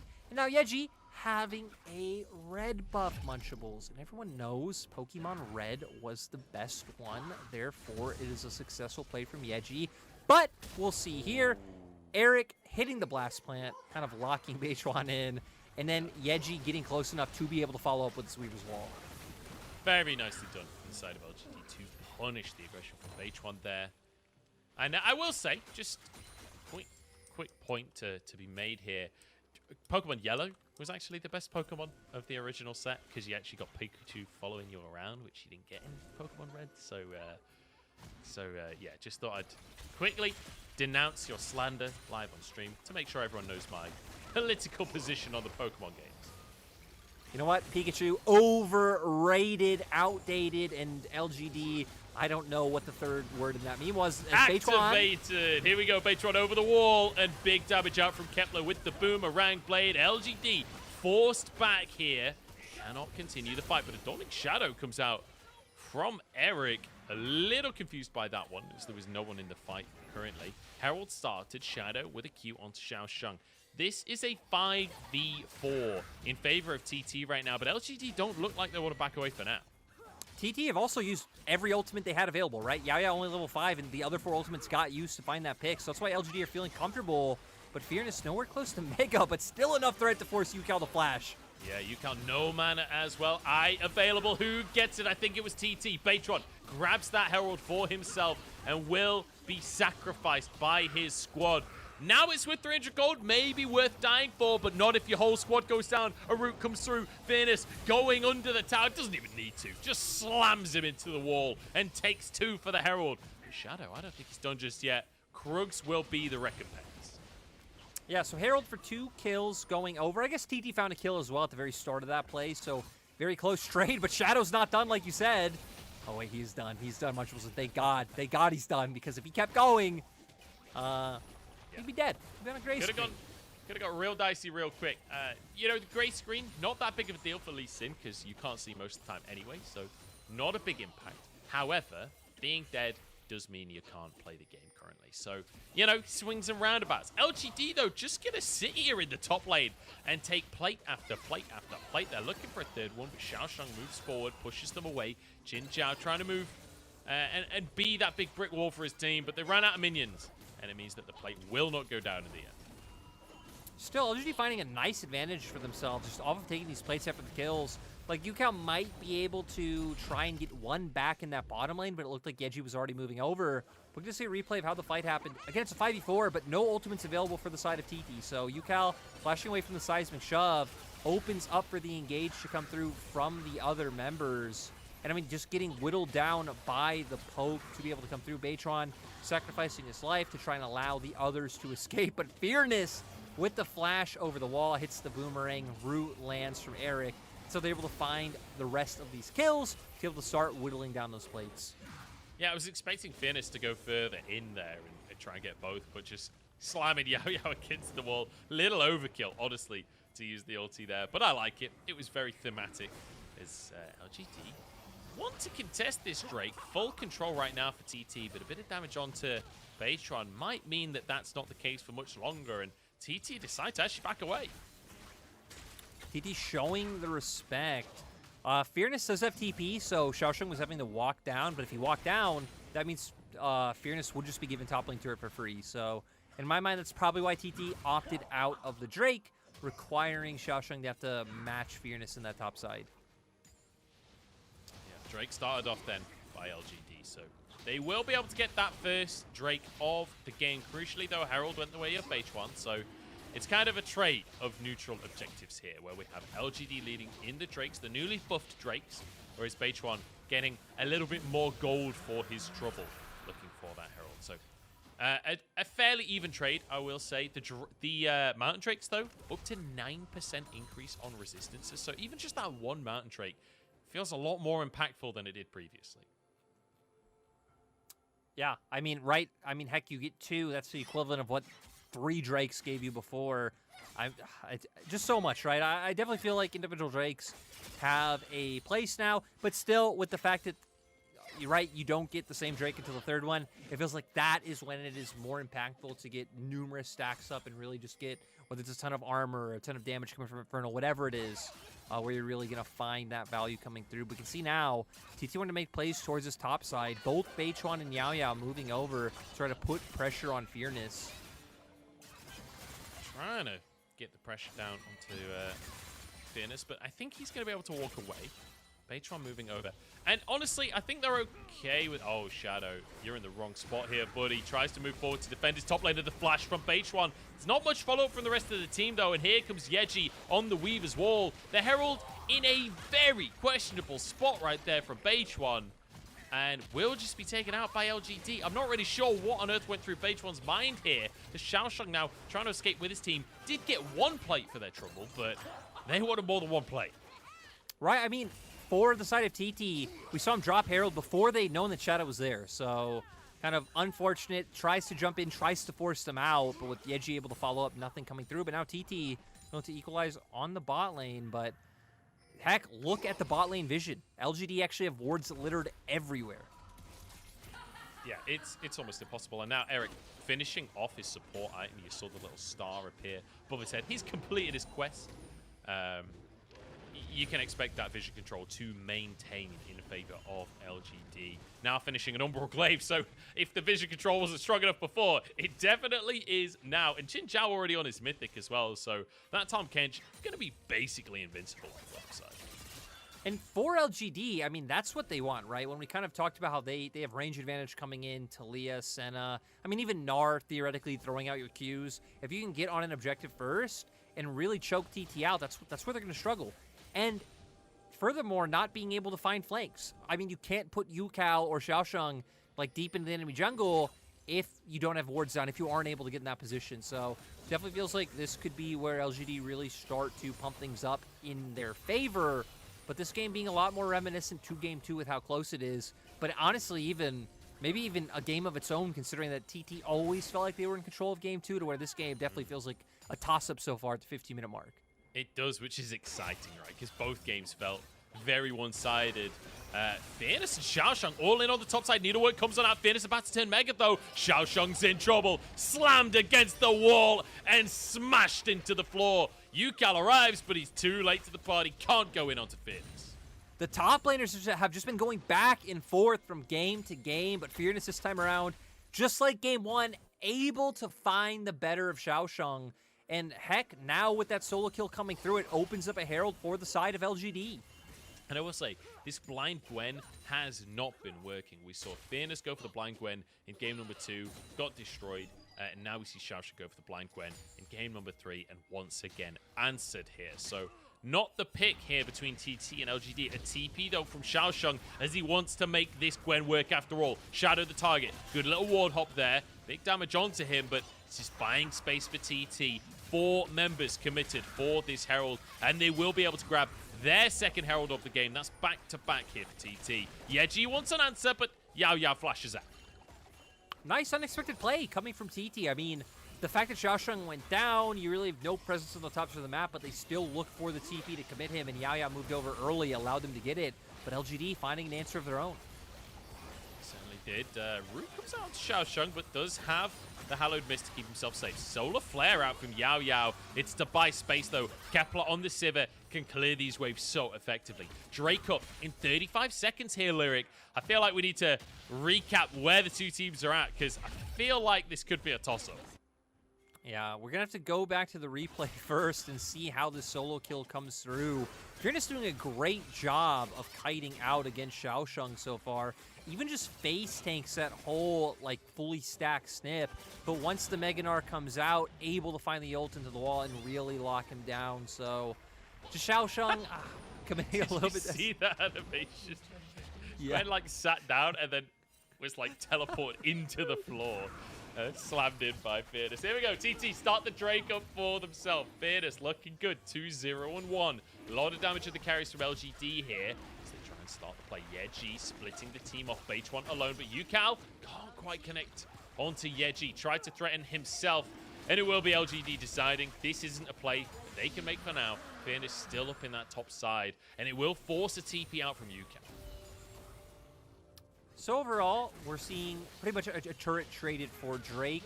LGD also able to get a bit more standing gold on the map, considering they are also taking away camps, and TT lost wave in bot. So overall, LGD kind of trading up in terms of that. That was just TT's first dragon, right? So definitely not the end of the world for the side of LGD, and already looking for an aggressive pick.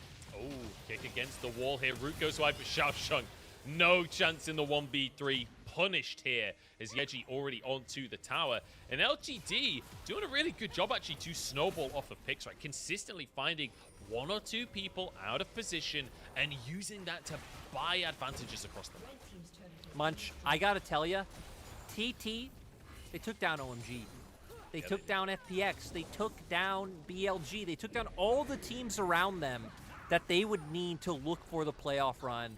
And if that becomes, again, a little, not even a little bit harder, like, sure, they won't be out if they lose to LGD here, but we've said it all split long that 8 typically is that magic number.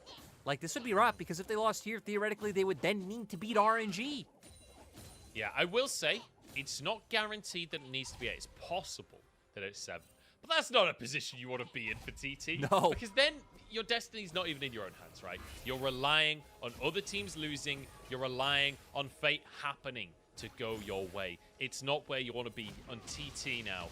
Falling pretty dramatically behind here. 3,500 gold lead in favor of LGD. And as you say, TT would really like to get this win. They've still got RNG in their schedule. It's a tough one. LGD, on the other hand, over the moon, right? They are, you know, Destiny is not in their own hands at this point. Like, they need certain things to happen for them to still make playoffs. But the dream is technically alive. Technically, they can still make it here. As Xiaoshang trading once again. You know what? They also have RNG left in their schedule. They also have top esports left in their schedule. So they're The schedule's a bit rough. It's Fearness flashes forward. He doesn't care about the schedule. All he cares about is solo kills. But oh no. Oh, Fearness knocked up now and will be taken down. The shield not going to do nearly enough. And Baytron grabs the kill there. That was anticlimactic to say the least. Yeah, you can see the look on his face as well after it happened. I'm just like, man, so close to being able to work out. Fearness trying to take his destiny in his own hands with trying to carry this game for his team, but just honestly giving more breathing room over to the side of TT. TT now might be able to find a pick with numbers advantage, but they did use a lot of ults to find that kill onto Fearness in the bot side, so shouldn't be able to make too much happen. And it feels like that's how a lot of these fights or picks have been going, right? The TT blowing a lot of ultimates and not really able to find a kill, or maybe they find one pick, but then it leaves LGD in a great spot to continue on with the fight or find picks of their own. Yeah, pressure on the top side here, but LGD will have to back away, and you can see Tom Kench pushing the wave in the mid lane, but he'll have to back away as well. We're going to kind of reset for a moment here.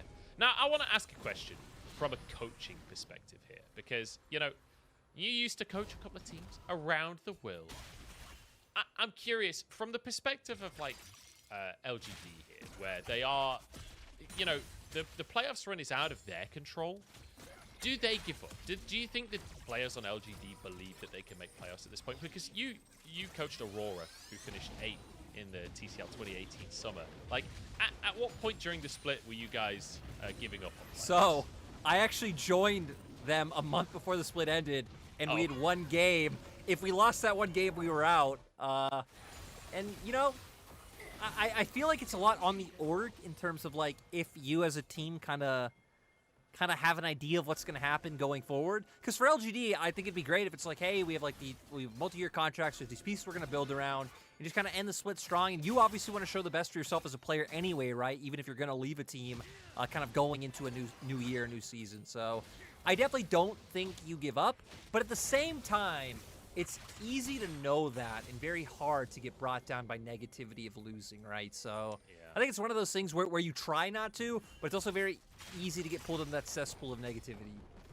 Yeah, definitely can be. So far, though, doesn't feel like LGD have been buying into that, right? Because, I mean, look at them. Look at them on the Rift right now. Look at the way that Shadow's been playing. The aggression we see out from Fearness as well. Tower TP coming in. Xiaoshong on the flank as well. Baytron trying to get into the midst of the fray. Look at the needlework damage. Xiaoshong cuts through them. And Kepler on the back line with the boomerangs as well. LGD sent packing. And CT, 22 minutes in, we're going to see another Baron. And TT, we're 3,000 gold behind before, equalizing the gold, able to get onto the Baron. And, this is going to be so hard for LGD to contest. LGD last time decided to go for the Drake instead. This time, not so much. In they go. Fearness trying to be the frontliners. Eric has to do the damage here. 2K on the Baron. Dawning Shadow across the team. Baron taken by TT. Now it's just a 5v3. Slam against the wall. Xin Zhao tries to escape, but the Grey health will not save him. A Baron and a pick. TT have turned this game around. Yeah, this is a huge momentum swing to the side of TT. Now going to be up in gold, be able to pick up more items, definitely be able to get pressure on the map and start whittling down these objectives. LGD might be able to find silver lining in getting a second Drake for themselves, but TT should be able to do a lot more with this Baron than a second Drake matters for the side of LGD. Let's take a look, though. Is the Drake taken by LGD? Oh, hang on. All in on the top side as well. Xiaosheng, no one HP. The Baron minions doing a lot of work. Oh, my days. Yeji's gone.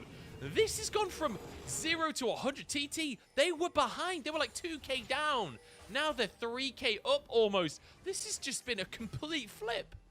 You know, Gwen damage will always be surprising from what we've seen Xiaosheng able to do in these fights and with that kill. But TT going to be able to not only use Xiaosheng's pressure, but Yucal as well to start finding picks of their own. But Fearness not actually really going to do anything.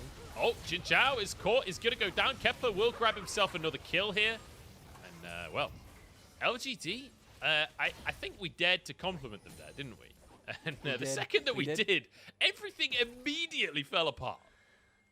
Yeah, sorry, LGD. We didn't mean to do that to you, but still nice to see TT, when we were saying how dire it would be to lose this game, are able to bring it back.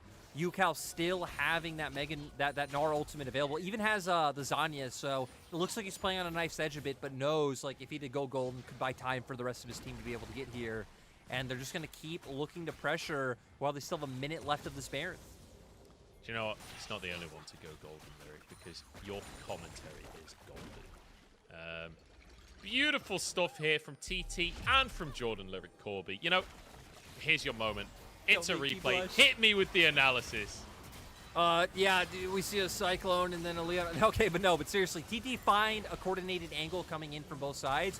And I mean, you just look at their like AoE team fighting tools, right? We have ult coming out from Leona into the Cyclone, building up for UCal to just find a great angle to be able to go in. So, and when you have Sivir at the same time kind of free hitting on the back of that fight, it's just ridiculous. Honestly, when the Sivir changes came through, I wasn't super sold on it being all that strong because it's like, right at the end of the day, it's still a 500 range AD carry, which feels like just really hard to work within that archetype. But we have had some just insane, like, damage graphs come out from the Sivir so far in LPL. I think specifically Sivir and Silas is an incredibly strong combo just because of the space that these like melee mid laners buy Sivir. Like if you're playing as a follow-up carry as opposed to like you never want to be kiting back as Sivir really. You want to have your team going forward so you can just follow in. Nobody can threaten you because they are under so much threat, right? That I don't know if I worded that correctly, but it makes sense in my head. You did. And I feel like this is exactly the style of composition that TT have, right? The amount of threat that Wukong, Silas, and Gwen are putting on the enemy team, it's impossible for anyone from LGD to threaten onto kill. Yeah, even just like their champions as well. Oh my. Okay. The observers can't even get up to the top lane in time because Xiaosheng just one-shots Yeji before anyone can even look. TT, if they didn't have advantages before, they sure do now. Another tier 2 down to the bottom side. Xiaosheng just getting solo kill after solo kill this game. Yeah, and it's been a while since we've seen Xiaosheng, right? Xiaosheng started at the beginning of the split, but once Hoya came in, we have not seen him. I think their last, it was like their fourth series of the split, so kind of great for him to come back in a little bit rejuvenated and show, just overall a good series, considering we think back to his last game as well in the Akali. Yeah, definitely. I mean, honestly, I think Xiaosheng pissed off that he didn't get the MVP on that Akali. And now he's doing his damnedest to get MVP in game number 3 of the series. I believe this is his second solo kill at specifically this point in the lane as well. Yeah, goes in with the W, so doesn't take any damage coming out from Yeji. And my god, the full snip into the ultimate is just so much damage. The needlework doing so much for Xiaosheng. 3 items now. Actually, 3.5. Sitting a full item and a half up. I guess just a full item considering that Fearness also having that one. Okay, here we go. 2v1 now. Can they actually kill him, though? I'm not so sure. 3v1, in fact. 4v1, in fact. Xiaosheng top catch is coming as well. the entire gang on the way! Xiaosheng! He wants an MVP, and LGD are giving him it on a silver platter. 5 members committed to try to take down the Gwen. They're able to do it. It's a 1-for-1 in the end. Now even having to blow TPs. Yeji just using one to get down to the bot lane to try to respond. The pressure coming out from UCal. TT have full control with Drake coming up in 15 seconds. Xiaosheng won't be up yet, but for the fact that he is TP, I feel like even if LGD wanted to contest, TT would be able to stall long enough to get that one through. And looks like they are just going to back off and get this objective under their belts. Yep, TT going to start grabbing those Drakes for themselves. It'll be 2 apiece once again, which has been consistently the way in this series. Although game 2 scored 3 Drakes, but then the game ended pretty sharpish from TT. This will be their second one, though. A 5,000 gold lead, almost 6,000. Baron spawning again and complete control for TT. And we're going to see here, LGD really wanting to commit for this pick. And it's actually a decent time to do it, because if you look at the minimap, like, no one on the side of TT is really pushed up too far to really capitalize on this. Does buy a lot of time just with the sustain coming through in that needlework. And Eric just so squishy, they're able to take him down so quickly. Jin Xiao forced the flash as well. That's a big cooldown for Tom Kench. As Xiaosheng just going to start this one off. Kefla moves over. Beich one's here as well.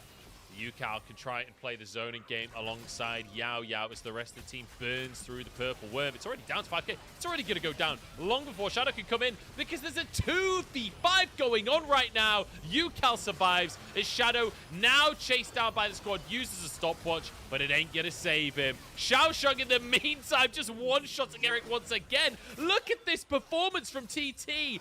They will not lose this series. They will not have their playoff streams denied. And they will not let Eric survive. Yeah, TT falling behind early didn't stop them from keeping this pressure up. Xiaosheng specifically bringing them back into it, and TT still chasing some of these kills down. With these death timers should at the very least be able to start opening up some inhibitors and really laying this pressure on LGD, if not just end the game. Yeah, Fizz kicked out of the play literally there. And now we go into the base. TT have enough damage to finish this one off. The death time is 5 seconds on Shadow. Maybe this is something that's turnable, but with another kill coming down, I don't think so. On to the Nexus. TT, the playoffs run continues. An unexpected run as well, looking back to where they started, thinking about the history of the org so far, the history of, maybe not even the history of these players, but it's just a random kind of thrown together amalgamation of players you'd really never expect to see on the same team, and how far they've been able to come together is honestly just so exciting to watch. I mean, the story of TT this split has seriously been phenomenal. That's why it would be so depressing if it got derailed and they weren't able to make playoffs like they said their goal is. Yeah, and honestly, it feels like a playoffs team right now, despite LGD having some good early games. Wasn't quite enough. And you can see the smiles across TT's faces, right? This means a lot to them, especially after game number 1 of the series, where I started to have some questions about the expectations we should be setting for this team. That's definitely a question that still needs to be answered by TT over the course of the rest of their split, but still on track here. Still able to make playoffs and still looking to, like you say, rewrite history for this organization.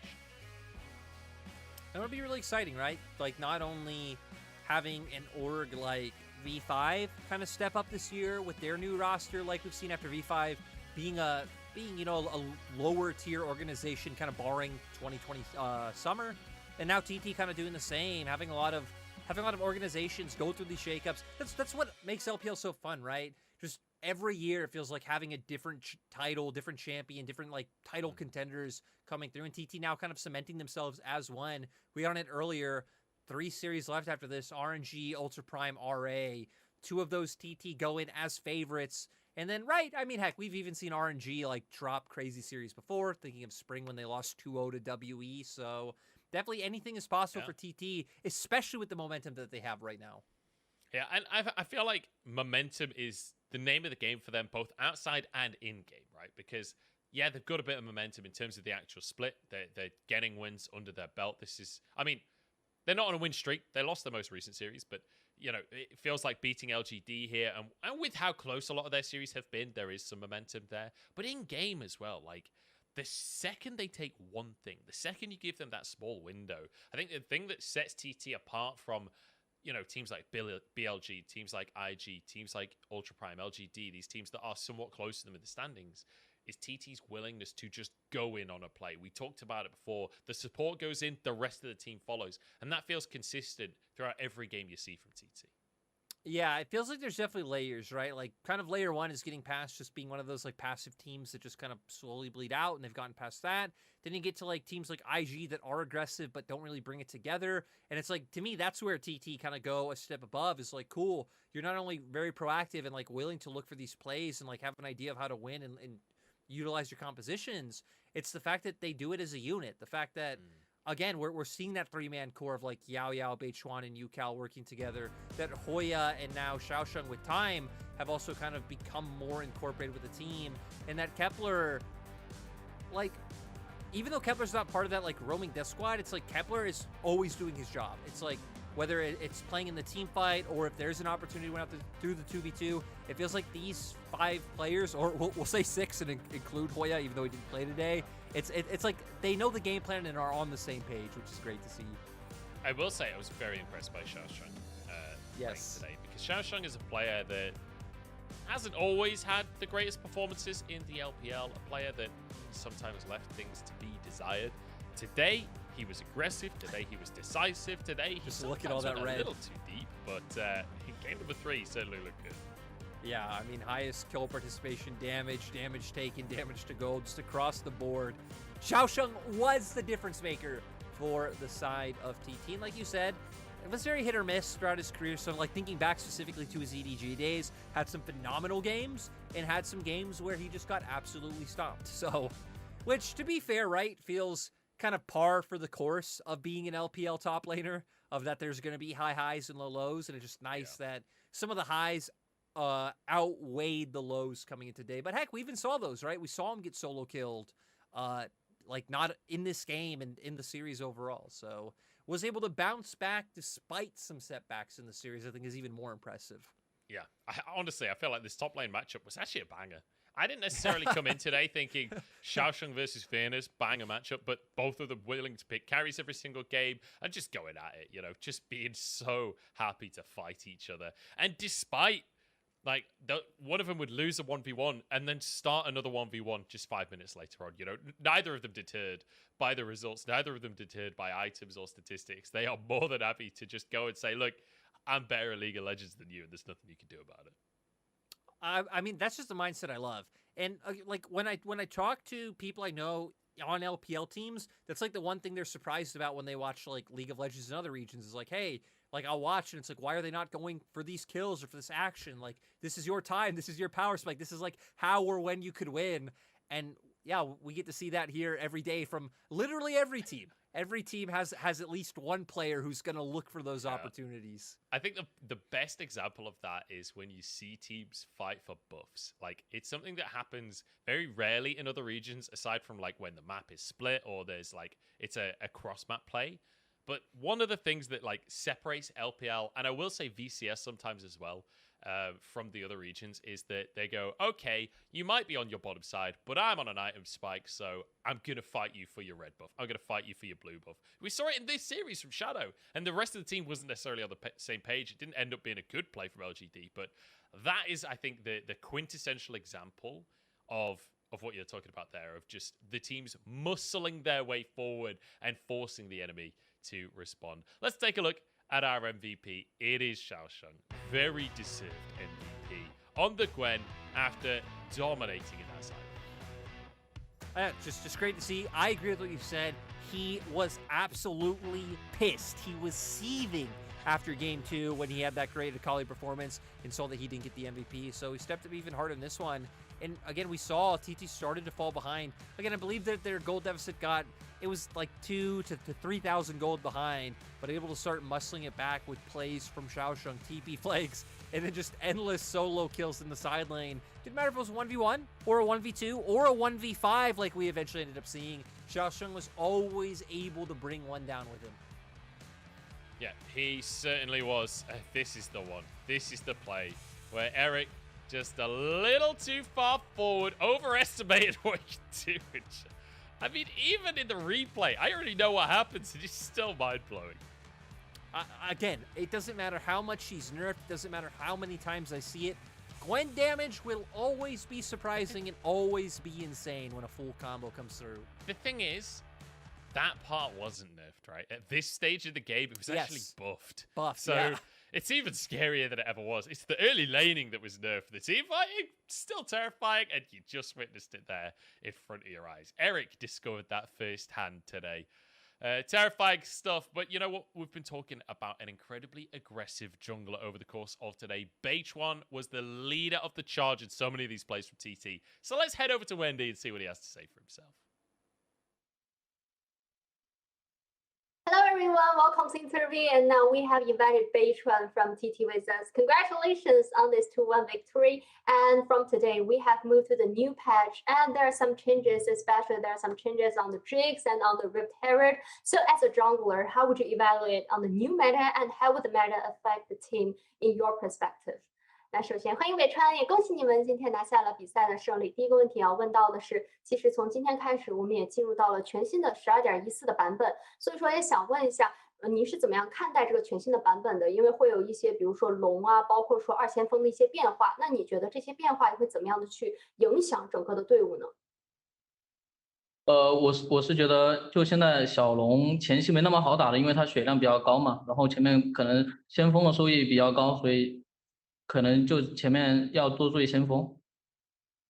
So in my perspective, I feel like it's a bit hard for us to get the Drakes in the early game because the Drakes now have a very high health. So maybe our focus will shift to the Rift Harrier because we feel like Rift Harrier, we can get more leads in the early game.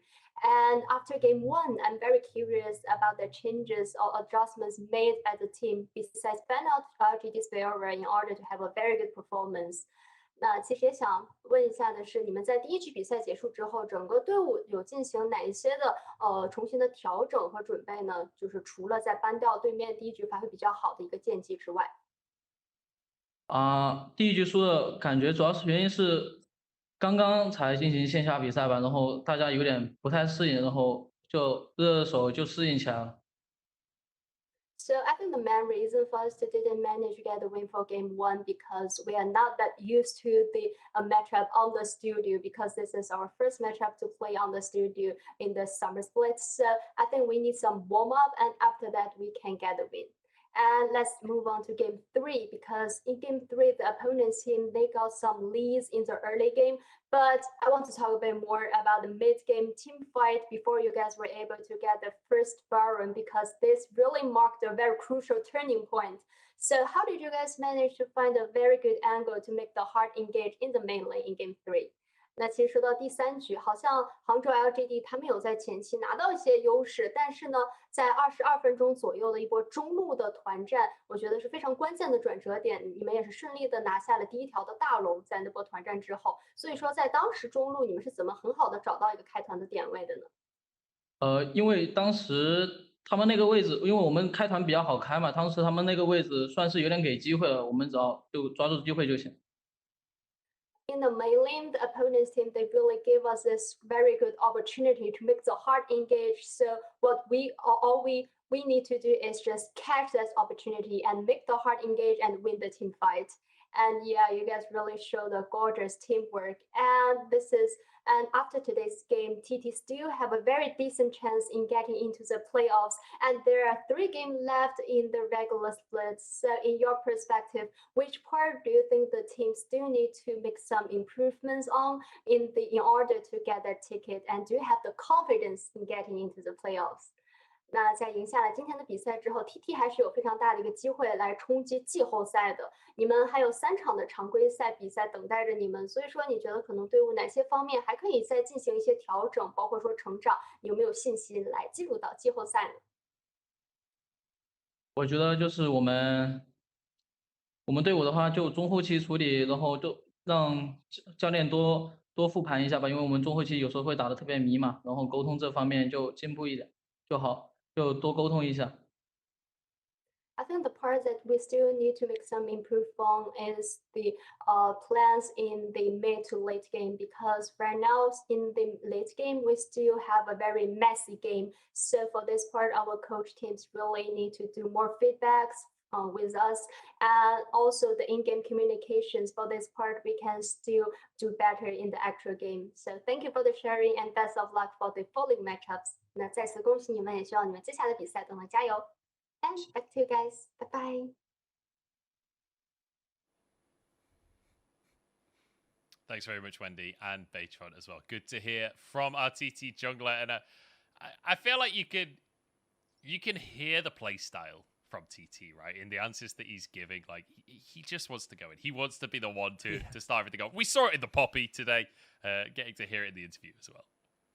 Yeah, and right, it's just so nice to see, and still like very reasonable responses as well, like highlighting their issues. We heard earlier TT kind of say in one of the pregame interviews, like our goal right now is making it to playoffs. Nothing too lofty, nothing too crazy. Like you can set goal number 2 once you achieve goal number 1, right? So it's kind of nice how like self-aware but also not confident, right? Like there's still an air of confidence to TT knowing that they can make it and knowing that they have the ability to play. So yeah, overall, TT, again, just one of the most exciting teams we have in the LPL right now in my mind.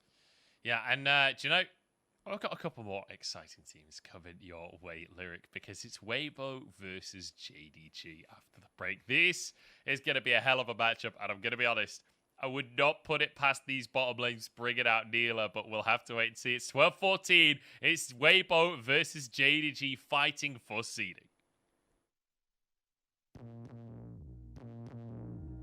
The Crownless are finally king!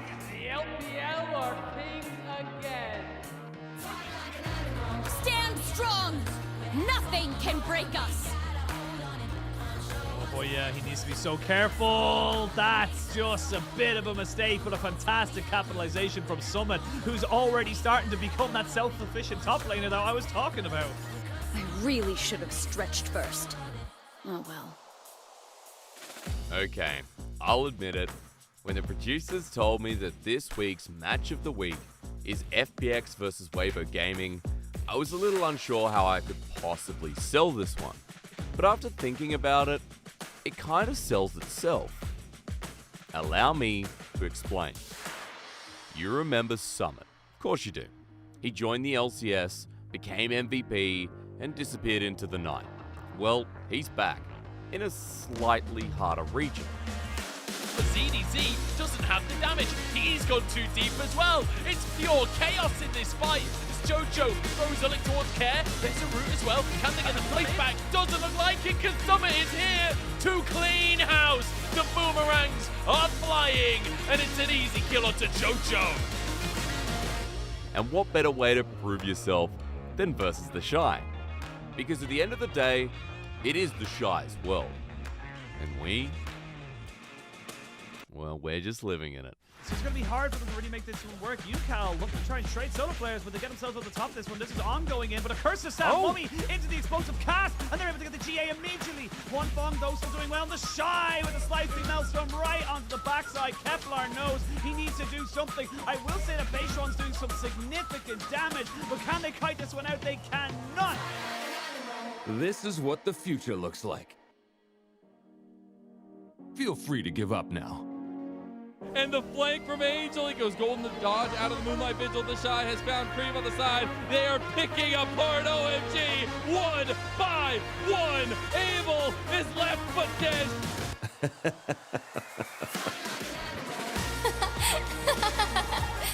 I feel so alive! Manji coming down.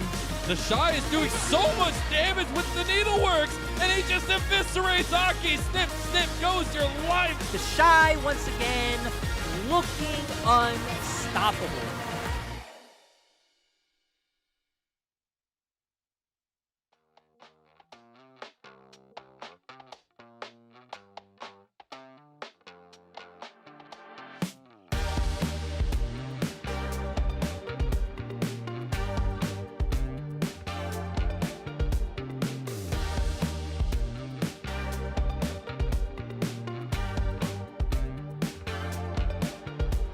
I dream you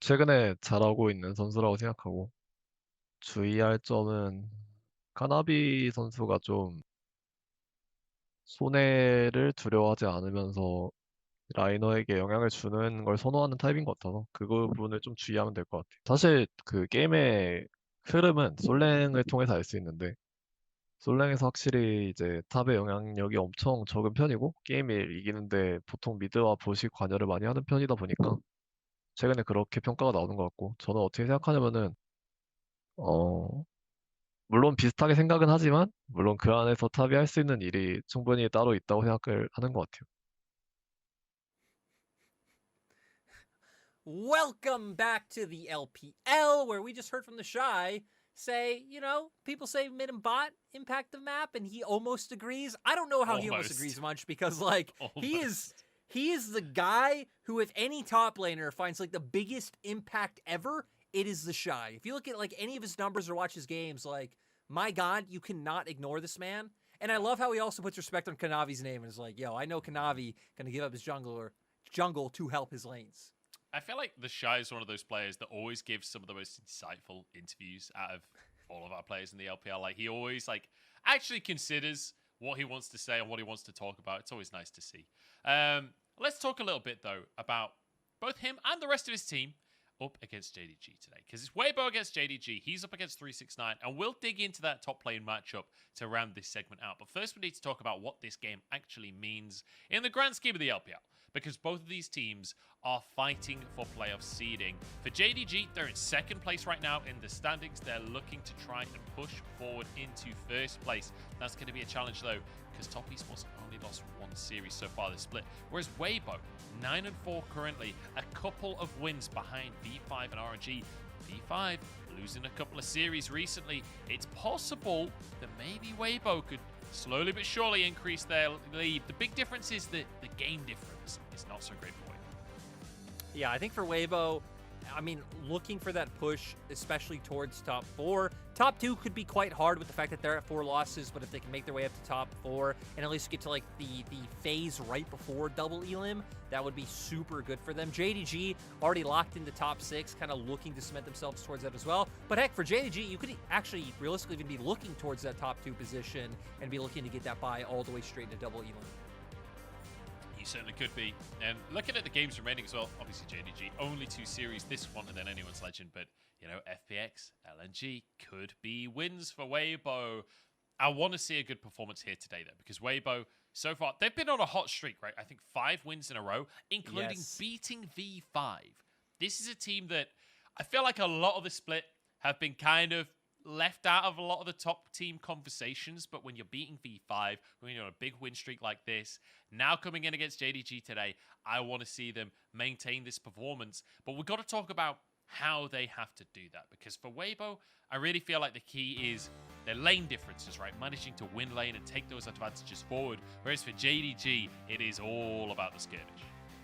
Yeah, and I think honing in on that point about Weibo, right? You look, their goal difference of 15 is actually higher than JDG's, but other action isn't there. 12th in champion kills per minute. They're not finding early objectives, but their CS difference at 15 as a team, they're averaging plus 20. It's actually first in the league.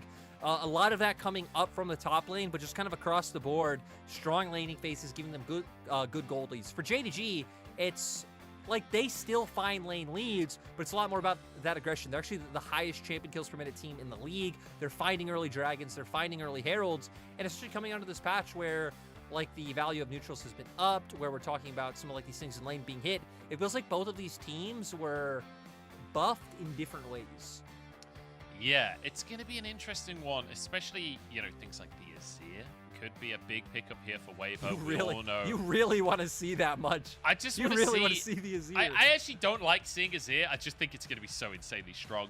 But Yagao as well, having some insane performances recently. The LeBlanc being buffed up, that's one of Yagao's biggest picks.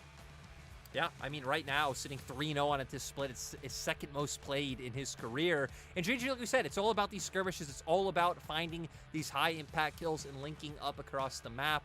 They seriously just always keep their foot on the gas. And if they could start turning that into early objectives, again, they're going to be finding so much impact in this series. To where, when we look at the side of Weibo, like, sure, there have been a lot of solo kills, there have been a lot of outplays, but even just in terms of like them finding CS advantages, like continuously getting the bounce back on waves, like freezing people out, that's really where Weibo have shined. Even sometimes, relying on enemy mistakes.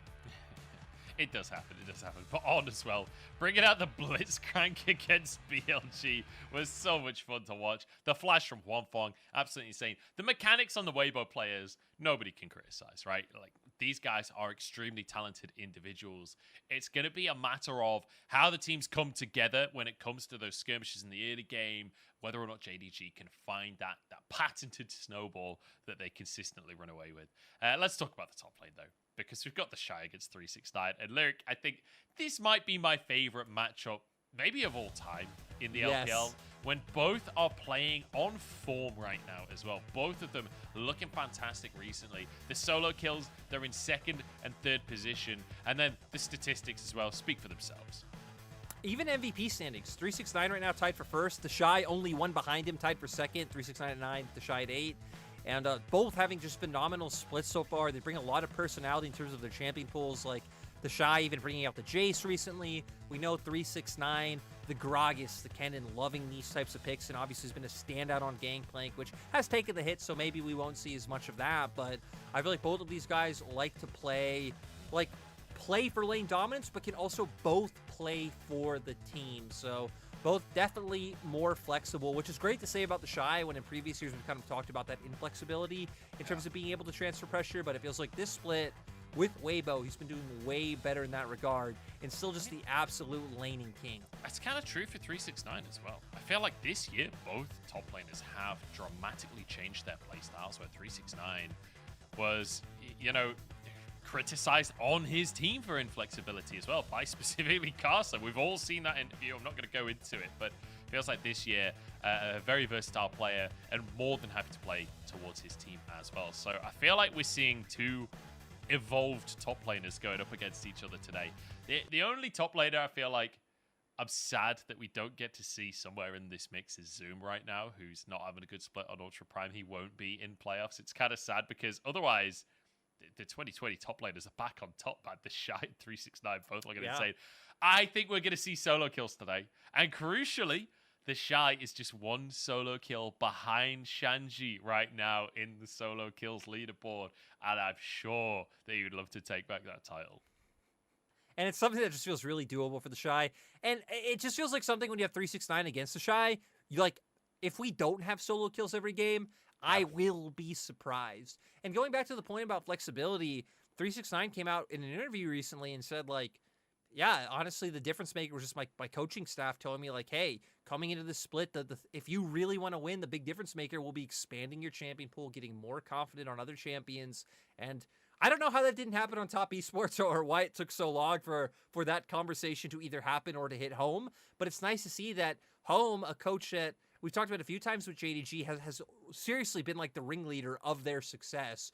Took last year off. That's the year JDG didn't do well. Comes back, and JDG are once again contesting for that top position. It's nice to see that Coach Home is having such an impact.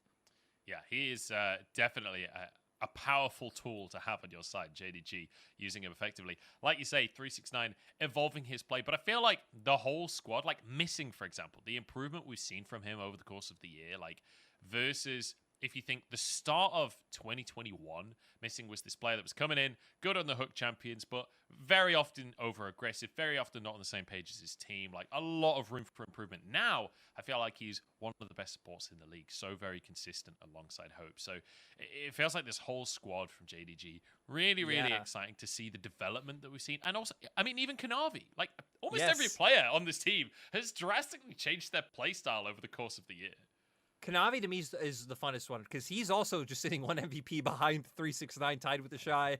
And like we saw in that interview where right, when you think back to 2020, you think about Kanavi, it's like full clear, just farm, get your own advantage, and the team plays around you. But the Shy was even saying in that interview of like, we need to worry about Kanavi playing for his lanes because he's very willing to give up his jungle. Like, he's definitely become way more flexible with more time in the LPL, with more time on JDG, and just obviously the meta overall kind of shaking up. So, yeah, JDG overall have just been exciting. Weibo, like you said, kind of I don't want to say the opposite, but can very easily go under the radar for how they win their games because it isn't as action-packed or bloodthirsty. It is a little bit more tempered, but still strong early game and great team fighting once they get to those later phases.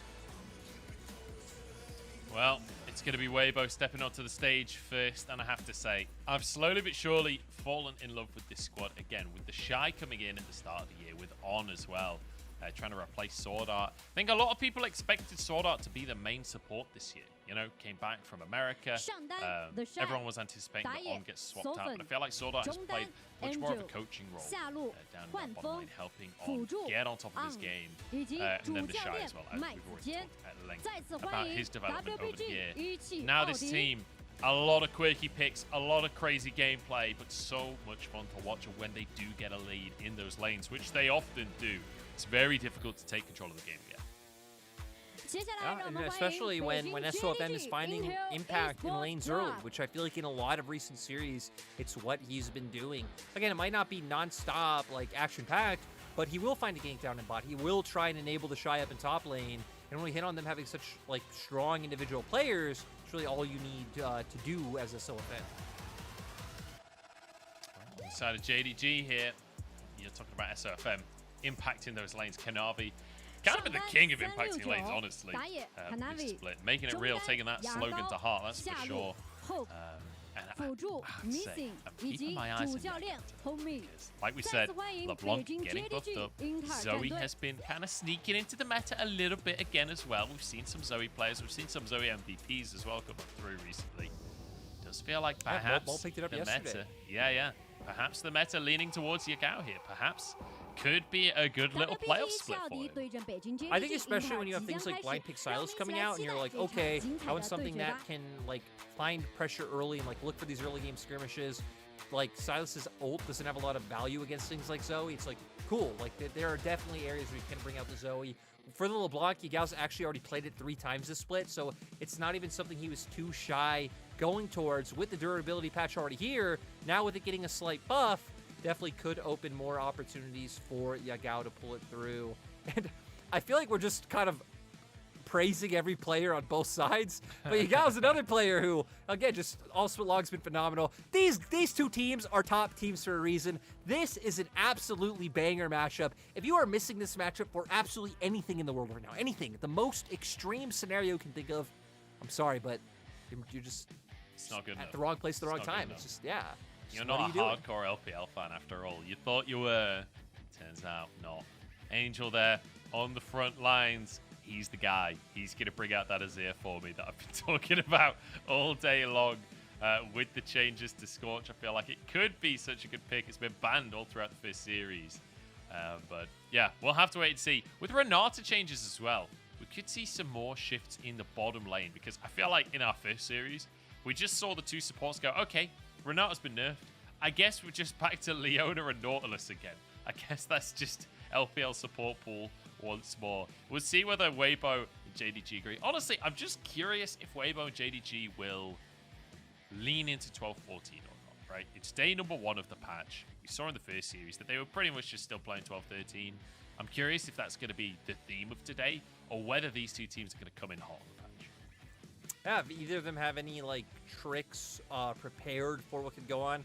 We need to remember the hard thing with LPL as well, and like teams coming in, is the fact that since there are games every day, that I think it's a lot harder to just all in prepare for like looking for what could be good or like secret picks or strategies on a new patch when it's like, oh wait, we just played a game 2 or 3 days ago on 12-13, right? So you have like such a small window of time to really look for more nuanced things coming through, which is why it feels like LPL is always slower to adapt changes, because I definitely feel like our region is always a little bit behind on like the uptake of like maybe a cool champion that comes into the meta. Yeah, well, I mean, we'll have to see, because we're heading into picks and pans, Mr. Lyric. Here we go. Weibo banning Lucian, banning Wukong as well, with a Gnar and a Poppy banned by JDG. Now, we're ignoring the patch. Yeah, definitely still keeping it stock and standard. I mean, I'm always happy when I see Poppy bans coming through, just the impact this champion's able to have, and taking away the Gnar against the Shy, who feels like a lot more impactful champion for him, is huge, as now having a Yuumi ban. I think a little bit surprising, but kind of in my mind works as like a pseudo, not a pseudo ban of the Sivir, but like if that is the part of that combo you're more afraid of, and you're like, hey, if they get Sivir with like Nautilus or something else, it is totally fine. Okay, first pick, Talia for Angel. Very standard, very strong first pick available here, but the Kalista Renata, Hope and Missing, have been incredibly aggressive when given the opportunity this split. That Kalista left wide open. Renata, despite the nerfs, I feel like is still just going to be such an insane combo. 100%, and this is something that RNG, who took down JDG recently, were consistently banning up against them, not wanting to give Hope that Kalista. But this is also something that Huanfeng plays quite a bit, something they should feel comfortable going up against. Typically, we do just see the trade of like, you go for Kalista, we go for Aphelios. Sure, you'll have more pressure early, but we can try and just have better fights later on in the game. And looks like that's what Weibo will do, especially if you can index into a better mid-jungle. Could really shut down any type of aggression that Hope and Missing would be looking to dish out. Huanfeng going with the Aphelios here. It is his most played of the split, but actually a negative win rate. Okay, Pantheon locked in. I assume that's for On, but could even be Pantheon jungle for SOFM. I don't know. So Pantheon on this patch had his Q damage to monsters increase. I haven't really been seeing like people pull it out, but I mean, who knows? We'll keep an open mind. Wherever this is going, if it is going into that jungle role, that is exciting. And now JDG responding with the Ahri. Who cares about the Ahri much? We have a Pantheon on the Rift. Potential for the richest man in Vietnam to cash it in once more on the Pantheon. We'll have to see if SFM does take that into the jungle, or whether it'll be down in the support role. Gwen going to be banned away by JDG here, trying to deny some of the strong top lane picks. Yeah, gonna be looking at for what JDG want to go for. I feel like JDG's comp with their 3 picks is still very flexible. Weibo are very interesting because I feel like typically when you see like something like a Pantheon, you wouldn't think of like Aphelios in the same draft as well, right? Because Pantheon typically a lot more about like early game aggression, snowballing ahead. One thing their comp does have so far is double globals and a lot of pressure to pick off people on sides and create numbers advantage. So I at least think Weibo's 3 picks so far at least indexed into a clear strength, and they have the late game insurance policy of the Aphelios. And I will say, so often Weibo will just abandon Huanfeng on the bottom side and go fight for Herald as a 4-man unit and let Huanfeng just take place, right? And, you know, like you say, Aphelios doesn't really lean into the style of a Pantheon, but that can work for a team that doesn't want to play with their AD carry typically. We'll see where JDG are going to go, though. Looking at jungle picks for now. Yeah, so far, kind of scrolling through a few. We still have things like the Xin Zhao left open, Lee Sin, which we saw earlier today, but that could be a little bit rough. And for JDG, considering that I feel like their comp can index heavier into 5v5 and want a bit more of a front line, I think locking in the Xin Zhao would be quite nice. There it is. So aggression from Kanavi, wants to get into those lanes. And he certainly has lanes to gank, right? Kalista, Renata, as well as the Ahri in the mid lane. Let's brings go! out his Blitzcrank once again. It's the Pantheon in the jungle. Weibo want to go in. And not only that, the Shy brings out his Kennen. It's 100% win rate this split over 4 games. And 369, mate, you're going to have your work cut out today. I love the LPL. I absolutely love the LPL. Weibo definitely coming in prepared with some strats. 369 gonna bring out the GP as like a TLDR of GP changes. They tried to hit his early game, but kind of, you know, like keep the potency and keep the potential of late game damage there. So we'll see if the Shy can try and abuse him a little bit more. But sadly, this top lane matchup was supposed to be the hype part of the game. I am much more excited to see SOFM, and especially SOFM and On, how they're linking up, how they're finding picks, how they're working together, because that's what Weibo's comp looks like it's all about. It's all about finding picks, traversing the map as a unit, and just catching JDG off guard. Honestly, I have no idea what to expect from this game. We have a Blitzcrank and a Pantheon coming out from Weibo. And you know, a lot of people will argue with me and tell me that Weibo aren't a Mojo team. And to that I would say, look at this draft and tell me again that this team doesn't have Mojo. Come on now. On the Mad Scientist, bringing out the Blitzcrank once more. We saw him playing this earlier on in the split and it looked pretty good as well. Over on the other side, though, JDG sticking to what's been fairly stock and standard meta. Aside from the Xin Zhao, slightly a fringe pick. But 369, despite the nerfs, sticking with the GP. Missing, despite the nerfs, sticking with the Renata. Yeah, and like you said, JDG, very stock and standard composition coming out so far. Like, they have a solid 5v5. You have ways of preventing the enemy team from coming in from you with that hostile takeover, but also, like, are a little bit fluid in terms of picks because you have an R who wants to roam and you have the cannon barrage. So I think JDG can be a little bit fluid with how they want to play the game. We said it's a lot on Weibo. Mid-jungle support kind of being their pillar and really honing in on that bot lane. I am extremely excited for this game, Lyric. It's Weibo and JDG. Two teams that were powerhouse squads in 2020, and it feels like they found their form once again in 2022. You know, JDG with the team that a lot of people were dubbing as favorites for the 2020 World Championship, but it was Suning that made it to the final in the end. It was this Weibo squad with a couple of changes, with a couple of differences. It was Bin instead of the Shy back then. It was Sword Art rather than On. But the core players of SOFM, Angel and Huanfeng, still there all these years later. Yeah, Weibo having a solid foundation to build on, and now having a solid game plan to try to take down JDG and make their way up the standings. Again, we're going to be keeping our eyes on the Pantheon and on the Blitzcrank. I feel like it's, you know, when you have the Blitzcrank, we typically expect to see a lot of action put around the bot lane because you are a very, I don't know if feast or famine is the right word, right? But it's like, if you can find that hook, if you can get going, you could really just take over the game.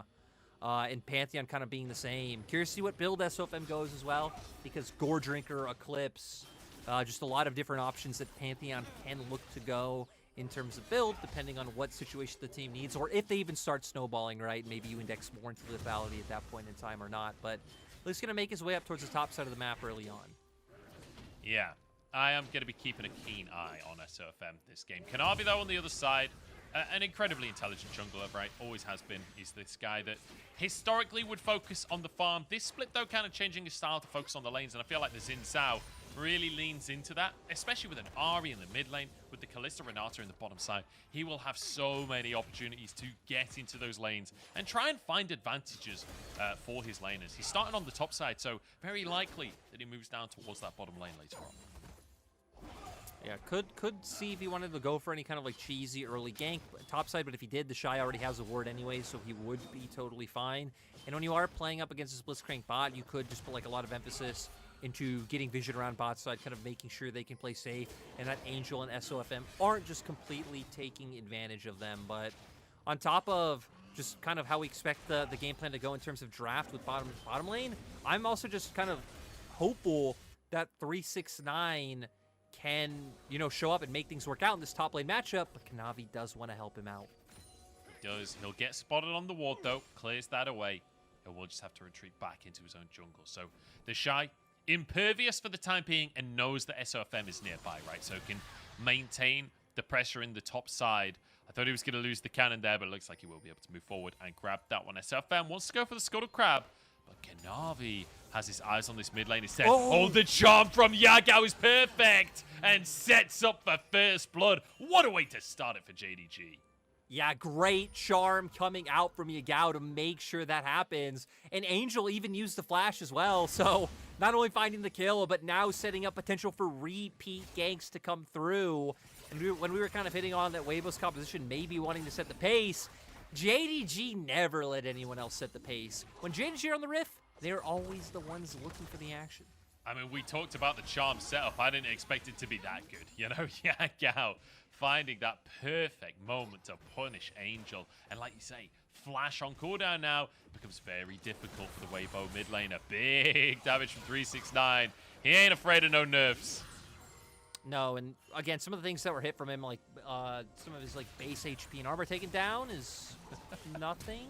probably going to come from this. Forced a flash in the bottom side. I don't know what he necessarily expected from that hook, but apparently it wasn't to pull in enemies. So I'm not entirely sure what other options were available from hooking there, but it forces his own flash out. I don't know if he like hooked and then maybe thought like, oh shoot, what if Kanavi's here? Because we don't have vision, or he could have walked through lane. But yeah, so now 2 members of the side of Weibo not having flashes available, definitely giving Kanavi a lot of opportunities. His camp's coming up towards the top side right now, so that's where you expect him to path. And with 369 holding this wave pretty close to his tower, could set up for another gank to come out in the top side for JDG. Yagao already starting to get some vision up towards that side, so he can more safely go for some rotations.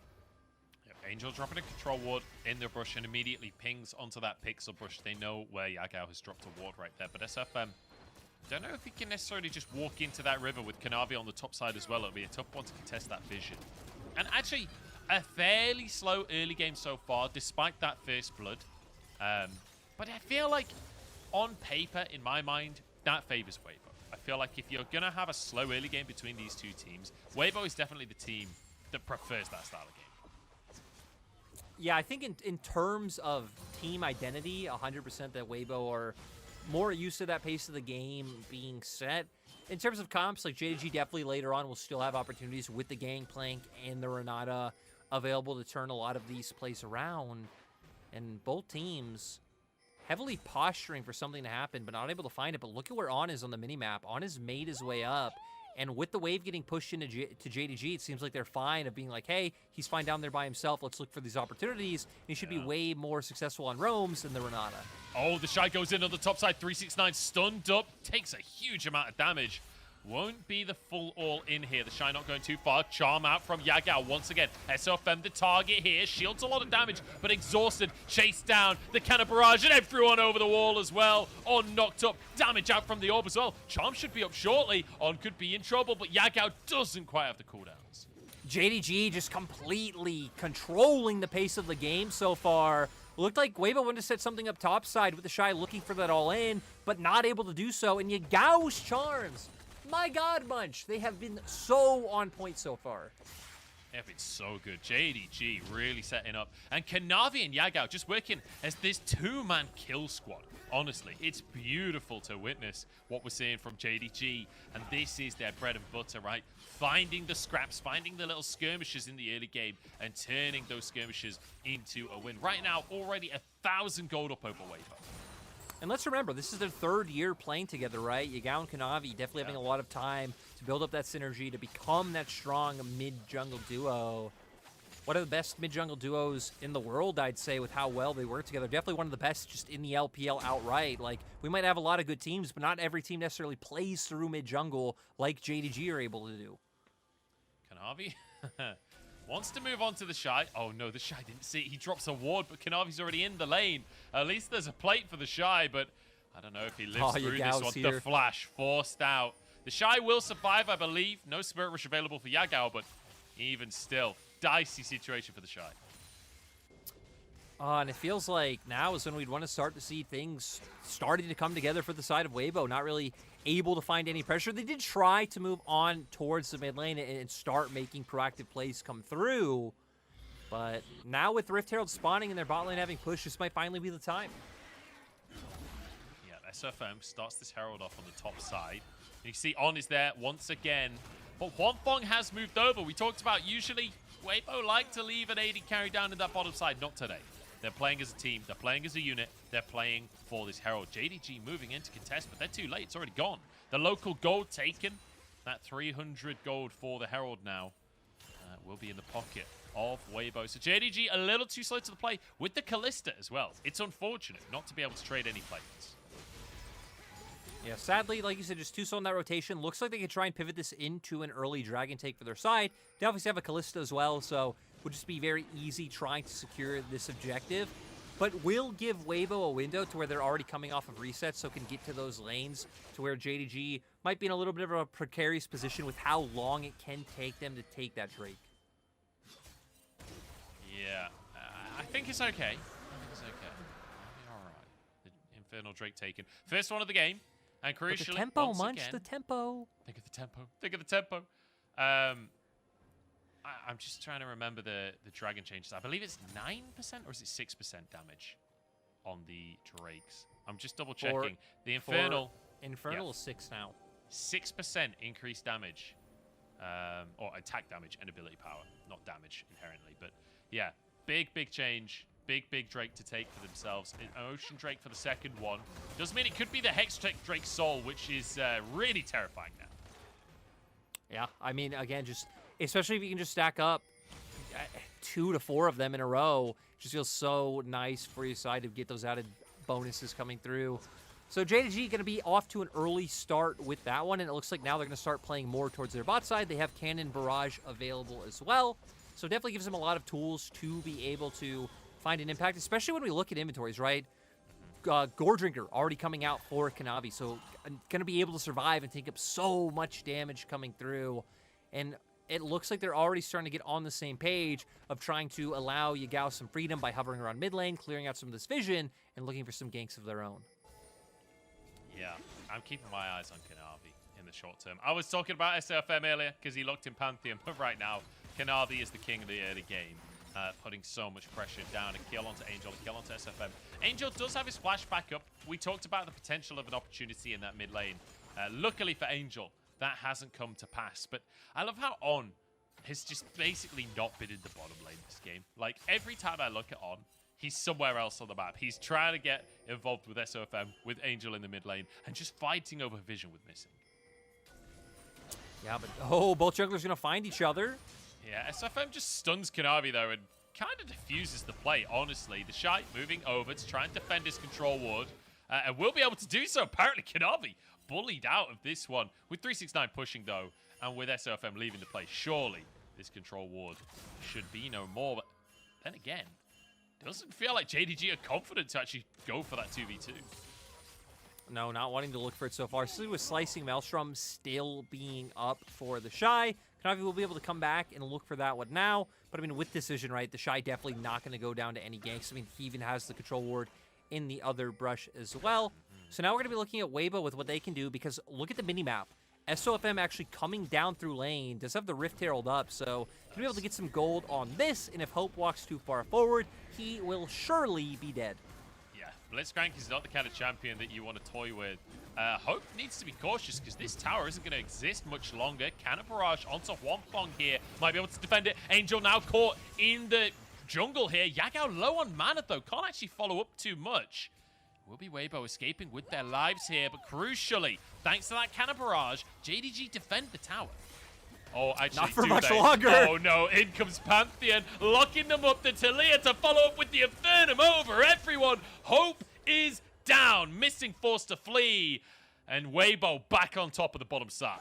We finally got to see the combo that we were talking about. Grand Starfall plus Weaver's Wall. Very easy to close a ton of distance so quickly and find that numbers advantage. So Weibo's starting to use those pick tools that they drafted in their comp to be able to just single members of JDG out and find leads through that.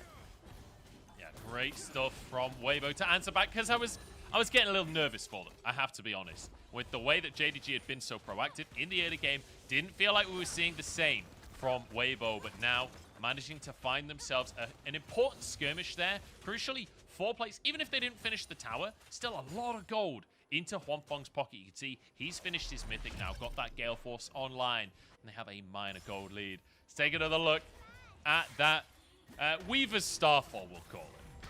Yeah, and I love how they hone in on both of them coming in at the same time. It just sets up Pantheon stun into the seismic shove. Just great combo. Talia loves being put with point-and-click CC to guarantee that damage comes through. And Weibo able to find it and keep up this pressure. Even gets Huanfeng straight to the Gale Force for his involvement in the kill as well. Yeah, really good stuff to see Huanfeng stacked up with an item already on that Aphelios. Crucial in a matchup against Kalista Renata, right, where the lane pressure is meant to be so difficult to deal with, but so far doing a good job of just withstanding that early game storm. Still no plates taken by the side of JDG, whereas obviously with the help of the Herald, 4 plates down in favor of Huanfeng. Across the rest of the map, does feel still fairly even. It's only a 400 gold lead, but JDG looking for a second Drake here. And I think they should be able to get it because Angel was actually hovering up towards the top side, which gave Yagao the ability to push in the wave as they both tried to go for a cheeky one. I Would thought it really he was going hype to flash over that, honestly. No way. But look at SFM's cooldown. His Grand Starfall's almost up on the table once again, but heck, they might not even need it. JDG looking to be the aggressors. Yeah, they're just going to walk in here. Huanfeng red and white, though. I don't know if that's a fight that JDG really want for themselves. On forced to flash away once again. Surprised to see he's not using Hex Flash. Yeah, you're right. Definitely not going towards that one. So not wanting to look for not being able to look for those cheeky opportunities, but... No. Oh, hope. All hope is lost for the 80 carry on JDG. I mean, what do you do when your flash isn't available? I feel like he's regretted not running Cleanse this game. What you do is you pray that doesn't happen, wait for objectives to go down until we get to the phase of the game where you just permanently group up as 5 and stare at each other, and then that won't be as big of a deal. Kanavi trying to get onto Huanfeng. That Cannon Barrage doing so much to deny Huanfeng's movement. Everfrost, there's just nowhere he can go. Take him down, Kanavi with a kill, but Yagao has more on the plate here, looking for On as well. Wants to grab both.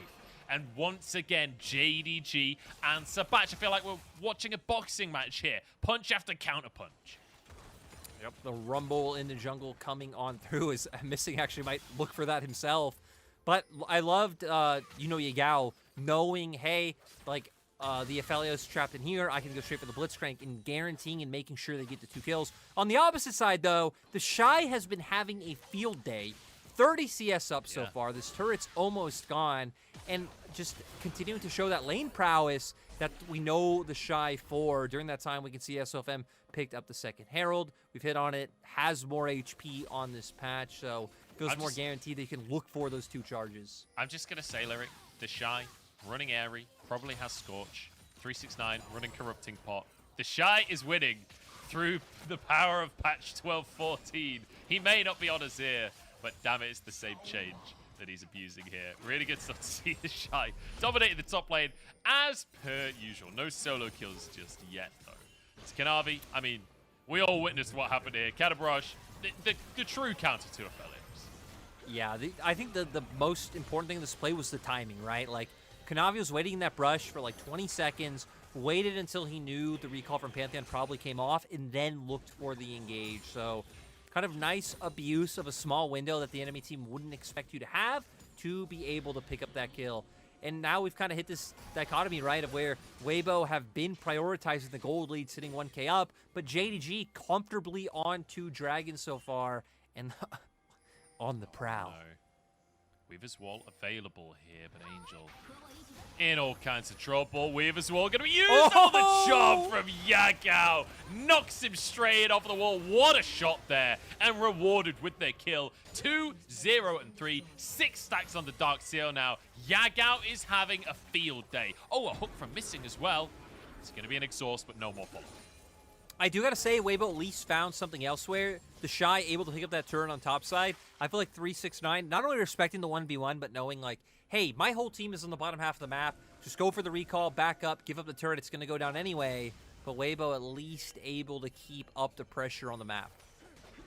Celiar is on. Not having the greatest game on this blitz. Oh no, Yagao. He's going to be caught in place here. There's nowhere for him to go. The stun into the stun, into the stun, into the death here. Nice pickup from Weibo. And I have to say, the proactivity on this Pantheon, I am loving.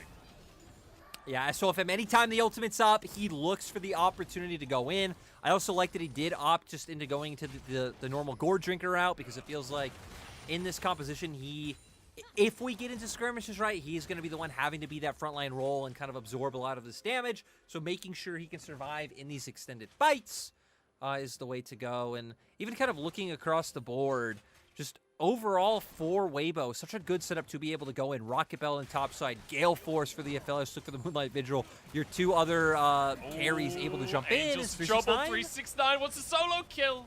It's not going to find it there. A lot of burn going on right there, but 369 uses his flash, uses his ult, answered by the flash of Angel.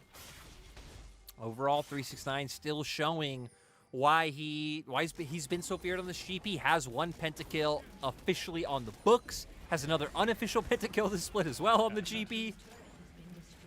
is a monster. The nerf does not matter to him. 0-0-3 so far. Yagao slightly wide on the charm this time. Will have to back away. As the Herald comes in the mid lane, should finish that. Sour off, no! Oh, 1 HP. But a single auto will do that. So, Weibo not going to be too concerned about that one as they start the Drake off. Here we go. 5v5. Everyone's here. Yagao behind enemy lines using the Hex Gates here. On needs to be cautious. Needs to buy space for his team. Big ulti across the team from Wonfong. And Angel's actually locked up. It's going to be a kill onto Angel as the Shy goes in. Slicing. Maelstrom rips JDG apart. Now time for cleanup. SOFM buys space on the front line. Wonfong needs to clean up. Needs to get onto Hope here. Big damage on Kanavi. Wonfong, red and white, needs to turn it around. On flashes out safety here. Wonfong in trouble and taken down. The spears pierce the heart of Weibo. Hope completely showing up, turning the fight around. Overall from JDG, a lot of great things in that fight, and it's going to lead them to this Drake, unless some cheeky shenanigans from On can make things happen. But up against the Rend, up against the Kalista, I don't think that should work. Yeah, surely not. Hope is getting kind of low. These dragons are hard to kill, and this is a Hextech Drake. Look at the health bars on. Go for it, man. Please make the play. Use the blast code. Oh my god. It was a pixel away. A singular pixel away. Yes. Oh my god, my heart almost stopped right there if he would have done that. It would have just overwritten everything JDG just did, but we're gonna see here Yagao coming off onto the flank and missing with the flash handshake to bring Angel in. And then look at that hostile takeover.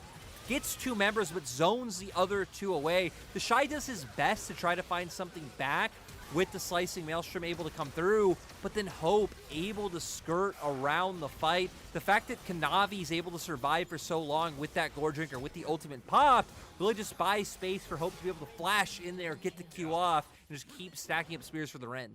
And another great charm from Yagao, right? I think I've seen him miss 1 so far this game. He's been so on point on this Ahri. I will say, without the Shy's ult, though, that was a very one-sided fight for JDG. Yes. The Shy nearly flipping everything around. That ult was massive, and you can see the build, right? Just pure magic pen coming out from the Shy. So the damage will be off the charts. Missing needs to find those exhausts early on in the play to stop the Shy taking over. Yeah. But also shout out to Missing. Missing playing that fight overall, handshake into the ultimate to do so much zoning. So yeah, as long as he can keep playing fights like that and get that exhaust down like you're saying, will be very nice for the side of JDG. Now JDG, I mean, on Soul Point and just having so much power across the board. And like we said, champions like Blitzcrank, I mean, you're always useful because one hook could always turn into something, but at the same time, when you're behind, you don't really offer too much more than just hoping you can kind of cheesily pull someone in to all 5 members of your team. And crucially, a lot of the time, when you're behind, pulling someone in isn't necessarily a good thing. If you hit, like, Kanavi, for example, that actually could lose you the game. Like, he wants to be in the middle of you, just pops his ult out and takes over the situation.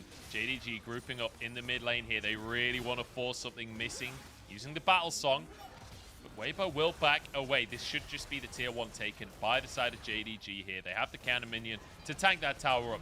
We'll find a tier 1. Here we go. The Weaver Starfall as SFM in the middle of everyone. Kanavi knocks him deeper into the play as well. The stun comes out. There's no follow-up from the rest of Weibo. They can't get into the play. I mean, SOFM completely regretting his decision. The fact that Kanavi able to get in front of him and knock him back. I mean, what could the other members of Weibo do? Just feels like he was in too deep. I'm even surprised Weibo were willing to look for that play in the first place, considering how far behind like Wonfong On and the Shy would be to where, you know, Angel and SOFM could land. Yeah, really aggressive ultimate from SFM. You could see Angel using the Weaver's Wall as well, like considering going in, but I guess they decide that this just isn't the play. Maybe wanting to do that before the tower was down, but not working out for them in the end in SFM. Going to be sacrificed by the rest of the team. Yeah. That's the thing about Pantheon, right? Once you're in, there's not really any getting out. Yeah, and even the Cannon Barrage, right? Doing so much to zone off the other members, even if they could join through, they would have to tank all that damage. And I think Angel was kind of smart to realize, like, hey, maybe I shouldn't keep following this wall through, because then it would have just been 2 members going down the side of Weibo rather than just 1. Okay, Yagao up to the top lane. I feel like the side lane play from JDG is really strong this game as well, right? You've got the Kalista to sit in the mid lane, and then you have an Ahri and a GP that can just sit and push side lanes, get that pressure out. Yagao has TP for the Drake that's coming up in a minute's time.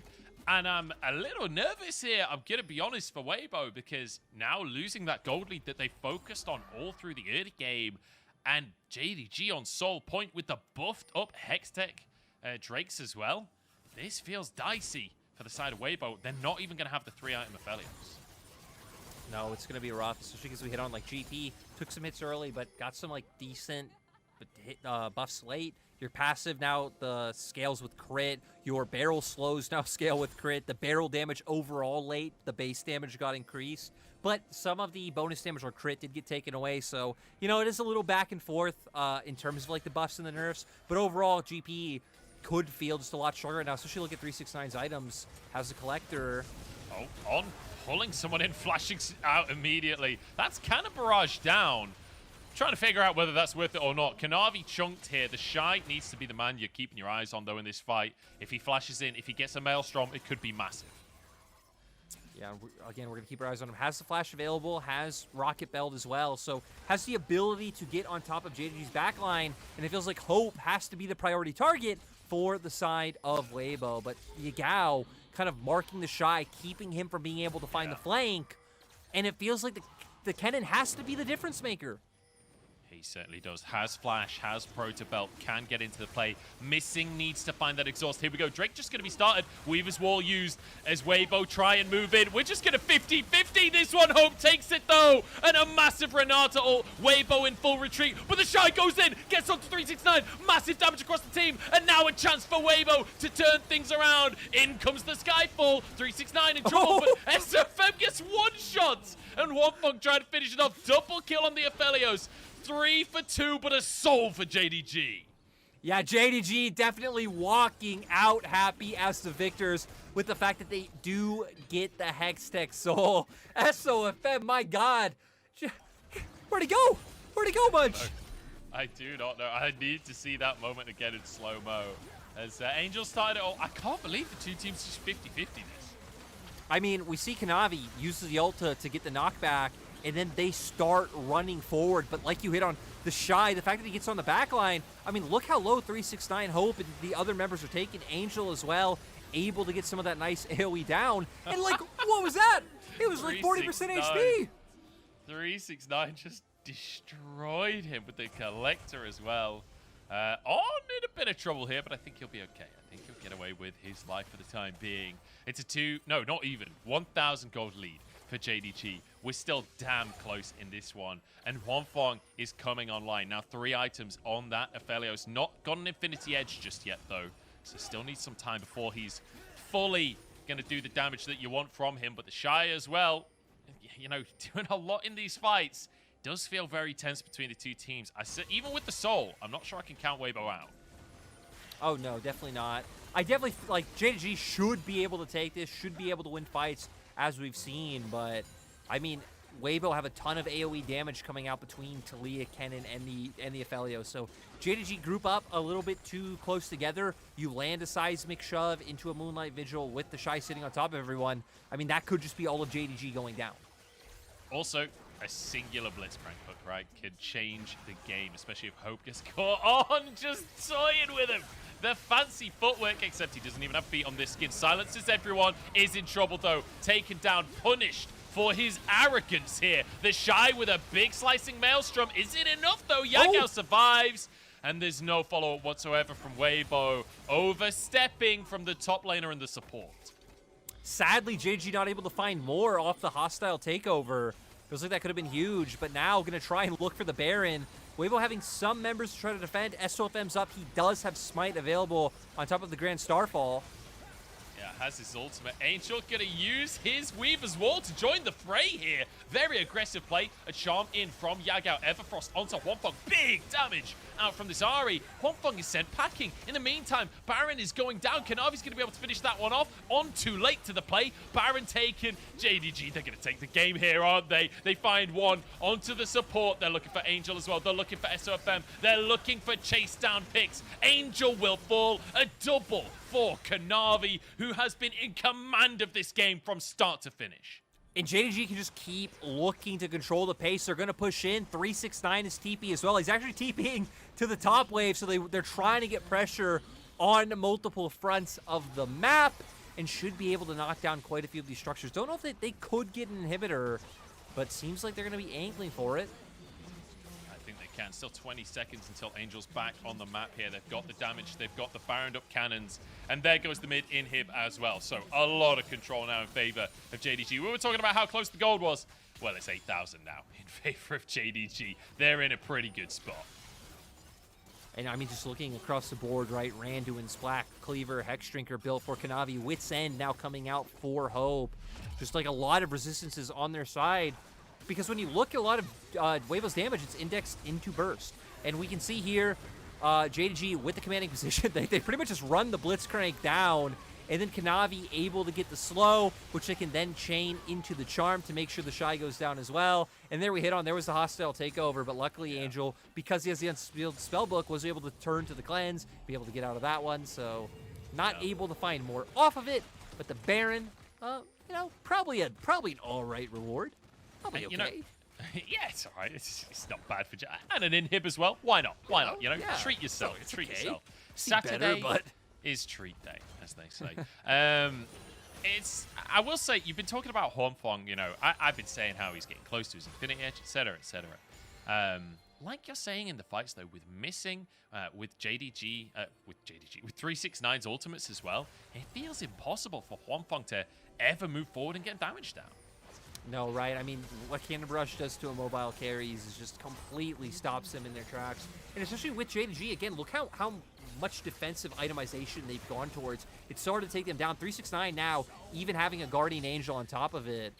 I feel like they just do so well in these like extended standoffs now. And sure, they might not have like a ton of poke coming out through their sides, but one barrel chain from 369 could just set JDG up to take a turret. Oh, a hook onto 369. Speak of the devil right there. Pulled in, half his health gone, but not really the end of the world. They can't find a pick off of it. Like you say, the barrel damage is big. Kanavi chunked as well. There is a lot of poke coming out from Weibo, honestly, but oh my days. Not as much as there is from JDG. No, but still, JDG going to pay the respect and back off because Elder coming up in 12 seconds. JDG have complete vision control over the bottom side of the map so far, but this doesn't feel like an objective you can give up if you're Weibo. Are you ready for the Pantheon Starfall Steel on the Elder Dragon? I certainly am. Let's see what SFM has up his sleeves. 369 playing to zone here, but doesn't quite connect onto the Shy. 10k on that Elder Dragon. Remember, it is tankier than it was before. SFM moving in. Great cannon barrage onto everybody on low. Yagao over the wall here. Everfrost onto Huanfeng. He cleanses, trying to keep himself alive, doing damage onto Yagao here. Keep your eyes on Huanfeng. He's got to turn this play, but he's alone. He's abandoned by his team. They're taken down. And JDG, they've made this game look easy. I love that JDG don't go for the 50-50. They know they can win the fight, and they just completely wipe Weibo off the map. And I love that. Not flipping the Elder, right? Going for the fight. Baiting Weibo out of the base and using it to go for the play. Not risking anything. JDG looking clean in game number 1. This was great, Munch. We had aggression. We had fights. Oh, yeah. We had Pantheon Blitzcrank. We had it all deliver in this one LPL game. And JDG, I mean, they might go through some trials and tribulations in terms of losses. Obviously, like we hit on, they lost to RNG the other day, but still, JDG are a team that you can't count out. JDG are a team who, especially once we get to best of fives, I'm like really excited to see because they feel like a team that like can drop games against any of our other top teams. Like if Weibo comes back in game 2, it won't be surprising, but can also just have these games where once they find a foothold, because they are just constantly pushing forward for vision, for picks, they can just round out games so nicely like they did here.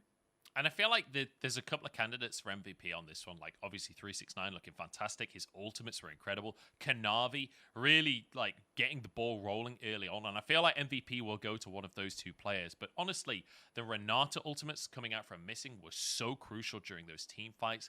And Yagao, his charms were so good throughout this game. Like, he was the one that set up that initial play for Kanavi to build his snowball off of. I feel like I just want to shout out those two players because they won't get the MVP, but they were crucial for this game. To where there's, right, definitely top teams where it feels like you're honing in on the one player. Like, we look at, like, past seasons of, like, top esports with Knight. It feels like this JDG roster is just so solid across the board, and that, like, really in their wins, everyone comes online and everyone has, like, a huge impact on what they're able to do, and they're just such, like, a individually mechanically talented team. It makes sense. My God. I had a feeling the Shy would top the damage numbers even though they're losing. I mean, so many fights. He was just in the middle of everyone. All of Weibo's damage. Like, look, Angel out damaging a Gao, Huanfeng out damaging Hope, just across the board. They were able to find the damage, but JDG were able to find the impactful kills and objectives. JDG just had more health, I guess. Somehow managing to survive all of that damage coming out from Weibo. It's not often that you see that, is it? Like, every single lane out damaging their opponent but still losing the game. I don't know if I've ever seen that before. Like, even the Blitzcrank, right? The only out damage point for the side of JDG is actually Kanavi. Yeah, and not by a significant margin. Kind of crazy. Either way, JDG, a phenomenal win hit. And I just want to highlight once again that we're talking about both of these teams kind of leveling up since 2020, growing, changing slightly, but keeping their core players. But JDG, I feel like, are a totally different team. Even though some of the players are the same, like, the way that this team plays is so much more entertaining, honestly, just from a sheer fan perspective. Like, I love watching this new version of JDG where they just go in, they force fights, they're so decisive, and they're just so good. Yeah, and right, it's not even just like blind aggression either. Like, they're getting their vision down, they're pushing as a unit, just everything's coming together cohesively. Yeah, absolutely. We're going to jump into a break. We'll find out what Weibo have in store in the draft for game number 2, because Pantheon and Blitzcrank game number 1, you know it's going to be wacky.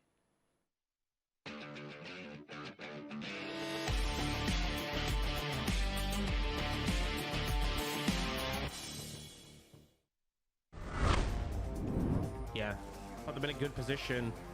And pass the quad out. Safeguard though, as Rich gets the barrel train, he's buying time. Barrels are gone as he's eaten up. Oh no. Unfortunately, inside of missing is Rookie! Rookie! Every time! He's exhausted, but as he goes golden, JDG waiting for him with a hostile takeover, saves his life. A good ulti though from Yagao. Mid laner's coming up clutch. Rookie's bailed out, but can't get a kill. Yagao versus Rookie is stepping up huge. What a response to come in here. Oh, never moves great. Tarzan's here once again, the fracture beautiful, but the impale! There it is! Orcs, it worked beautifully because now he's under turret!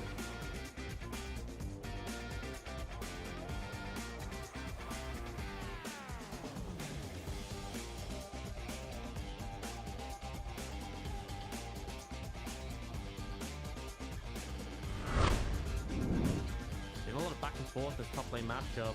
Oh, that's all. By Hang Bin. on.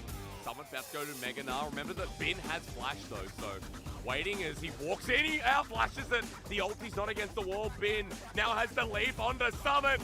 You stand at Orcs in the reverse matchup. Bin is gone. Trouble here. Kanavi flash forward from 369 though. Breeze, nice little sidestep there. Won't dodge just yet, but Kanavi comes in and seals the deal. A lot of damage though when Wei is in the area, so can he find the monkey? Oh, he's smited. He's got a lot of healing there, but the Cyclone not going to be enough just yet. Wait a second, doesn't Kanavi get wins the this. back into it. Kanavi, can he find it? Kanavi! Solo for the king of the jungle! Oh, it's too late. It's too late. TT into the pit, but Beige1 left alone. There goes the jungler, and TT in full retreat on the wrong side of the map. Yao Yao gets onto Jackie, but Mark's there to save the day. Nothing TT does matters anymore, as Jackie will clean up. Look at it go, as Jackie takes the team and grabs a pentakill against TT.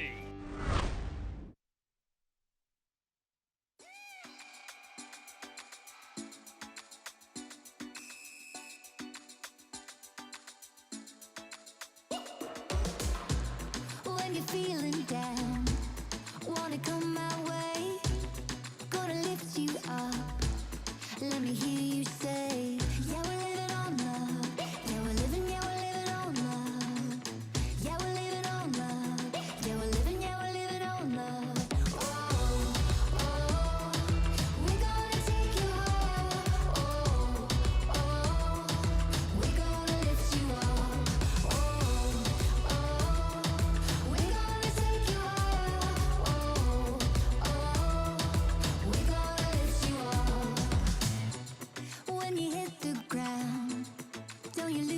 away. Gotta get back up. Let me hear you say, yeah, we're living on love. Yeah, we're living on love. Oh, yeah, we're living on love. Yeah, we're living on love. Oh,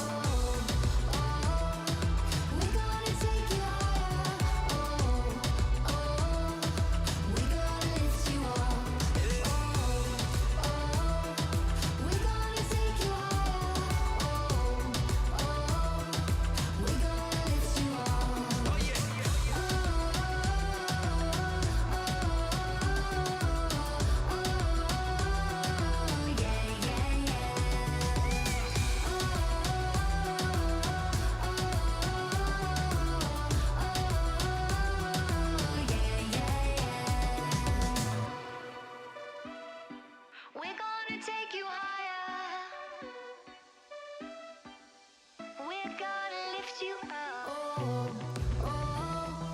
We're gonna take you higher. We're gonna lift you up. We're gonna take you higher. We're gonna lift you up. We're gonna take you higher. Take you higher. We're gonna lift you up.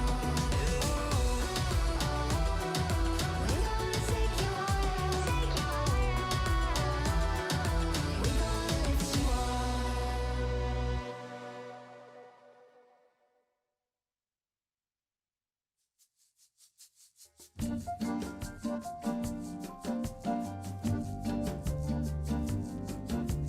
When I feel the darkness descending upon me, then I close my eyes to seek escape. Something in the darkness calling to me, but then I realize it's okay. La la la la la la la la la la la la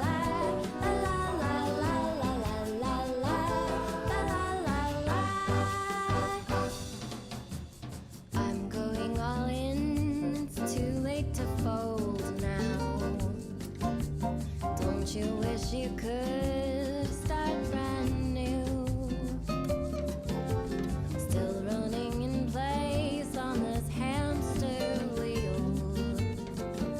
But when I close my eyes, here's the view. La la la la la la la la la la la la la la la la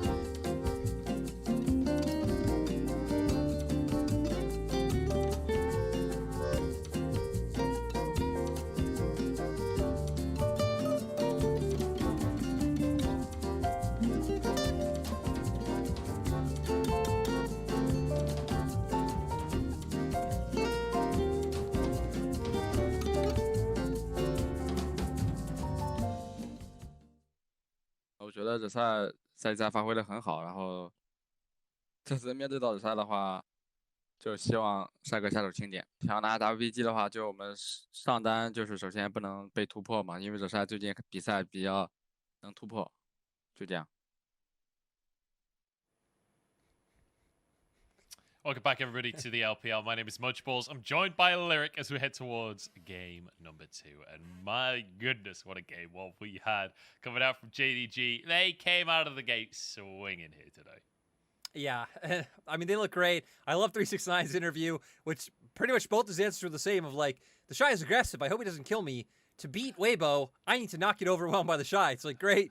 He didn't get overwhelmed by the Shy. And a large part of that, I mean, himself, but also Kanavi having a great performance, picking up our MVP. He's actually now tied with 369. 2 members of JDG now tied for first in the MVP standings. Pretty crazy when you think about it, because typically, I mean, MVP can only go to one person on your team, right? So the fact that 2 members of JDG sitting atop of the leaderboard is absolutely correct. Yeah, these guys are smirking. And look at that. Kanavi had 4 items plus boots as a jungler. How often do you see that? Like, richest jungler I've ever seen. Great charm there from Yagao to start the ball rolling, and the second Kanavi got a lead, he did not let go of it for the rest of the game. No, and they do so well at playing around the leads that Kanavi has. You always see them do it as a coordinated group, right? Yagao missing, always right there with them. You hit on Yagao setting it up with the charms, but even just some phenomenal ults like here, just realizing, hey, SOFM messed up, jumps behind us, knocks him even further back so the team can't join in. Kanavi just always a treat to watch. One of the best junglers we have in the LPL, if not just making that argument for being the best, right? Him and TN, I think, definitely having standout splits, even among other standouts where LPL jungle is such a stacked role. Yeah. I mean, honestly, I feel like every role is a stacked role this split at LPL. It just feels like the top teams are so damn good right now. JDG proving that they are still within that list, because JDG is one of these teams that haven't necessarily always looked super consistent, actually coming off of a loss in their most recent series against RNG, which obviously RNG are RNG, so I think it's a fair enough team to lose to. RNG actually currently in 3rd place, right behind JDG in the standings, but now coming up against Weibo, team in 5th place. JDG looking comfortably the better team in game number 1 of the series. I anticipate that we'll swap sides here, and I'm curious what Weibo are going to change up in this draft, because it was a wacky draft, right? Pantheon in the jungle, bringing out Blitzcrank in the bottom lane. That felt to me a little bit like Weibo weren't confident in taking JDG on in Standard League of Legends. You know, it could be multiple things, right? Could be that. Could be, again, just them having the strat prepared, wanting to try it out, you know, in an official game. And that's why, like, they obviously did lose pretty dominantly. I don't put too much stock in it. Maybe if they go back to a standard draft, they will be able to pull out ahead. And now they have some data on Pantheon Tilia, because we saw some interesting things from it, right? Again, the Weaver's Wall to the Grand Starfall can work, can do some interesting things. It felt more like Weibo, I mean, we saw the play in mid, right, where one goes too far. Sometimes the team can't follow up. The GP, I feel like, did a lot to shut out, like, the Aphelios. So, yeah, we'll see game 2 if we get any more key learnings, or if Weibo have any more fun strats prepared with some of the, like, small buffs and nerfs that we've gotten on this patch. Yeah, we'll have to wait and see. It was quite a big patch, but it's time for picks and bans once again as we head towards game number 2 here. Not taken off the board by JDG. It's answered by a Lucian ban from Weibo. I wouldn't be too surprised to see a Kalista ban as well, honestly, from the side of Weibo. No, I definitely think you got to start putting respect onto Hope. But still, since I feel like if things get let through like the Talia, maybe you don't ban it and you think, hey, they're going to go for that first pick. Because Weibo's bot lane has been extremely comfortable in playing the Kalista themselves. I will say as well, Kalista does not do well into Draven. Huanfeng is a prolific Draven player. I'd love to see that brought out to answer the Kalista as opposed to banning it. The Shy, having his Gwen respected, I totally understand that. You know, we just saw in that interview with 369, his big goal in the lane is to survive the Shy. And banning the Gwen is certainly a good step on that path. Things still left open. We already hit on the Talia being the big standout to me. Kalista, the other thing that we have hit on. So definitely some options on the board. I think Talia is kind of the highest value champion left open. I just feel like this champion brings so much to the table. But you made a great point earlier that it feels like we have certain players where the pick just looks unbelievably OP. Then we have other players who on the pick, it just can't seem to manage it as well. Yeah, Talia let through here. Angel could go for that one once again. Weibo had it in game number 1 and it didn't really work out for them. And I feel like you have to take the Kalista, right? You can't let the Renata Kalista through, but it does mean that you're up against Renata Aphelios, right? The other really strong Renata combo, which happens to be really good against Kalista. So I feel like JDG really painting Weibo into a corner so far.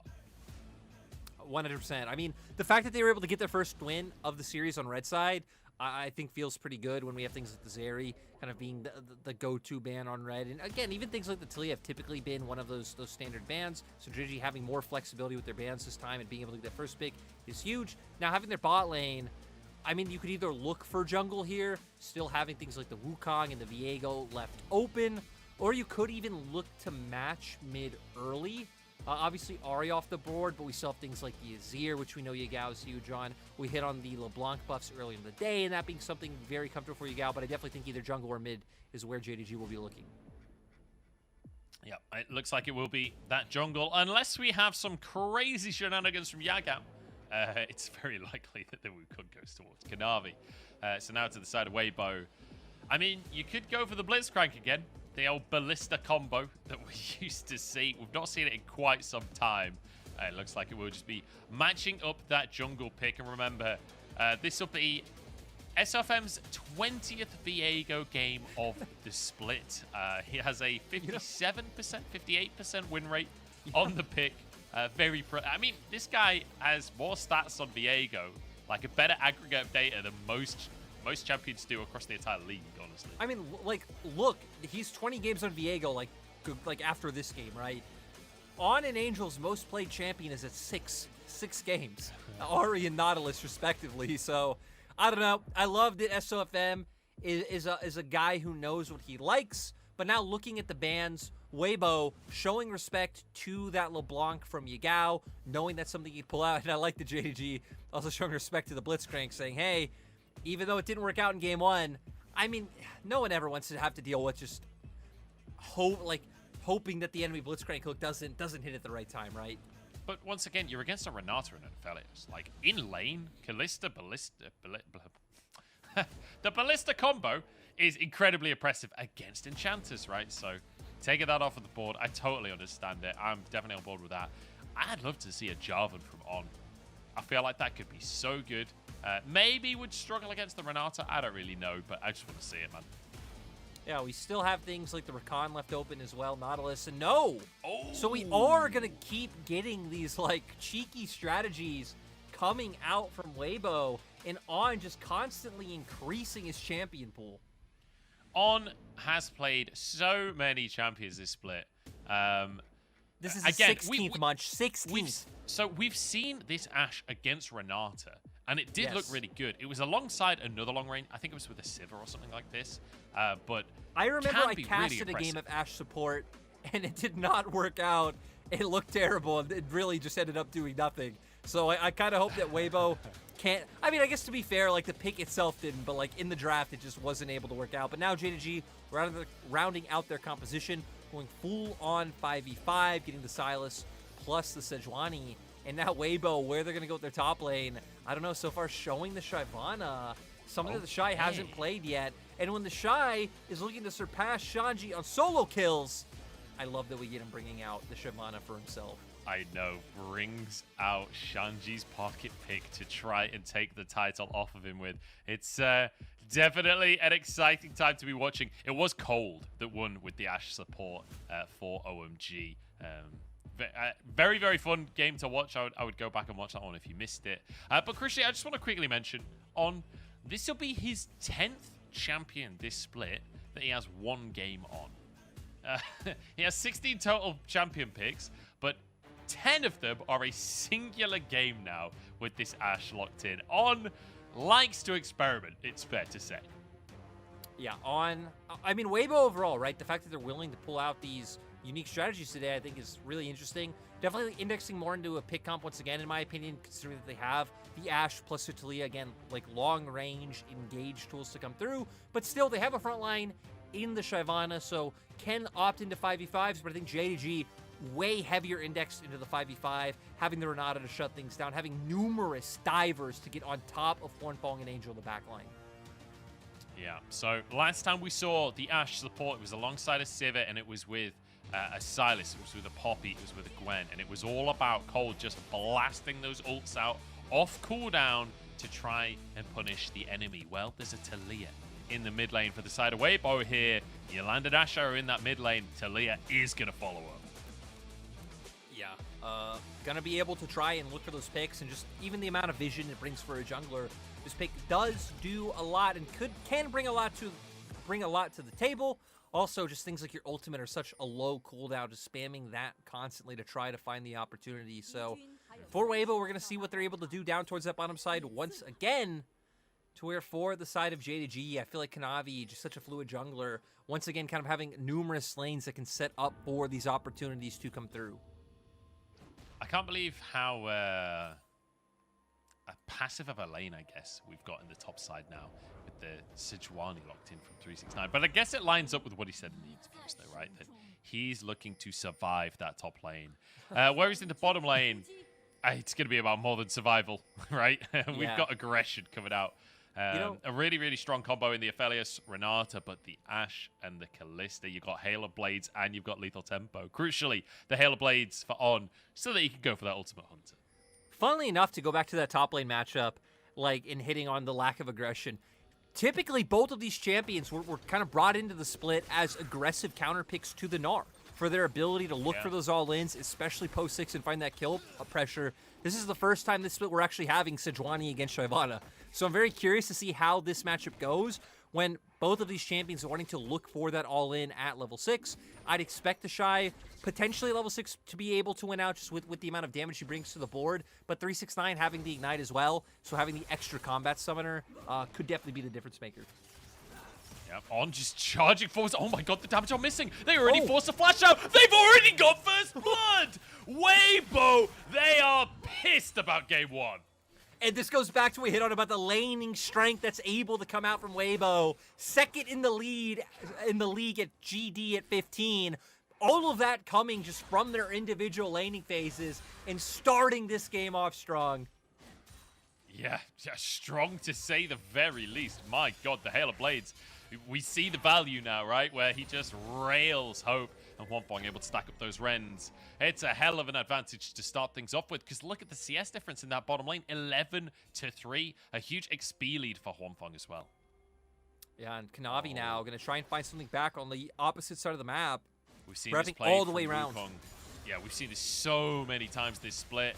And now the Shy in trouble. Ghost used immediately. Does not have flash here, but it doesn't matter because Kanavi's not level 6. They just can't do enough damage.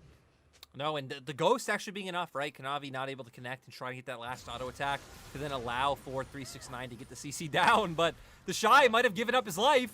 Yeah, Ignite oh, he did. Popped. 369 just going to chase him down into the corner. The Shy going to try and turn this one around. Good bit of damage out, but it ain't enough for Kanavi. Answers it. The Shy a little too aggressive. Not expecting the regap. Look at the minimap though, Munch. We see both Angel and SOFM making their way down now. And I mean, Hope already lost a fair bit of HP and more Chunky coming through. Oh, they're going to look for this. Oh, this is scary. There's another wave coming on over. Huanfeng trying to clear this wave as fast as possible so that when this wave comes, they can go for the dive. Angel moving in. SOFM start the Krugs, but he's moving over instead. Double TP to answer both solo laners. Head down to this bottom side. Angel could be in trouble. Might have to flash here, but Handshook back into the play. How on earth have JDG found an advantage in this one? Now collapsing onto everybody. Keep your eyes on Huanfeng. He has to survive, but he's taken down here. Yagao with the bailout as well. The Kingslayer shortly off cooldown. On falls. Double kill comes through for the Silences. SOFM trying to clean up, trying to chase down Yagao. It's a 2 for 2, and it's carnage on the Rift. I mean, the fact that JDG were able to turn that around when Weibo had such a good setup for a bot side play is huge. Weibo still finds some kills of their own. SOFM is huge, but Yagao now sitting at 2-0 as well on the Silas. We'll go and look, the setup's already here. They got the heavy trading down, waves coming in, but double TP on the board. Hope actually tagged Angel with the Gravitum to keep him locked down longer, and then the handshake from missing to pull him in. Yagao flashes over to find the initial kill, and then they just keep going with the aggression. Knockup comes from 369 to buy time. Bailout on Yagao. He's able to stay alive. Just seriously, things chain together perfectly. But in the end, at least SOFM taking advantage of all the chaos. Oh my god, Hope's in trouble once again. Gravitum onto Huanfeng here. That rend is massive. A bit of a trade back and forth. Honestly, Huanfeng took a lot of damage to make that play happen as the Shy going aggressive in the top side as well. I want to quickly talk about the bottom lane as well. We have a second here because I feel like this is going to be action all game. Double CS for Huanfeng. Hope flashed over that wall to get kills at the end of the play, but it's ended up meaning that he loses yet another minion wave. Yeah, definitely. But now, looking up to the top side, a lot of aggression coming through. 369 already taken low. SOFM takes the blue buff here as the Shy gets out on a blast cone. Yagao looking for more on this one, going quite deep to make the play happen. SOFM flashing out low on HP here. There's a jump forward from Kanavi as well, and a kill for JDG. They just won't stop. Angel peels himself though, but no flash available. And the chains land from Yagao, who is on fire. 369 steals the kill. In the meantime, Weibo winning the 2v2 on sacrifices. No, doesn't even go down. 2 for 0 in the bottom lane for Weibo. Both teams winning on opposite sides of the map. Weibo fighting yet another 2v2 kill, but JDG, they aren't relenting on this top side of the map. Kanavi trying to go once again. And surprisingly, through all these shenanigans, Weibo are actually the ones sitting at a 1k gold lead. I mean, look at the CS difference in that bottom side. It's absurd. A big lead for the Shy as well. But for how much longer? Everybody moving on in the Shy back underneath the tower, but there's just no way you're living through that one. Yagao happy to tank up in the dragon form, and 369 will get some plates. He'll even that top lane up. Yeah, gold lead now, like almost close to even. We can see mid jungle being the big focus for JDG and where their strength lies. We're gonna go back to the top side skirmish here because Yagao, like you said, just no fear in running them down, has everything available, forces out SOFM's flash with the Abscond Abduct, and then Kanavi flashing in as well to layer down the damage. Angel does a nice job of pushing them back with the seismic shove, but Yagao still, with the Abscond Abduct coming back up, was able to manage it. And here, Munch, I don't know how they managed to finagle this together, but it's actually JDG kind of aggressively walking forward, looking for these trades. Yeah. When does the action happen? I feel like On kind of just baits them in while Huanfeng moves around the top side of the play, right? And, you know, Hope has a bit of damage, but even with the bailout, it's not enough versus the damage On and Huanfeng are bringing to the table. Huanfeng barely surviving, but survive he did. And the same story for On. Handshook underneath the tower, and just about walks away with his life. Back to life. The bottom lane action continues. At least Weibo have a very clear strength that they can index on, right? Just playing for the spots to continuously leave the shot on his island, who's going to look for the 1v1. Just blasts the ult out. It doesn't even look like he actually wants to fight either. Just using that to clear the wave, I guess, as he returns to that top side. SFM grabs the first Drake of the game, gets level 6. 2 plates for Huanfeng and On. I would love to see total gold amounts, because I have no idea who's ahead. There have been so many plates, there have been so many kills, there have been so much CS discrepancies across the board. I feel like we need a bit of context. Yeah, I definitely feel like it's Yagao and Kanavi who have a large brunt of the gold. I mean, I guess 369 as well is doing well, but also a bit behind in CS to where, I mean, we know where the gold is for the side of Weibo, as they're going to rotate their bot lane up now and try to look for the contest. Might be a little late on this one. 2k on their Herald, but here comes On. Still level 5, not actually level 6 just yet.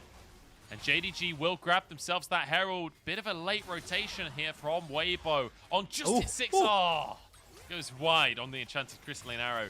That could have been huge. Could have been a pick onto missing, but it turns into nothing. Yeah, but still, now they've fast tracked onto bot side. So Hope has to peace out, or he's going to be in for a rough one. Now, I feel like this is where kind of the interesting mind games come in, especially for JDG. Because for Weibo, I mean, you know where you're at. You're not going to put any resources into the Shy. He's on Shyvana. He's going to get tanky. He's O2. Like, he's fine. You're going to play for bot. But for JDG, I wonder if they're going to look to cross-map or if they're going to look to try to cover and match and just, like, try to win out through the strength of their mid-jungle in these, like, 4v4s as compared to, like, Huanfeng and On. Yeah, we'll have to see how it develops over the course of the game. I'm loving how close it is, though. Look at the gold. Just 500 apart at the 9-minute mark with, with what, 13, 12 kills on the board. This is an action-packed game, and I am here for it. Crucially, I just want to point out On's ultimate available again. Expect to see him just blasting that out all the time here as 369 trying to pressure onto the Shy. There are 4 people in this top lane right now. Yeah, so they're doing the complete opposite of what I thought like was possible. They're just completely sacking bot, going top. 369 is actually trying to hide in that brush, but the Shy was smart. He was conscious of it. He checked first, and now JDG can be able to take this turret and at least get first turret for themselves.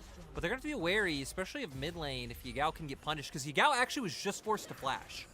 I love that the Shy just uses his Dragon Form on cooldown, basically. He's just using it as a wave clear tool rather than an all-in tool. Oh, the flash in the mid lane forced by the ultimate. Now a play in the mid lane on the live server as well. Another arrow coming on through. That one's from a Silas here. And it takes down On, thwarted by his own arrow. SOFM tries to support, but it's just not happening. And JDG, the death squad, is just roaming around the map. JDG doing a nice job. Since they committed to topside first and had Herald, they're able to get, you know, a small tempo window to where they can roam to mid and look to capitalize on the play. Could have been a different story had Weibo actually been able to kill Yagao, because then they can't just find that same guaranteed play without the Enchanted Crystal Arrow as one comes through. This is just arrows galore on both sides of the board here, missing. Forced to flash. Moonlight Vigil, a little optimistic there from Hope. But crucially, Huanfeng getting all of those plates. He is on a shield bow and a rage knife. The reset now coming through from Hope. I'm curious where he's at after getting that first tower of the game. I want to see the difference between the AD carries. When that recall finishes, you'll see him buy up a bunch of items, anticipate a Gale Force. How much else is the question? Not a lot is the answer. Yeah. Also, interestingly, SOFM going for the Kempang Chainsword. This was nerfed this patch as well. The cost of the item was increased, and one of, oh, I'll pause, is the Shy. The Shy just goes in on 369 once again, just using this Dragon form for harass, essentially. Quite the opposite of what we see out from Shanji, who is kind of the connoisseur of the OG. top pick. Indeed. SFM was hanging around on this top side, but deciding against it in the end. As 369 tries to lock the Shy up under the tower, but just can't quite make it happen. I hope 369 can get out, because look at the minimap. SOFM's still just hanging around here. So 369 does back off a little bit more. This potentially gives an opportunity for JDG to try to all in either mid or bot, but this will be some nice gold for the Shy. I love that he walks up and makes sure that there's no free reset for 369 either. Guarantees himself a bit of solo time on the side lane. Hope dodges away from the arrow. Nicely done. Good presence of mind from JDG, honestly, to be aware of what's going on. Fate's Call having to be used. On goes back into the middle of everyone. He's an absolute lunatic. I thought it's just a great way to describe On and what we've seen from him, not only this split, but throughout his career. The man, I mean, he's willing to go in for blood, even if it's his own blood, I guess. I guess. SOFM's in trouble now. Kanavi and Yagao moving over the CC chain. Not even Viego can survive it. Nicely done here by JDG. And I just love that when JDG, I was going to say have a lead, they're only 300 gold up, but they just do not let the pace stop. They do not relent. No, 15 kills in a 13-minute game. We said it, JDG highest champion kills per minute in the LPL. I think it's already pretty bloodthirsty in its own right, so JDG definitely being one of the teams to push the pace. We'll see here of how it all started. I mean, Hope able to dodge out on the arrow, not even really having to change trajectory too much of where he was going. Yeah, and then Kanavi goes in with the ult, and yeah, on it's got to be a miss. Yeah, I was gonna say Munch. The is the extent of my analysis. So yeah, that's usually the case, honestly. So just standard LPL there. Huanfeng now pushing in the mid lane. Yagao finally getting some time on the tower in the bottom side, finishes that one off. We are 1,000 gold ahead for JDG. They've managed to wrangle a lead for themselves despite the AD carry difference that has been prevalent throughout this game. And it feels like they are slowly but surely, just taking control of the game. That's the big thing. It's not really about the gold difference in this one. It's much more about who controls the pace of things, and it has been JDG. Yeah, they've definitely been. We can see bounties across the board on their top side. Also, interestingly, the Frozen Heart coming out from 369. I mean, there's a lot of champions relying on auto attacks on the side of Weibo. Also a bit, cheaper than a Mythic, so getting closer to a power spike sooner than later. Definitely going to pay off, especially if JDG start grouping up a lot, which I think is what 369 would prefer. Is okay, arrow hits. A little optimistic. Great. At least he hit it. He's not been hitting them too much. So we'll take that as an improvement. I mean, it's already a quarter off a cooldown, but he's going to be dead before it comes off a cooldown. And once again, Yagao stealing this arrow away. Is Yagao the better Ashe once more? SFM is behind enemy lines right now. Bit of a controversial position for him to be in. Needs to back away. And it's 4v5, so JDG will be able to grab themselves a Herald. And I have to say, I don't really like calling players out, but On is really having a rough game. And I mean, this is reminiscent to me when RNG played the Ashe, which is surprising because it's Ming, but RNG just could not, like, they just look so uncomfortable with the pick completely. As, okay, grab it on. And arrows in every direction. I love it. I love it every 30 seconds. See, this is where if we were, you know, in the studio, had an audience, and like just every time an arrow, woo! Bring LCS back to Wembley. That's what I'm saying. That was one of the best events I've ever been to. Honestly, it was so good. We just need I miss crowds. We just need people in chat out there to do it. Every time the arrow comes, the whoa! Yeah, every time there's an arrow, type whoa, chat. I don't know how you spell that, but you guys can figure that out. We'll leave that to you. Yeah, hell of a lead though for JDG. I say hell of a lead. It's actually not that big of a lead. It just feels like one, right? They're only 1,000 gold up, but it feels like a lot more than 1,000 gold. I mean, right, they've been the ones dictating what's happening on the map. They've been keeping up pressure. Feels like they've been cross-mapping a lot better than Weibo since the time where they committed all 5 members to the top side to be able to get that turret. Like, to me, that was really the turning point to where JDG have been in the driver's seat ever since. And they've been doing a really nice job. They haven't been, like, giving up too much in sides, and they've been constantly grouping up. Because, like we've done before, I don't think 369 should necessarily be looking to just continuously run in 1v1 against Shyvana. But speaking of that, Yagal's actually TPing up towards top right now. Yeah, but he's moved down towards the mid. He's kind of hovering between the 2 lanes, right? Herald going to be dropped in this mid lane on Huanfeng. You got to be careful, guys. You do not want to go for this scrap right now. Remember, 3,000 on that Herald. Oh no, denied. They're stuck on, caught in. Fate's Call to keep him alive from the flash from Huanfeng. And now an arrow comes on out. It's a good little arrow onto Missing, but On might just sacrifice his life to make it happen. In goes the Shy in amongst everybody. But Weibo just don't have the damage to finish anybody off. No, Weibo not able to get anything done. They try to find the engage, but you're just running into a hostile takeover. JDG able to do so much on the turnaround. And honestly, Weibo just kind of looking uncomfortable when you're putting the Shy into this kind of sit under your turret role and relying on their bot lane to be the one to carry. I mean, Huanfeng's been fine, but On, like you said, kind of just really struggling on this Ashe pick. I mean, you're playing 16 unique champions. You can't be masters of all of them. Yeah. And definitely not of Ashe so far this game. But the ultimate about to come off a cooldown again. Let's see it. Here we go. I reckon he's just going to smash it out immediately. Yagao does get the reset off just about. Come on. Go for a blind ulti. Just blast it out. No, it's not going to happen. It's not going to happen. It would be a dumb ult to play, but I just thought it would be fun. You know? Would have been hilarious. And I mean... Standing's on the line here. I was going to say, to be encouraging fair... players to just blast their ults out. To be fair, this game has had enough funny moments of its own, and let's be real. At this point in time, we're just looking, we're seeing that On Zolt is up, and we're just wondering when it's coming out much. We're wondering when it's coming out, where it's going, does it do anything? What's going to happen? I don't know. I'm far more invested in On's ultimate than in Weibo winning this series at this point. Like, I just want to see the Ashe arrows. It will be a Drake taken by Weibo, though. Crucially, that Cloud Drake getting doubled in effectiveness. Oh, goes between the goalposts. Hope has been on it with dodging those arrows. Now, Hope knows what's up. Weaver's Wall not really able to find anything either in terms of being able to run down kills. And JDG at the same time. Yagao's got one. JDG have already been answering sides. So look at bot wave. Already pushed in. 369 answering top now. They can commit 5 members towards top side, get deep vision down, and play for these picks. Yagao with the Ashe arrow. Oh, he's shot in the wrong direction. It goes down through the mid lane. Angel walks away with his life. Oh, the hostile takeover is gorgeous, though. A nice, easy pick for JDG. And nothing that Weibo can do about it. And crucially, that was a shutdown. That was all of the gold that Weibo had now taken away. On almost goes down as well. Oh, Hope looking for it, looking to find a kill for himself. Another hit. Here we go with the Shy. He can capitalize on this one. SOFM moves in. Missing surely goes down. Angel's here. The whole gang's here. Where did they all come from?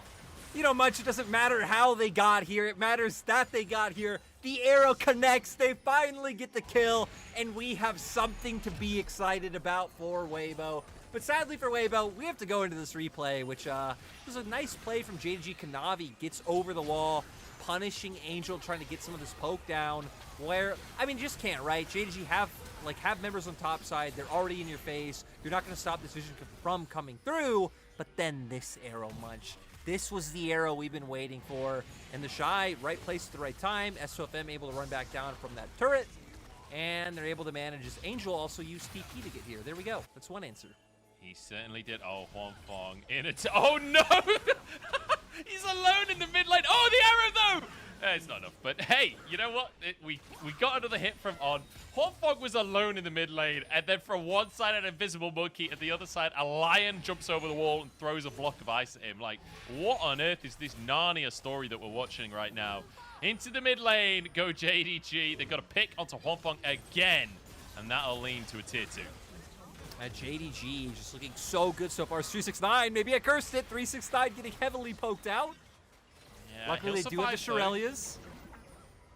And crucially, they get a tier 2 at the top side as well. So the only tier 2 remaining for Weibo down in that bottom lane. It is 5-2 in towers. And you can see that reflected in the gold lead now with a 6,000 gold lead in favor of JDG. We're starting to get to the point where it gets real dicey for Weibo because I'm going to be honest, their scaling isn't even that good. No, definitely not, right? I mean, the damage going to fall off. JDG's damage great. JDG have an amazing front line. JDG have tons of CC. Definitely feels like JDG should be able to win out this game. And when we bring it back to, the split overall, JDG after this only have one series left. Like, JDG have pretty much finished their season. They're looking at potentially just finishing off 14-2 and making a strong run towards that top 2 in that bye towards double Elim. Yeah, they would desperately like to be able to just skip into the top 4. Every top team wants it. As the Shy goes in, On finds another arrow onto Missing. He's already down to half HP. There's a pick for Weibo. Maybe some more as well as they look for 369. Angel goes on in. Can he find the seismic shove? Yes, he can. Another one here for Weibo as they're on to 369. And now the resets for SOFM. Can he find more? Yagao next on the chopping block. They can't quite close the gap for now. There's the stun. Yagao finally in the fray here. Arrow comes out to play defensively. Oh. Fate's Call keeps On alive. In goes Kanavi onto 4 people. No way did JDG turn this around. Down goes Kanavi. And Weibo somehow find themselves back in control. Weibo did a great job finding those first 2 picks, but that last kill, I mean, that is pure JDG, right? When JDG are down, when JDG are staring in the face of a 3v5, for some reason their minds say, go in, go further. And Weibo, able to benefit off that, getting a 3rd kill. But again, props to Weibo, capitalizing and finding these 2 kills. They saw JDG playing up towards the top side with Gao, so just all in on the bottom half of the map, and Enchanted Crystal Arrow does, they're scaling. They're scaling into the game. The Enchanted Crystal Arrows are slowly getting better and better. They're able to find the first kill. Angel gets here, seismic shove, and those kills do come through. But, this part is the JDG that you know and love. Yeah, I mean, Kanavi just... to be fair to him, look at the health bars. He sees 4 of them stacked up. He sees On is 1 HP. Looks for his opportunity. Does not find it. The red finishing him off. And Huan Fong now 3 items on this Kalista. Another arrow onto Missing. They are just bullying Missing, and it's working. The Shy turns into a dragon here, but SFF locked on up. Into the backline goes Yagao. Kanavi's there as well, and Huan Fong is crushed underfoot. 369 trying to get onto On and the Shy here. On trying to slow everyone, trying to buy space for his dragon companion here, and they're still escaping. They're still going on this one. 369 chasing them down. On 1 HP, taken down by the Monkey King himself as Kanavi looks for a dragon as well. But the Shy will escape. SOFM's in the fray again. Somehow finds a pick for himself. This game is pure carnage. What is going on? I mean, we see like Hope flashing in with Kanavi, SOFM waiting in the wings to go in on the opposite side of the fight. The Shy gets away, and somehow we're still going. No Barons or anything taken. Both teams on 2 dragons. JDG huge goal. I don't know. I don't know what's happening. Listen, the strategy for Weibo here is you can't hostile takeover if I just arrow you every single fight and one-shot you. That's the strategy for Weibo. I think it's great because, I mean, that ult's been so impactful. We see here, look at Yagao, but now look at Hope. Gale Force is in right after Kanavi goes in. You instantly bring down 2 members of Weibo, 2 of the carries. And then, kind of over... how long this went on. I mean, me too. And, like, I get here their point of view of looking for this engage. Sadly, if the Moonlight Vigil hit, it feels like this could have been different. But with Kanavi over-indexing into trying to chase down the Shy, it gave SOFM the perfect window to just slip in, use the ult, and be able to peace out. Oh man, this game has been so entertaining. It's only a 3k gold lead in favor of JDG. It's 2 dragons apiece as we broach the 25-minute mark. And Weibo are just going to start Baron. Why not? Yagao down on the bottom side does have his TP available here, but the Shy playing to zone. Here we go. Angels ult to deny entrance from JDG. The Shy ulting onto Kanavi here as well. They have the Ren. Hostile takeover is there, but then Baron taken. Big ult, but Huanfeng cleanses it in the end. The Shy buying space. Now, have they actually just got away with this? Not a single casualty. Weibo, how are they doing this? I mean, Kanavi, so unfortunate. He tried to W like towards his team. He W'd straight into the Enchanted Crystal Arrow. So he just got locked up even longer. Couldn't even hope for an opportunity to try to look for a steal. And then the Weaver's Wall doing so much. Is this going to be 3 games? We're going to go to 3 games much? Honestly, if Weibo manages to win this game now, it will be... it will be simultaneously the most Weibo win ever and the most JDG loss ever, right? Yes. Name a team that has lost game 2 as consistently as JDG have this split. And with Weibo, I mean, bringing out a Blitzcrank, then bringing out an Ashe, like... I'm just living every second. Munch, since I haven't casted, you know, a little bit, I totally forgot this is JDG. I've totally forgot we are at the Game 3 Kings. We must go to Game 3s of the LPL. And, you know, I'm unsurprised now.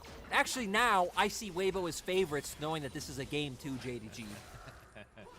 Yeah, I will say, it doesn't feel quite the same as a lot of the Game 2 JDG moments. There was the one where Kanavi went into the 4 of them. Oh, another... Wait, what? The arrow, surely. Okay, it hit Hope, not much follow-up. He didn't even have to use his cleanse. I got pretty baited by the observers there, I'm not going to lie. Yagao in a bit of trouble, but steals away the Ashe ulti on is getting absolutely chunked by Hope. Look at Kanavi on the mini-map, though. Kanavi's going to go look for the solo kill. Navi versus Angel with a big old minion wave. The Weaver's Wall has to be clutch here. He's going to go in the other direction. Oh, the arrow just about misses, but Angel's stuck. He pinned himself against the wall with the wall. I've never even seen that before. Now they come into the bottom side. They find the pick, and Angel got the angle wrong and punished for it. Yeah, I mean, Yagao also able to go in. Nice attempt on the arrow coming out from Yagao. Still managing to catch Angel out on...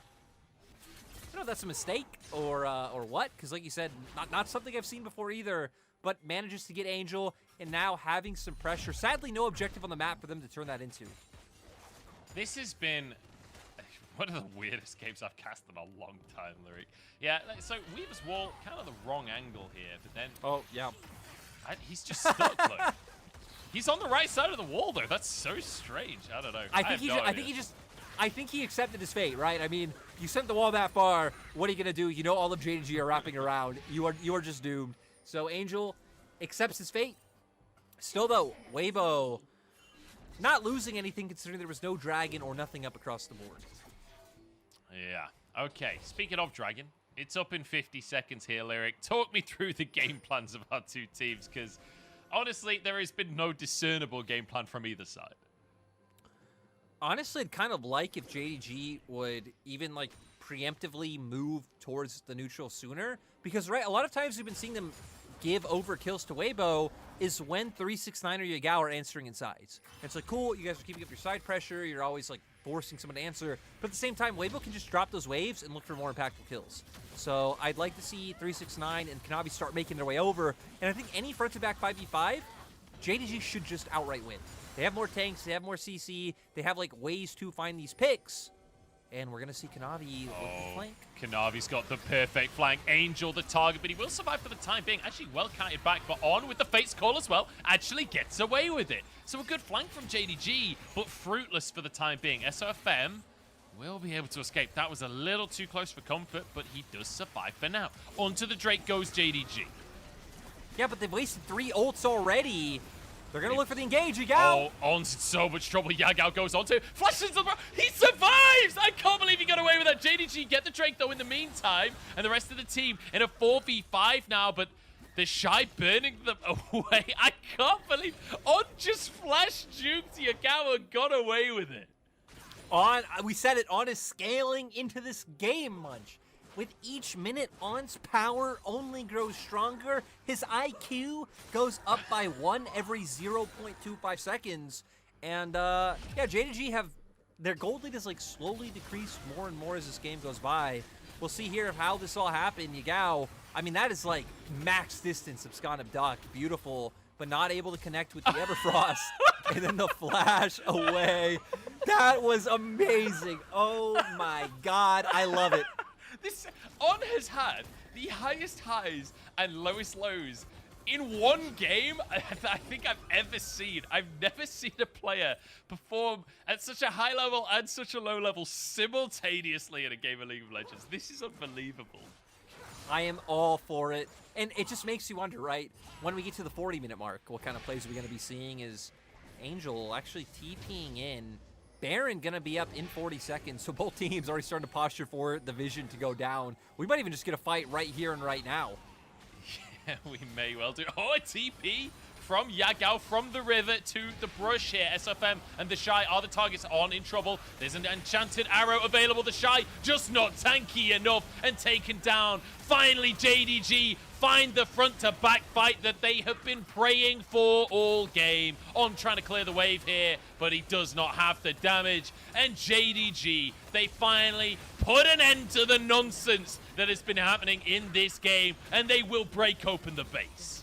JDG finally find the window to get the engage. Moonlight Vigil connects, the skill shots connect, and they're going to be able to take it.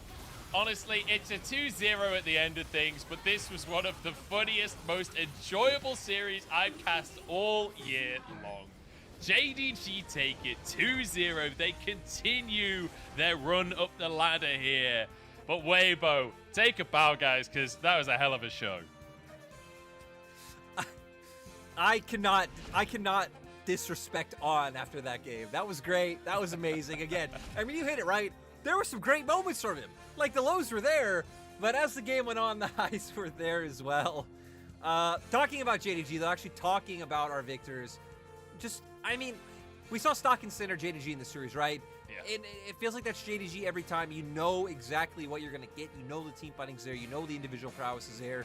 This time around, felt like they had some really good cross maps after their bot lane struggled super hard early, and you could see the looks on their faces. I feel like JDG were just having fun in game number 2. I feel like the last minute or two there, they basically just went, okay, guys, time to actually take this seriously and win the game. Right? Our comp is just better. There's not actually a way that they can 5v5 us. I kind of just waltz it on in. But for the majority of the game, I'm pretty sure JDG were just playing with their food, honestly, with how chaotic and ridiculous that game was. And with the smiles on their faces at the end of it. It's a 2-0, but in true JDG fashion.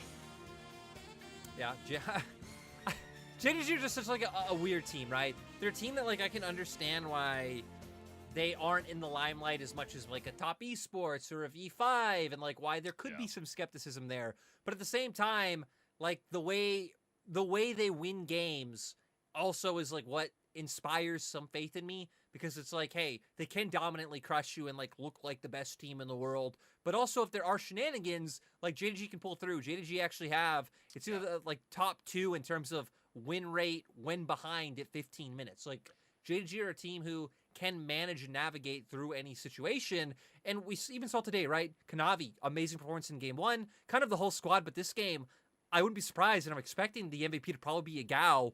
Really solid performance out from him in this game. Agreed, definitely. Yagao having an amazing game. I just want to quickly hit on that topic about JDG holistically, because, you know, when it comes to going to the World Championship, the 4 LPL teams that will make it, I feel like JDG is honestly one of the best representatives that we could have, because teams like Victory 5 we've seen are incredibly dominant when they get ahead, but when they fall behind, they really struggle, even domestically, never mind at an international level. Whereas JDG, they're permanently behind. It's so many games they find ways to fall behind when they really shouldn't be. So I feel like they're so experienced at just turning games into absolute bloodbaths, which is the thing that the LPL is best at. And all of the other regions struggle when the LPL brings a bloodbath to them. I genuinely feel like JDG might be the best representative that we could have for what our region is, you know? I gotta say, I love the way you worded that because it made it so on point. JDG manages to find a way to fall behind. it's not, it's not the enemy team. Like, sometimes it is, right? Like, there's games where that happens. But it's JDG the ones dictating the pace of what's happening, and they are putting themselves behind in a lot of scenarios. But this time around, though, despite being behind a little bit, they were solidly the team in control, like we said, after they made that 5-man play towards the top side of the rift. Oh my god. Now that I'm looking at the stats, if Yagao doesn't get MVP for this game, I'll eat my hat, all of that nonsense. 19 KDA, almost 100% kill participation, great damage as well. And crucially, just the better Ashe, it has to be said. Better Ashe. And honestly, Yagao, the better Ashe and the better mid laner in the series, kind of outperforming two roles on the opposing side. It just goes to show Yagao, a player who I don't think has ever been like disrespected or thought like low of, just kind of showing that like, hey, he's not just this like solid to good mid laner. He's a mid laner who is an elite mid laner, who is contesting with the best mids in the LPL and in the world. And a lot of that, not even just like to do with his individual skill, but also working with your team, working with your jungler. That is a skill in and of itself, and it's something that he just does so flawlessly.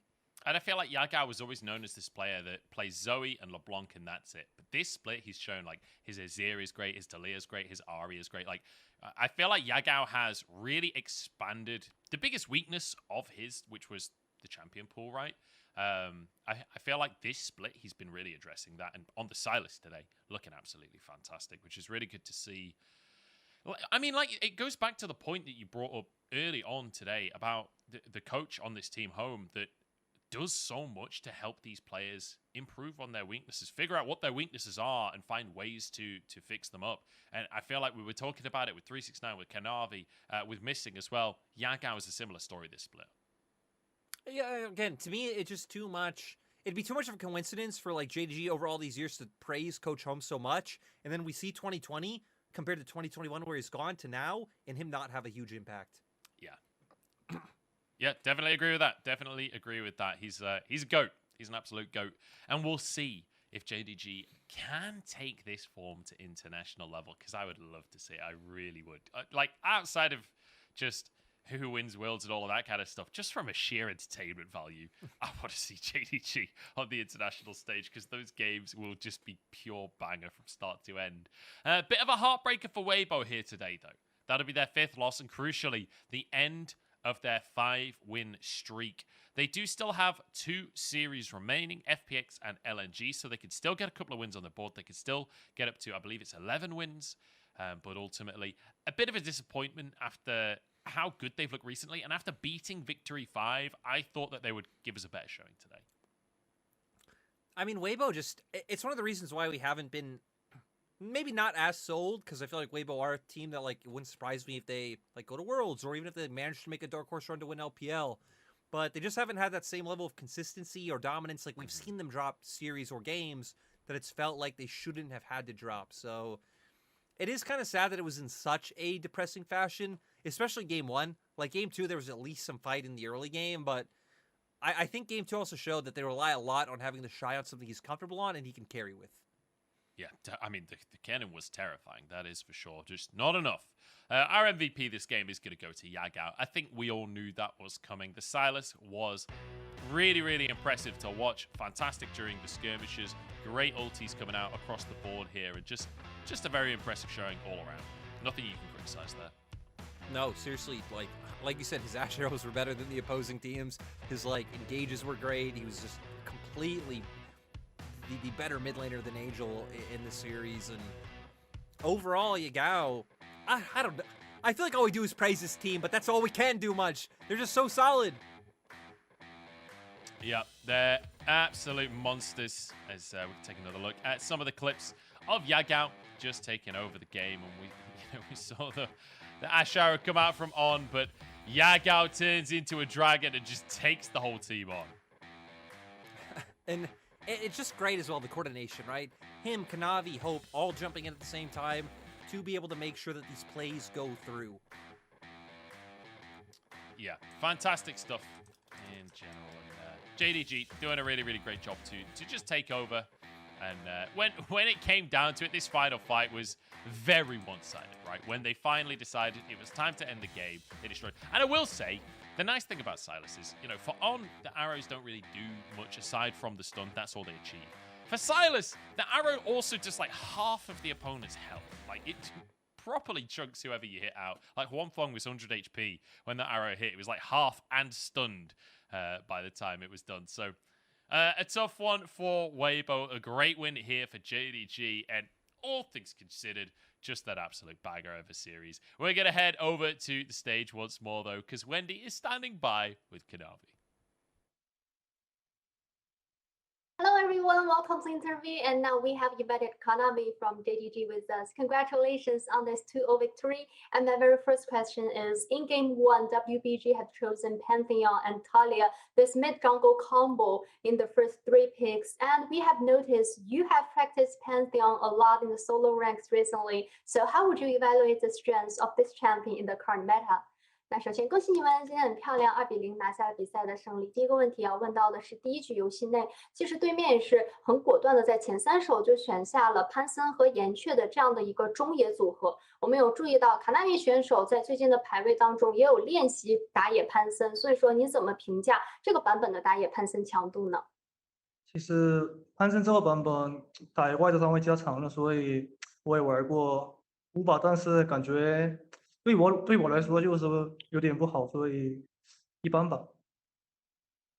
Because in the current meta, Pantheon got some buffed, especially about the damage on the monster in the Summoner's Rift. So I have practiced this champion a couple of times recently in the solo ranks, but I feel it's not that suitable to my playstyle. So I feel Pantheon is not a super good choice. And let's talk a bit more about game 2 because we feel like WBG is well known for the Euro draft, and in game 2 they have chosen the top Shyvana and also the support Ashe. So have you guys expected their picks in the ban pick phase? And it feels like in game 2 you guys have so many skirmishes and team fights from the very early game. So what's your early game strategy in game 2? 那其实我们感觉你们的对手 WBG 好像经常会选出一些意想不到的阵容。那在第2局他们也选出了上单的龙女和辅助的艾希，所以说你们在 BP 的时候有预料到吗？感觉第2局你们打的也是特别凶，所以可能你在前期是怎么去针对他们的呢？其实前面的话，两边都要砍，上路也是龙女前面好说，然后下路就是平操作吧前面，所以前面有点难打，但是我们组合开团开的比较简单，然后他们很怕被拍团，所以对 BP 还行。So I think because opponent's team, they have the top Shyvana, and based on their bot lane choice, we feels like it really depends on the mechanics in the actual game in game 2. And also we feels like we have so many ways to make the hard engage, and based on the opponent's draft, they can really be countered by our hard engage. So I feel it is not a very hard game for us. So for the draft, our draft is quite okay. And let's talk a bit more about the last team fight in game 2 because WBG they have gotten the Baron, and also the gold differential has been reduced in the mid game. But your Wukong really played so aggressively and proactively. So how did you guys manage to find so many good angles to make the hard engage in the late game? Especially talk us more about the details in the last team fight. 那其实在第2局的时候 WBG 在中期也打得比较有来有回，他们也拿到了大龙，经济差也在减小，但你的悟空你的猴子一直都表现得特别的神勇，所以说你们可能在后期是怎么样来找到很好的强开机会呢？特别是最后一波团是怎么样找到一个很完美的开团角度的？其实我们有很多开团吧，我是猪妹加沙拉斯，所以就是掉大龙也是我们觉得无所谓，因为我们打专的话，因为随便赢，所以就追波的话应该捞赛过来，然后开团的就这样。Because based on our draft, we have so many ways to make the hard engage in game 2, like the Sedranis, Ahmed, and also with Silas. So we're not worried about losing one Baron. We still feel through the team fights, it's very easy for us to get the win. And for the last team fights, we just tell the Silas to use the teleport, and then we can just make the hard engage to win the game. And definitely you guys have shown us a very good performance in game 2. And after today's game, JDG, you guys have 13 wins in total. So what's your personal goals in this season together with this JDG? 那在今天的比赛结束之后，你们也是迎来了13胜嘛，所以说卡纳米选手和这个京东的一个大团队，你们可能一个目标，关于这个赛季的目标是怎么样的呢？这个赛季的目标就是，先赢下一场吧，然后尽量希望进世界赛吧。So our first goal is we would like to get the win for the next matchup in the regular split, and also we would like to get into the World Championship. And definitely we're all looking forward to that. And best of luck for the following matchups. 那再次恭喜你们，也希望你们接下来比赛能加油，也希望你们能进入到世界赛。And back to you guys. Bye bye.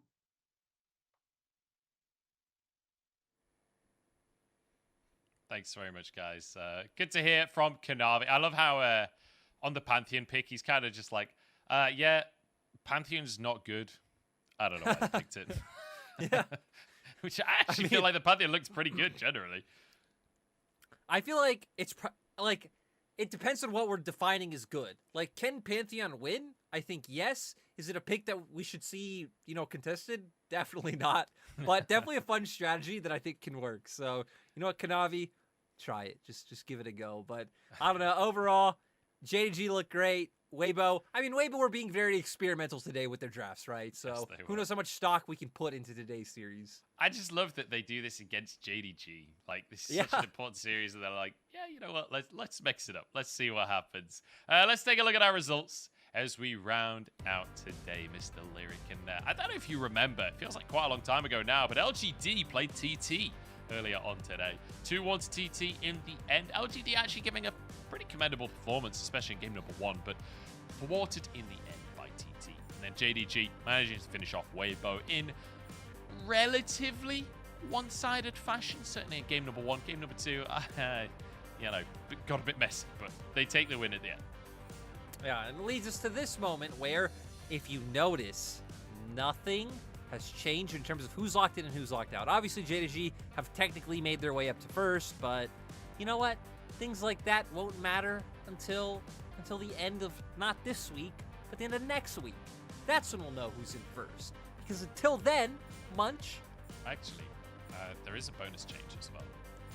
Weibo are now in 6th place, where they were in 5th. EDG, the benefactor of this 2-0, have actually overtaken based on game difference, because Weibo have an extra loss. So, yeah, no. Huge shifts in the top 6. Seismic shifts. Ooh. Let's take a look at tomorrow then, Mr. Lyric, as we have WE up against EDG, two of the oldest organizations in the entire league, going head-to-head. A lot of history between those orgs as well. And then we'll go into the second game as well. RA versus LNG. Both of these teams desperate for wins at this point. Actually, RA are now officially locked out, but LNG need this win if they want to make playoffs. They need to get those 8 wins if they can. They've got R8 and they've got Weibo left in the schedule, so this is their chance to get those 8 wins on the board. Yeah, and it feels like one that they should get. LNG have obviously kind of had stumbles before, so not impossible for RA to take the win, but LNG definitely looking as favorites. In that first matchup, Clear Love is going to be watching intently, having flashbacks of all the memories from both sides. And then there will be people like us who won't have those flashbacks, and we'll just be watching like, ha ha ha, go EDG, go WE, fight! Something like Jai-ho! Yeah, Jai-ho! Yeah, we'll have to see. Should be an interesting pair of games tomorrow. That's going to be it from us. Unbelievable. I'm joined by Lyric. Thanks from us and from the production crew as well. Chat, you've been wonderful today. It's been a banger, but it has to come to an end. We'll see you all tomorrow in chat, but until then, we'll see you, chaps.